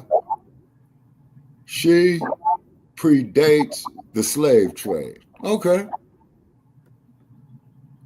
Most of us are indigenous, just under false narrative. I'm indigenous. Okay, Bianca, that's your business. I'm still a diasporic African. So after I'm gone, and if you find evidence to contradict what I said while I was alive, go ahead and do it. But I'll be gone. I'm dying as a diasporic African. Because every time I get stopped by the goddamn Los Angeles Police Department, are you indigenous, sir? No, the suspect is described as a male Negro, period. Well, that ideology, Shabaka, is gonna die, unfortunately, right along with you, because we're not on that. Okay, what happened now? That ideology is dying as well. No, it's a philosophy, sir. An ideology is that of an idiot. I'm not an idiot. That's my philosophy. But like I said, after my time is over, if you see something to build on it, fine. If you don't see nothing to build on it, fine. Like Bruce Lee said it best. Take what is useful, leave what is useless. You see, let's look at a brain dead motherfucker like Ben Carson, who's going to sit up there and tell a goddamn lie. Oh, well, you know, when our people came here as slaves, they were searching and in search of the American dream. Ben Carson, you on too many fucking meds, man. Y'all ought to look at this, half the shit that I got to take. Ben Carson was fucked up. Shabaka, that philosophy is dying out. The younger generations are Well, here's what I ask, okay? When these Trumpsters come en masse for all of us, please defend ourselves, okay? We're going to do that regardless, Shabaka. It's the other that's not going to do that. And that's why they're running scared and begging for our help. Yeah, that's true. And we minding our own gay business. All right, so before you talk about it, we got to get to this topic, and it's about Babyface. So 2 airhead Beckies disrespect the legend, and our brother Crazy Horse, otherwise known as Mad Black TV, Chris Crazy House, otherwise known as Mad Black TV, the most toxic black man on the internet, is going to give us an update on that. All right. All right, I'm going to let this here be my last subject. Black man on the internet, and I am Black up in your face again with some more pro-black commentary. So I don't watch award shows anymore. This includes the Oscars, Grammys, BET Awards, Source Awards, none of that stuff. I haven't watched any of those award shows since like the early 2000s, okay?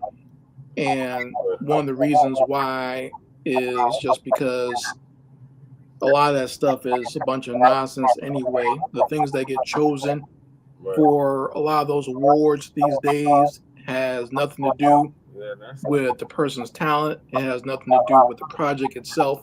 A lot of it is just a popularity contest and who the industry wants to elevate, right? So I don't really watch that stuff, but you know, the incident that happened very recently that was going viral at the Grammys is one of the reasons why I don't appreciate those shows and why I don't watch them. And it's the whole situation that happened with the legendary songwriter and artist Babyface Edmonds when he was being interviewed by these 2 young Beckies on the red carpet. You know, they were from the Associated Press and they were giving him an interview.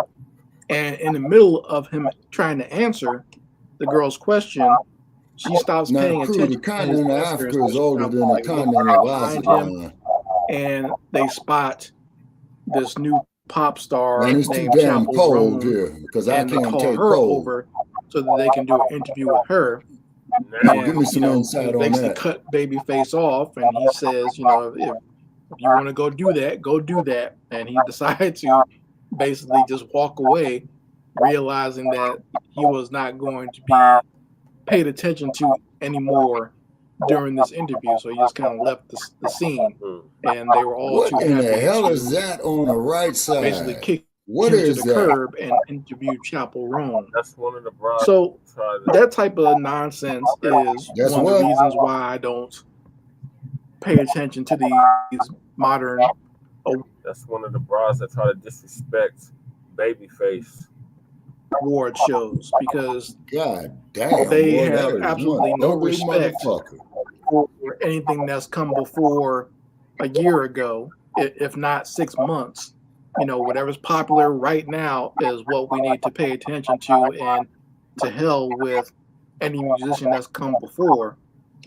And plus, it's just complete disrespect to someone who has accomplished so much in the music field, like someone that you would think you'd want to pick their brain and have an even long form interview, or not just have a sound bite from them.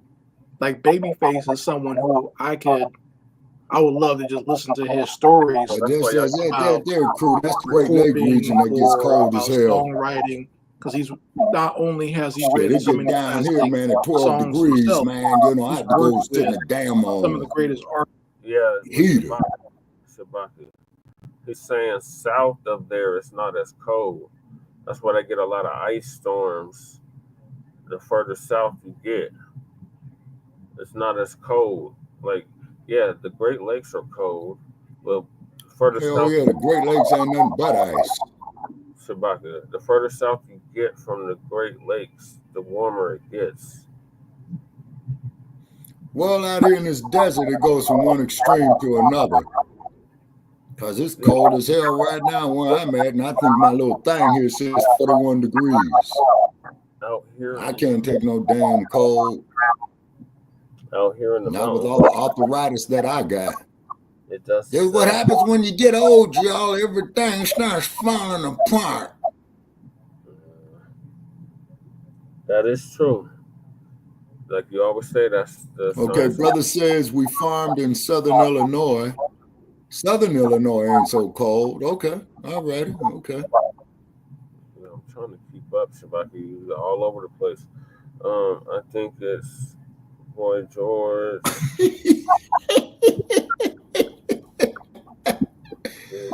Damn. It probably is. That dude wrote about Chameleon. Yeah, Common Chameleon, yeah. He's talking about that dude, Boy George Crew. I heard about her when I was doing my research. Okay, now I ask you, black man, that thing that they showed standing next to the brother up there, was that beautiful? Hell no. Oh, not apparently. It's a female, allegedly. I know that's right, Fortune thought, because that was one ugly motherfucker, boy. Shit. Great Lakes keep Chicago warmer in the winter. Lake don't freeze and keep temps stable. Now, crew, if I remember correctly, man, don't Lake Michigan go due north up into Canada and hook up there with what's that, Lake Superior? Yep, the Lake Superior. Yeah. That's the largest. I went swimming in Lake Michigan one summer, man, and it was cold as hell. And here's something for you, funny crew. Staying on topic, I just need about 30 seconds of this here, Brother Che. We had some family friends come out from Chicago, man, and I took them out there to Venice Beach at nighttime. And the first thing they said as we was approaching the beach, they said, "What's that smell?" I said, "That's salt." They said, "What?" They said, "What's that noise?" I said, "That's the waves." So I took them there up to the wave line, and they were just awed. And they had asked me, "What is the next state in the continental U.S. going west?" I told them Hawaii. They said, "What? Can you drive to Hawaii?" I said, "You gonna get to Hawaii one or two, three ways. You're either gonna take a boat, you're gonna fly there, you're gonna swim." Well, how far is that away? I said 2,000 miles in that direction. I pointed southwest. The same distance it is from Chicago to LA as how far Hawaii is out in the middle of that water. And that's what you got between this shoreline and the Hawaiian Islands. And they were just awed. Yeah. You know? They were just awed. Well, you got Catalina Island. But yeah, outside of that, Brother Che, come on, Brother Che. Catalina Island is only 26 miles off the coast. It's still part of LA County. And that's when in the 1970s, the Brown Berets went up there and occupied that motherfucker, man, for about 2 months, claiming it as their own. Yeah. Okay. All right. Crew says, yeah, the Great Lakes reach Canada and the Atlantic Ocean. Too big and rough to freeze. Okay, now you know our man there on the East Coast is talking about that. Fortune thought facts about getting old. Later this month, I'm going to be 40. About a year ago, I started making noise sometimes when I stand up. I know shit's a downhill fucked up journey after that. Well, Fortune thought, wait till you hit 50, man. That's really gonna confirm it. And we're not gonna talk about 60, bro. 60, Alaska is bigger than half of the continental U.S. Yes, sir, it is. Yeah, Alaska is too cold for me. But the thing is about Alaska, they got 24 hours of sunlight up there and 24 hours of darkness with the summer and the winter. Of course, you know, the winter being the darkness, because when I was in northern Montana in the winter, okay, I'm up there in northern Montana in the winter, and the motherfucking sun, man, didn't rise till 9 o'clock in the morning. Then the motherfucker is setting by 3:30. Then in the summer months, it's the exact same fucking opposite. Well, I had to drive up to that motherfucker one time. The sun is still shining, and I'm looking at my watch. Okay, I'm gonna comment on yoga there in a minute, Sister B. You got a point. And I'm looking at my watch, man. The motherfucking watch is saying 10:30 at night, and the sun was just starting to go behind there. And I did pass Kashmir County, Brother Che, where Brother Aleem was telling me about Stagecoach Mary. Okay, Fortune thought, I have so much metal in my body. I'm lucky to be here. Still pump the brakes on that 50 stuff. You're gonna jinx me, ha ha ha. Let me get 45 first. Well, Sonny, I'm gonna tell you something, young man. Listen, I wanna tell you this. Time don't wait for nobody. It's like old man river, it keeps on moving. Ain't nothing gonna stop it. The Fortune thought. Eat right, take care of yourself while you young, man. You know what I'm saying? And stay out of them Google cars. They age you fast. Got you going round and round and shit. Sis says she's a grandmother. We need some yoga. Okay, y'all need some yoga. Okay, Sister B, I'm with you on that. I'll give you a call, Sister B. It's hard to give you a call because I got some knowledge on that there too. Calisthenics or stretching, something. Okay, Sister B, let me give you a call because there's a lot of stuff I know I don't put out on the air. You know what I mean? Yeah. All right, so I'm gonna finish this clip from Mad Black TV. Okay. Artists of all time, right?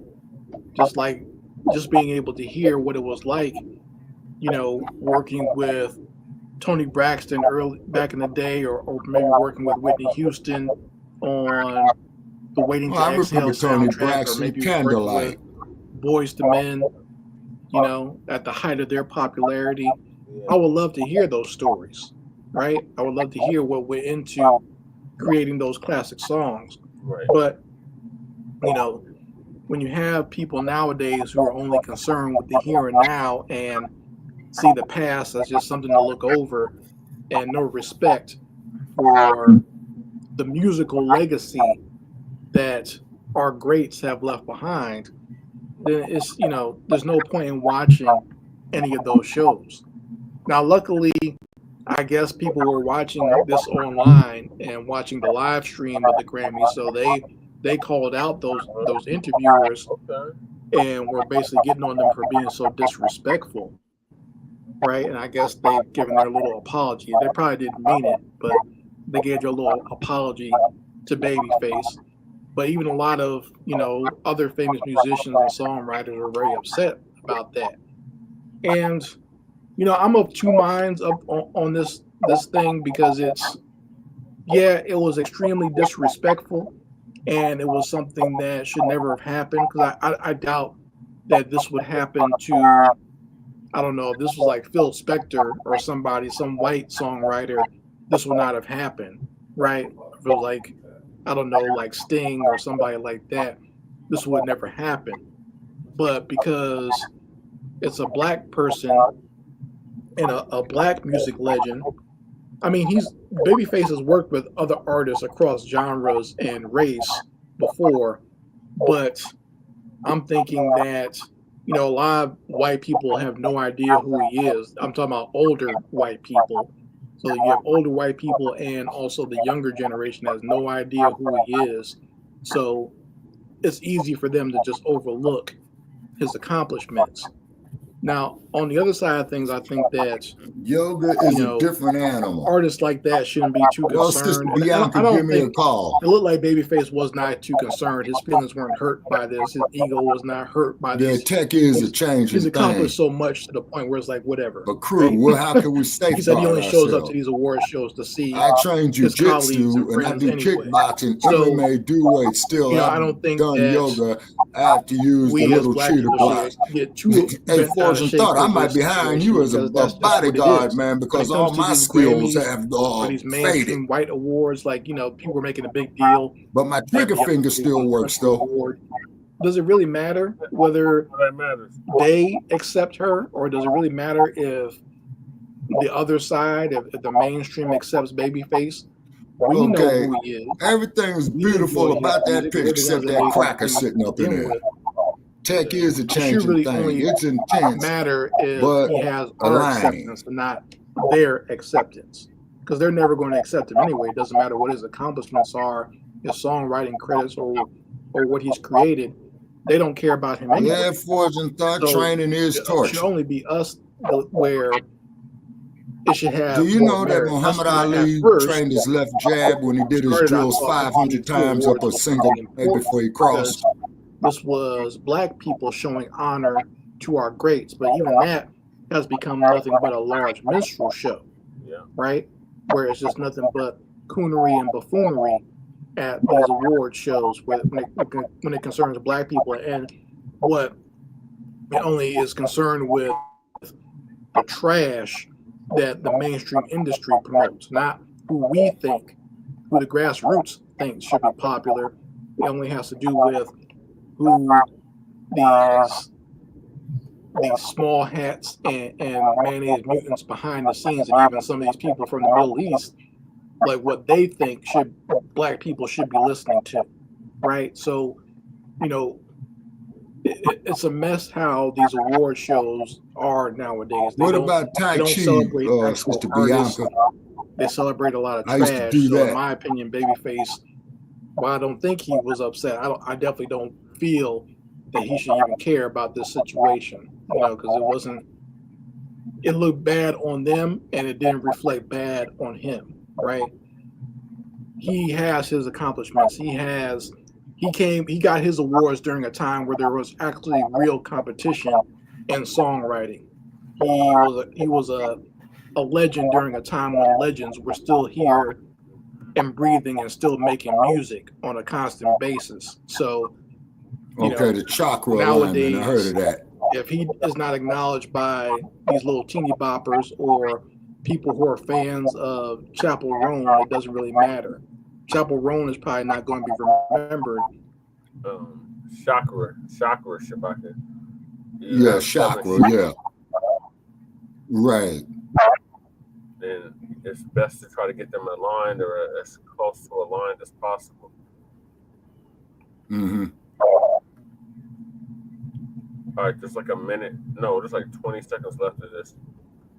Within the next 5 years or so. Is that Tony Braxton next to him? That is timeless. Okay, so what about Tony Braxton?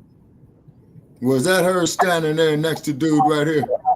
Yes, this is Babyface. You folks can let me know how you feel. Babyface. Yeah, Tony Braxton is dead. Yeah, she's dead now. Yeah, but back then she was alive and well. Yeah, because I used to like her song called Candlelight. Yeah, she had a lot of hits back in the day. About it in the comments section. I would love to hear your opinions on this.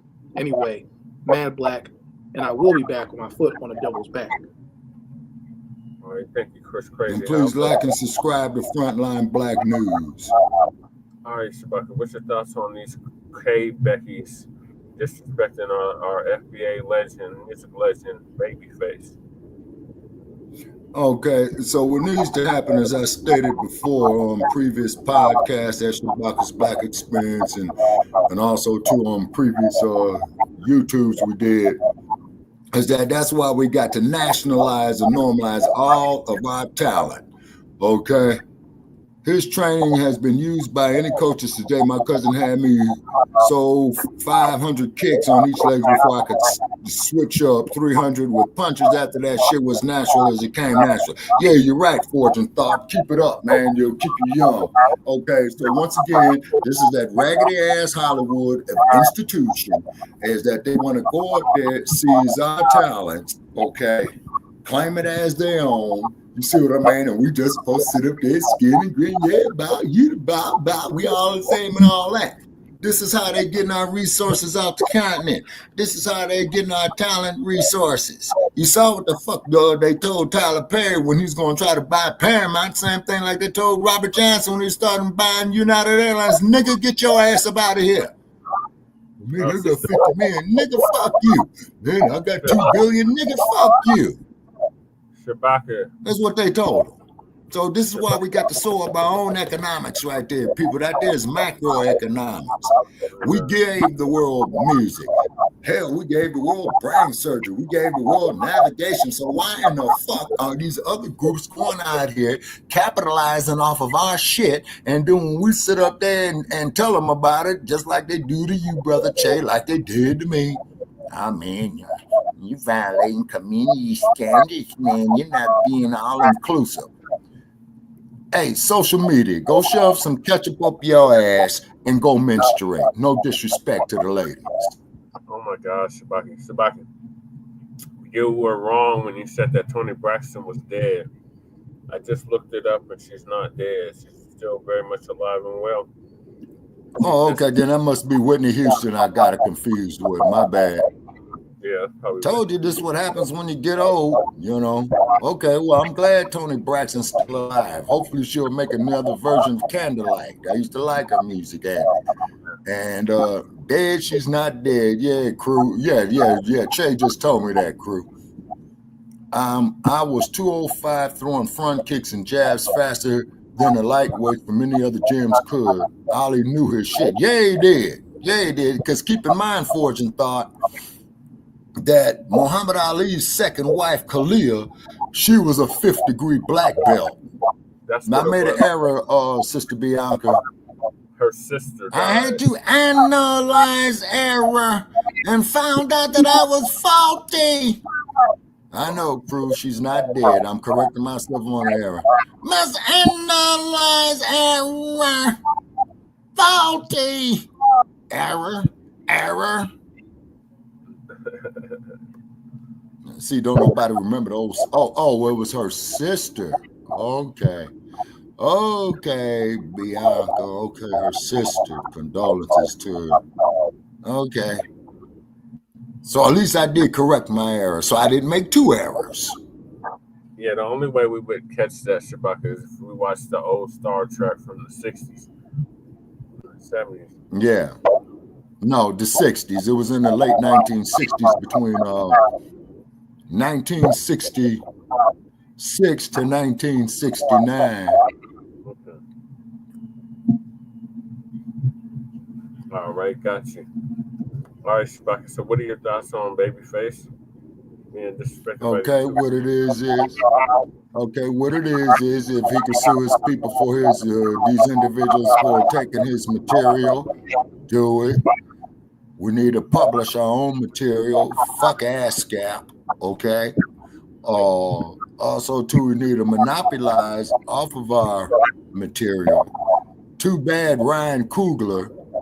Who knows? Maybe Ryan Coogler, man, could hook up with Tyler Perry Studios for Black Panther 3, but you'd have to get the rights from Disney, because you know Disney, Abigail Disney, who's the niece of Walt Disney, owns the rights to Black Panther. But it would be nice if Ryan Coogler could own all the rights, you know, to it, although it's fantasy. But I just like the idea of seeing black folks, you know, running the world. You see what I'm saying? And get all them cave beasts out of there and throw their asses out there in the sun like Siri did that son of a bitch at the end of Black Panther 2. I need the water. Get me to the water. Let that motherfucker bake in the sun. Fuck him. Yeah. Oh, yeah. Yeah. Now, Killmonger. Yeah, because Brother Che was asking me about Killmonger. Okay. And but the thing is about Killmonger that I really respected, Crip, is that when he lost the match with King T'Challa, Killmonger says he would much rather do what our ancestors did off the coast of North Carolina and back himself in the water. This shift that we're experiencing is about to bring much needed truth and justice. Okay, Sister Bianca, what truth is and what justice is? And I know the word is truth and not truth is. See, that's the difference between a brain dead motherfucker and a smart motherfucker that knows the difference between stupid motherfuckers and intelligent motherfuckers. Well, remember, Shabaki, a smart man can play dumb. It's hard for a dumb man to play smart. Oh, yeah, you're right. I've done it. Hell, I played stupid so many goddamn times, motherfuckers thought I actually was stupid. Until I brought them a cup of coffee that I didn't sit at a lunch counter and beg for. Right. Then I was hated. Three Wakandas in America, none in Africa, I'm just saying. Yeah. They did all take place in America. Okay, you mean where they actually filmed the movie, man, or where they filmed is Tyler Perry on the up and up? Hell no. Yeah, exactly. Plus that Tyler Perry's out here wearing women's clothes.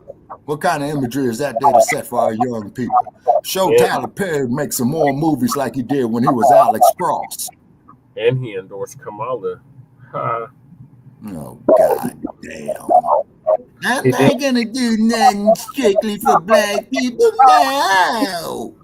He did do something else besides hire black people.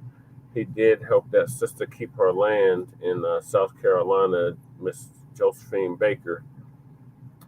Okay, Josephine Baker, the singer? No, remember the sister that was about to lose her land in South Carolina? Oh, yeah. He went there and paid a tab on it for her. Okay. Yeah. Okay. They're trying to put a railroad or something through her. Yeah, they was trying to use the eminent domain clause on it. Yeah. Yeah, to put a railroad through they want to do development or something on her land. Right. Like, I don't know. And then also too, with these damn tethers, there's nothing wrong with us hooking up in a African diaspora. Because actually, I'm of the opinion, repeat, this is an opinion, that's the only thing that's going to save us on a collective basis.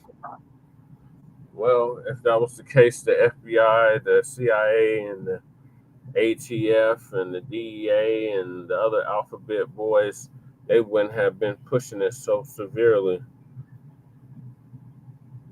Been pushing what? The Pan-Africanism.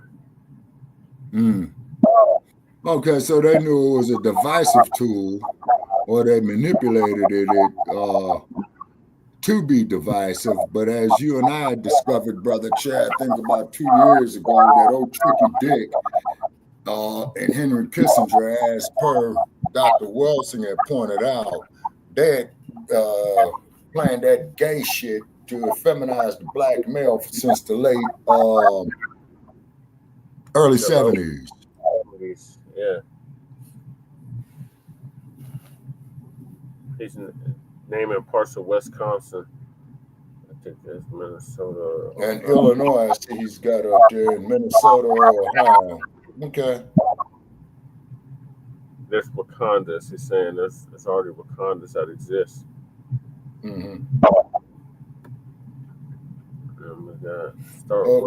Start wearing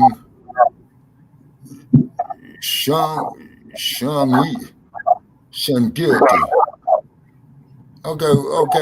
Bianca, you need to come on and explain that one, ma'am. I can't pronounce it. Yeah, let me drop the link so she can come up and explain it. Yeah. All right. Hold on, y'all. 1 second. All right. And then, too, is that for you crackers out there, okay? It's not that we hate you crackers, okay?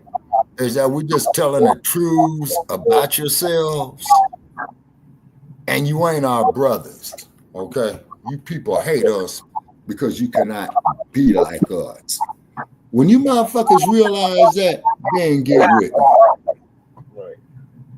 But you have to admit that fact. That's why you want to destroy us, because you can't be us.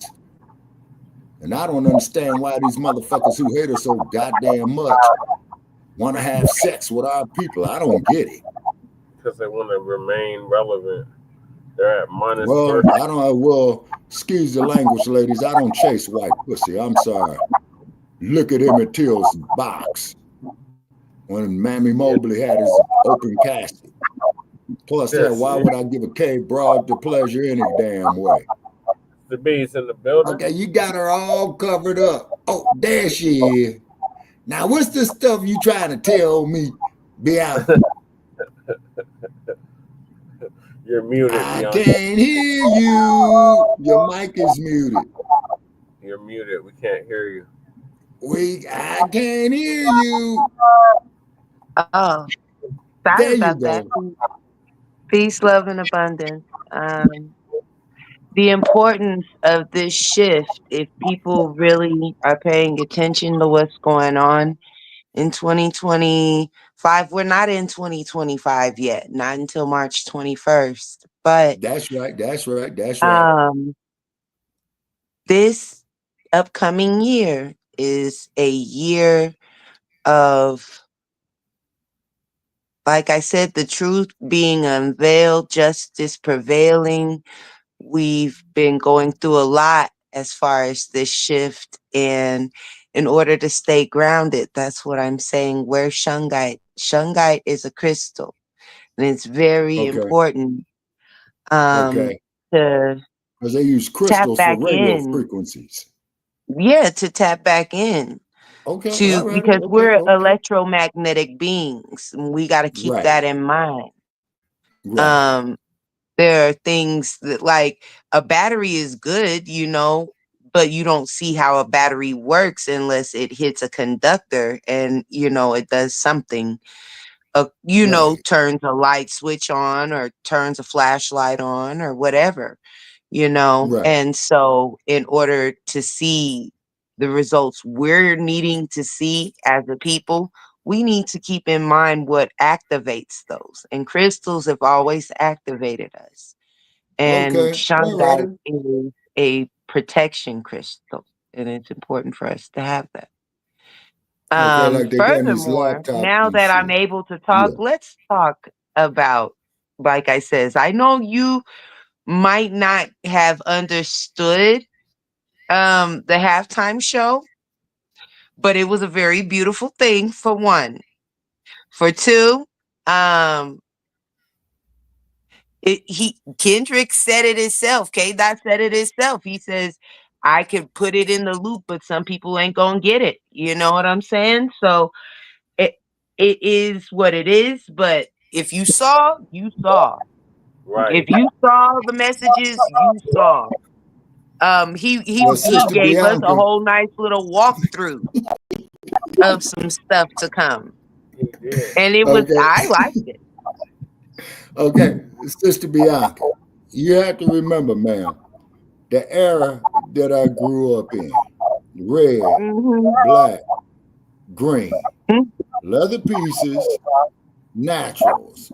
Okay, white woman, no, White girl, what you looking at me for? No. Look, we already discussed that. I says, you know, it's cultural preservation. It's bloodline preservation. Just that simple. All right, now. Okay. Okay, now, another thing here too. that I make so very, very clear, because you wasn't with us that night, Bianca, when we had old stupid Sarge, and I really wish you was there, because I know you want to give Sarge the business, because this stupid motherfucker, and yeah, Sarge, I'm talking about you. Well, if we're waiting for the raping slave, and pedophiles, I wouldn't exist. Never seen a case of such self-hatred before in my life. And you know what I told stupid motherfucker go read X-Man, you didn't want to read it. Shit. X-Man, you know, gave you the business on it. You see what I mean? You know, they hated the X-Man. You see what I'm saying? And then also too, Sister Bianca, and this is for your youngins, to live through the era of Muhammad Ali. You all had missed a great, great era. Now, there was a brother out of your neck of the woods in Denver, Colorado, who was a former heavyweight contender. May he rest in power. I'm not going to say his name. He fought Ali. He gave Ali a bloody nose. You know, he was bad. You know what I'm saying? But I'm not going to say his name, you know, out of respect for his memory that I was acquainted with when I was back there in that freezing ass icebox in the middle of fucking January. That y'all call Stop it. Just Colorado. because you come from sunshine and blue skies. We can have snow, rain, and sunshine and blue skies in one day.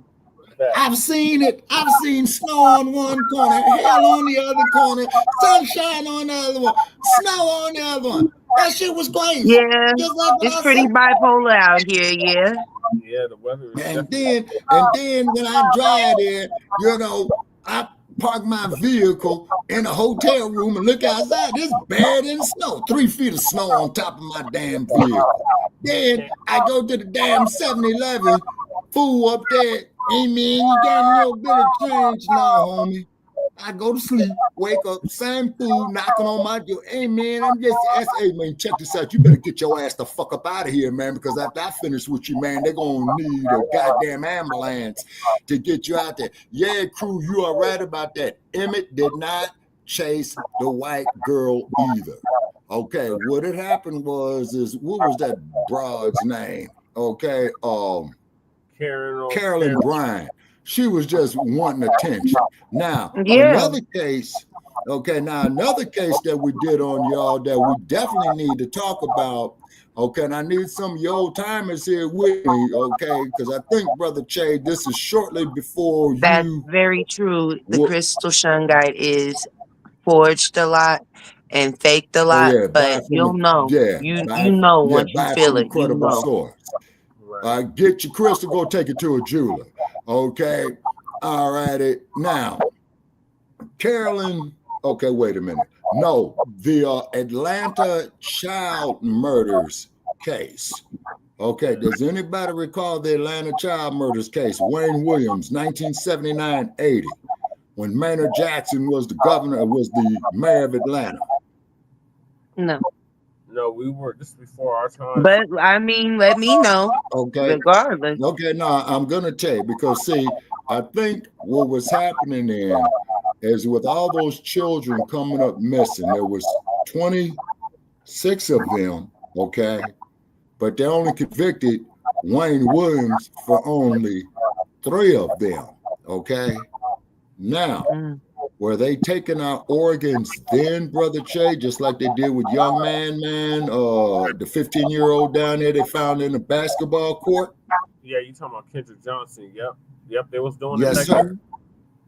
Yes, sir. Okay. Now they had Maynard Jackson, who was the mayor of Atlanta at that time, who was saying is that that they had the Atlanta PD on it and stuff like that, and then they got Wayne Williams, and then they quit the investigation. Okay, were they told to quit the investigation? Yes. Was it pre-dumpsters that told them that? Because I think you had that old senile, no good bastard by the name of Ronald Reagan, who was the president at that time. Okay. Yeah, sworn in. Yeah. Okay. Now, was this here experimentation? Are they doing experimentation on us still? Which I believe that they are, particularly well, taking I mean, if we look at what most hospitals really are, then we would definitely be privy to that. Most hospitals are literally universities. Yep, that's exactly Right. what they are. And I read So they're constantly experimenting on us. Do all doctors know exactly what they're doing? No. Yep. Okay. Now, to prove your case, Organ harvesting itself has been going on for quite some time. Oh yeah. Okay. Okay, now to prove your point even further, Sister Bianca, you heard of the University of Southern California, right? The same USC where O.J. Simpson played his ball at and all of that. The Trojans, right? You heard of that, right? Now, they call the Los Angeles County Hospital, which is way over there in the barrio of East LA, homes. They call it the LA County USC Medical Center. And this is where they bring in all the shooting victims that the police shoot, all the people they scraped up off the sidewalk who died in the street. And guess where it's right across the street from? The Los Angeles County Morgue, right? Yeah. Now, the USC Medical Center, that is way west, out there by Beverly Hills, Pacific Palisades, or as a matter of fact, they call it Westwood, is where it is. So this is where you get a lot of your leading surgeons from, medical doctors from. You see what I mean? You know, UCLA. And keep in mind that USC is a private university, and UCLA is part of the University of California system. And see, with the private universities, and that location being where it is, literally, I wouldn't be surprised if they were the ones pitting the cadavers there. Cadavers, the organs, everything like that, you know. And we got to keep in mind that there's a lot of private practices, a lot of private doctors. So, and with more wealthy people, they would rather have a private doctor. So, where are the private doctors getting organs from? Drive-by shooting, state-sanctioned murders. I mean, because you generally know where a public doctor is getting organs from because they work in the university/hospital. Right. But with private doctors, where are they getting the organs from? The black market. Black market from black people, just like they was taking all the ovaries out of the black women. What's your name? Because Brother Isaiah Oh my hit me to that goodness. one. They've been egg farming. They've been, look, anything that they will do to an animal, they initially have done to us. Right. Okay. And that's why they hate us so much, because they cannot be us. You see what I mean? And it doesn't matter how much they dissect down everything, because see, we think about gynecology and we don't think about the heinousness of what was going on for them to even study women's bodies. Black women forcefully being cut open, no anesthetic, no nothing. Oh my God, Jack the Ripper shit. Damn. Yes, having their reproductive organs taken out and studied. Now, damn, that's sickening. Frankenstein shit. I got a question, okay, for the chat room and for everybody up here. All right, because I'm out in 18 minutes, been up here 5 hours, got to save data, no good ass internet, raggedy ass shit they got out here in Las Vegas. Okay. Why on the plantation system? Okay. And you know I'm going with this here, Brother Che, because you heard me say it, but this is like for us in the audience. Why did they castrate black men on the plantation system in addition to? Well, because they knew that their women were out of control, and they knew that their women were whores, and they knew that they didn't want to have to raise a nigger baby. They didn't want to do that. Okay. But they knew that their wives had no self-control, and that was the main reason why a lot of white slave owners and stuff like that, they would castrate the men. They both used them sexually in the bed. So do you see what I'm saying? It was birth control. Okay, all right, hold on, sister. Now, going back to what the heavyweight champion said in 1974, is that before he was in Zaire to knock out George Foreman, and I knew he was going to knock out George Foreman, by the way, just saying it. Okay, is that he said to the press, no, we are not brothers. It's because brothers do not take their brothers and hang them on trees and cut off their private parts and put it in their mouth. What was the significance of this? Then they'll stand around and then they would sit The up there and laugh.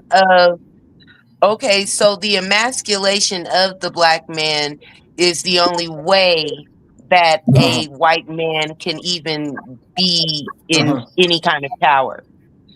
Okay, now And let me ask you for this them here. to do those types of heinous acts, it was to show not only their community, the black community, but their community, that they were superior to a black man. That they were And superior. they know that the most significant difference is the phallus. The phallus has always been. I What feel is like that? that was where racism began. The very first time that they saw a man of our complexion, of our origin, it doesn't matter what piece of land that they landed on. Do you understand? The very first time they saw one of our men in loincloths and saw their phallus hanging from underneath that, Oh, it's Johnson. there was Okay. no competition. They knew who was superior. Okay. And Well, in order to take that away from that man, you know what I'm saying? Because even enslaved, he was still superior if he had a bigger dick. Okay, so this is why. Okay, now on this here, brother, tell you a story that we did on this right here. Okay, now I'm playing a little bit of chess right here. Okay, so hit me with hate mail in the chat room. That way I know I'm doing something right. Okay, so therefore the white woman wanted to get fucked by a brother because he had a superior Johnson than the white man did. And then not to mention the fact that the white man had preferred to rape the black woman because she had better sexual qualities than these 6 o'clock Barbie doll, Taylor Swift looking ass bimbos. Am I correct in that assumption, ma'am? Yeah, well, see, and this is where it goes to. It's an inferiority complex. So if you break down an inferiority complex, I'm going to be ultra sensitive and super jealous and super insecure. And so those three in combination, like I said, as far as the jealousy, that's what really fueled the jealousy was the insecurity and seeing, okay, I'm no longer the head to my woman. She's looking at somebody who's beneath me, according to them, beneath me. Right. Okay. And I've lost control. So let me reinstill control. And then that's where the violence, the heinous, it was all of that because it's crazy that people do not keep in mind the savagery. Like, okay, yeah, they're very savage, but they're very fucking fragile. Right. If you see what I'm saying, their ego, their whatever, their self-worth is fragile. Fragile as fuck. Yeah. Okay. Okay. All righty. Okay. Now, they have to feel good about themselves. If they don't, then they'll kill themselves. Do you see what I'm saying? Now, yes, ma'am. Now you saw the motion picture Mandingo, right? The motion picture Mandingo? Yeah, circa 1975. I believe so. Okay. Now, toward the end of it, because it was also a book too, right? After I saw the movie, I couldn't read the book because when I had youth on my side, I might have just went out of my mind, and I probably would not have made it to this age. Okay, there's a scene in there where Hamill, the white raping, slave trading pedophile, was violating the sister. Brenda Sykes was her name, who was the slave girl. Okay. So what had happened was Hamill, the white raping, slave trading pedophile, he would spend more time with his bed wench than his wife, okay? And keep in mind, in my militant days, that didn't sit well with me at all. So then what had happened was the Barbie doll bimbo had went and told Ken Norton, who played me, the slave, well, come up here, you gonna do what I say, and if you don't do what I say, I'm going to tell the master that you raped me. To make a long story short. Fragile egos. Okay. And see, Okay. this is this. Yeah, go on. Can I interject really quick? This is part of the main reason why, like I said, it was fragile egos on both sides. White men used to definitely hate that the black man was seen so highly in not only the black woman's eyes, but his woman's eyes. So when they would do like the buck breaking and stuff like that, it was to sexually dominate this person, not only in front of his family, but in front of his wife. So she knew that he was still in charge. And so that's where a lot of the rape and the buck breaking and all of this type of energy even came from. It was them trying to assert that there was some that you know, I'm still superior in that aspect. But we got to understand that the women did the exact same fucking thing too. They knew that they didn't have no say so with their husband, so they did any and everything that they wanted to the slave women, the slave men, and the slave children. That's where they were able to assert their authority. Okay, all right. Now, two, and I will always define them as the raping, slave trading pedophile. Okay. When Ken Norton played that part in that movie Mandingo, that was 1975. Muhammad Ali in his second reign as heavyweight champ had went on the public talk shows and stuff like that. And he said that there is no way in hell that he will get up there and perpetuate some shit like that. Okay, that was another reason why he was hated. Okay, because Ali stood up for his people when he didn't have to. He was heavyweight champ, his cup runneth over. Broads everywhere was going to see Ali. You know, anytime that Ali came out there in a traffic setting or whatever, he's tying up the traffic. People bum rushing him to his autograph.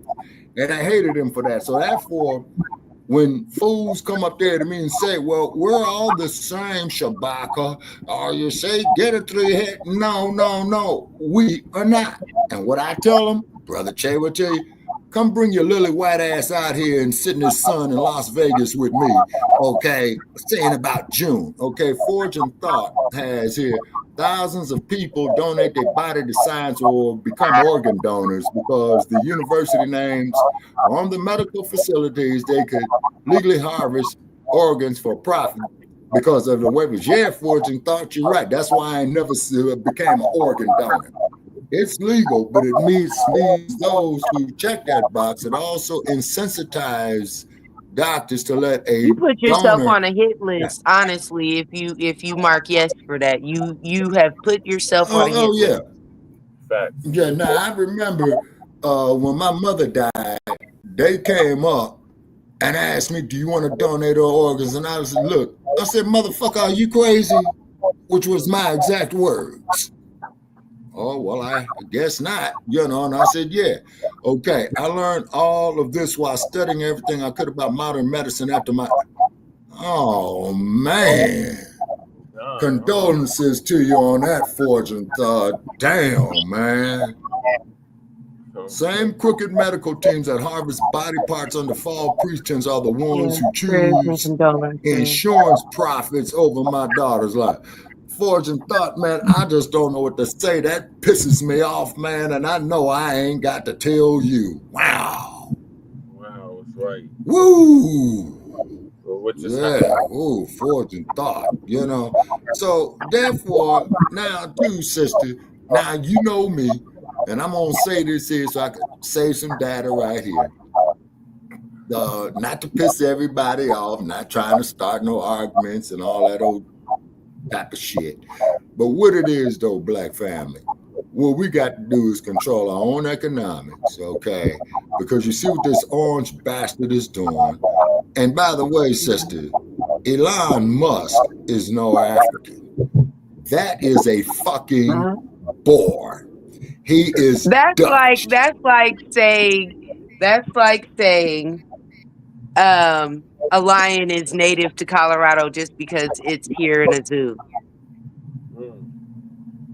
Well, honestly, that's where you and I, sister, I are don't going to believe that any disagree white agreeably. person should be able to claim South African. I don't care if you were born there. It's Azania, sister. Azania is the real name. Why do you think I always used to play Miriam Makeba on our intro track, for our shows? Because she's from Azania.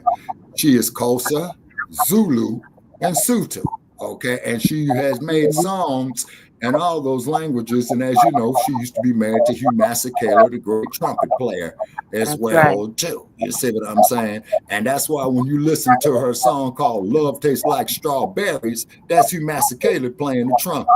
So you have all witnessed me over the years,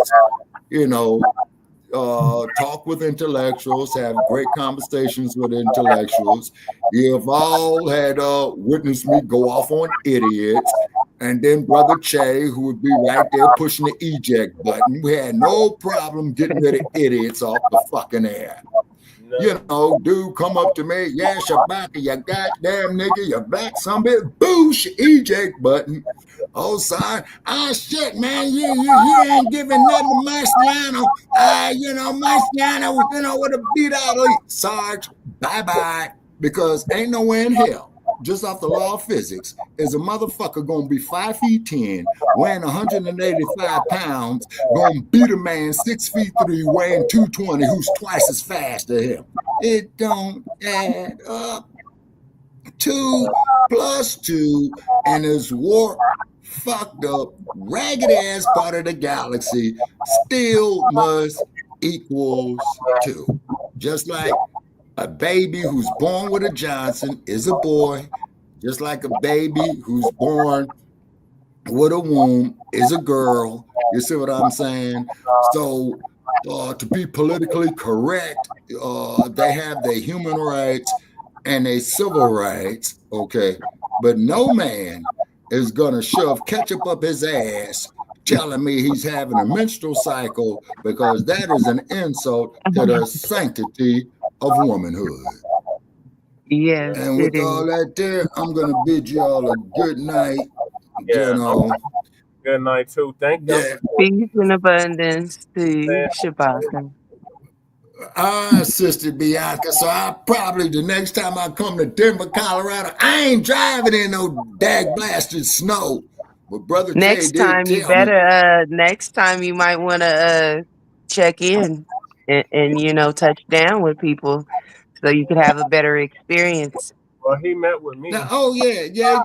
I've been to Colorado, before, because that's where I learned certain skills at, and that's also Colorado's a place where I met a famous person from there. May the brother rest in peace. Okay, so out of respect for his family, a gentleman who I was very, very well acquainted with, that taught me a lot of things, by talking to him. All righty. So I'm gonna bid y'all a good night from Sin City. Yeah, I gotta go out here and get me a cigar. Okay, the street should be vacant. These damn fools shouldn't be too damn drunk. Go get me a cigar, sit up here, look at some more fake news so I can have more material for our upcoming episodes, and if you can, if you could pull up some of our past episodes of Shabaka's Black Experience Enhanced. And Brother Che, by the way, you still there with us, Brother Che? Yeah, I think they got some of our episodes still on Spotify, man, and iTunes. Okay. But I'm not sure.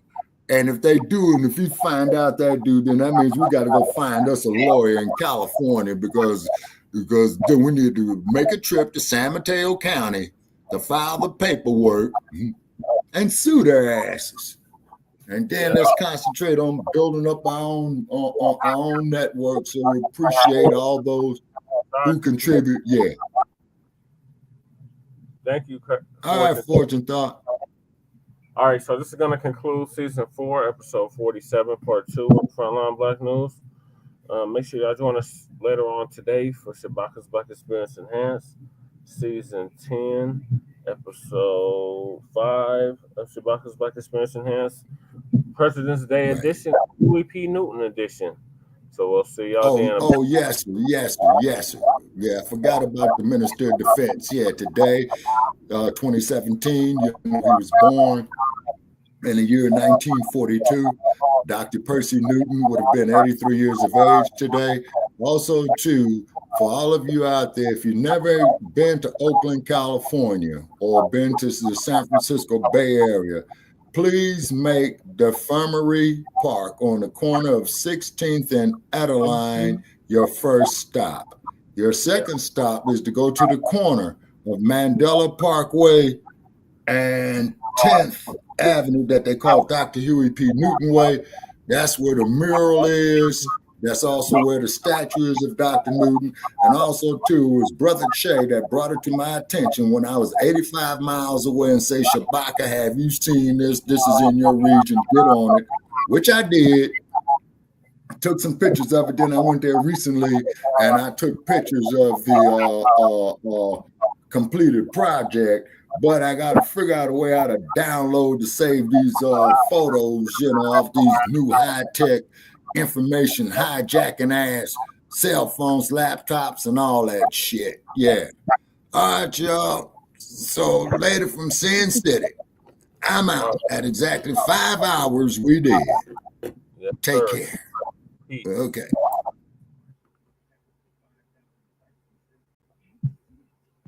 Hey, sis, how you doing?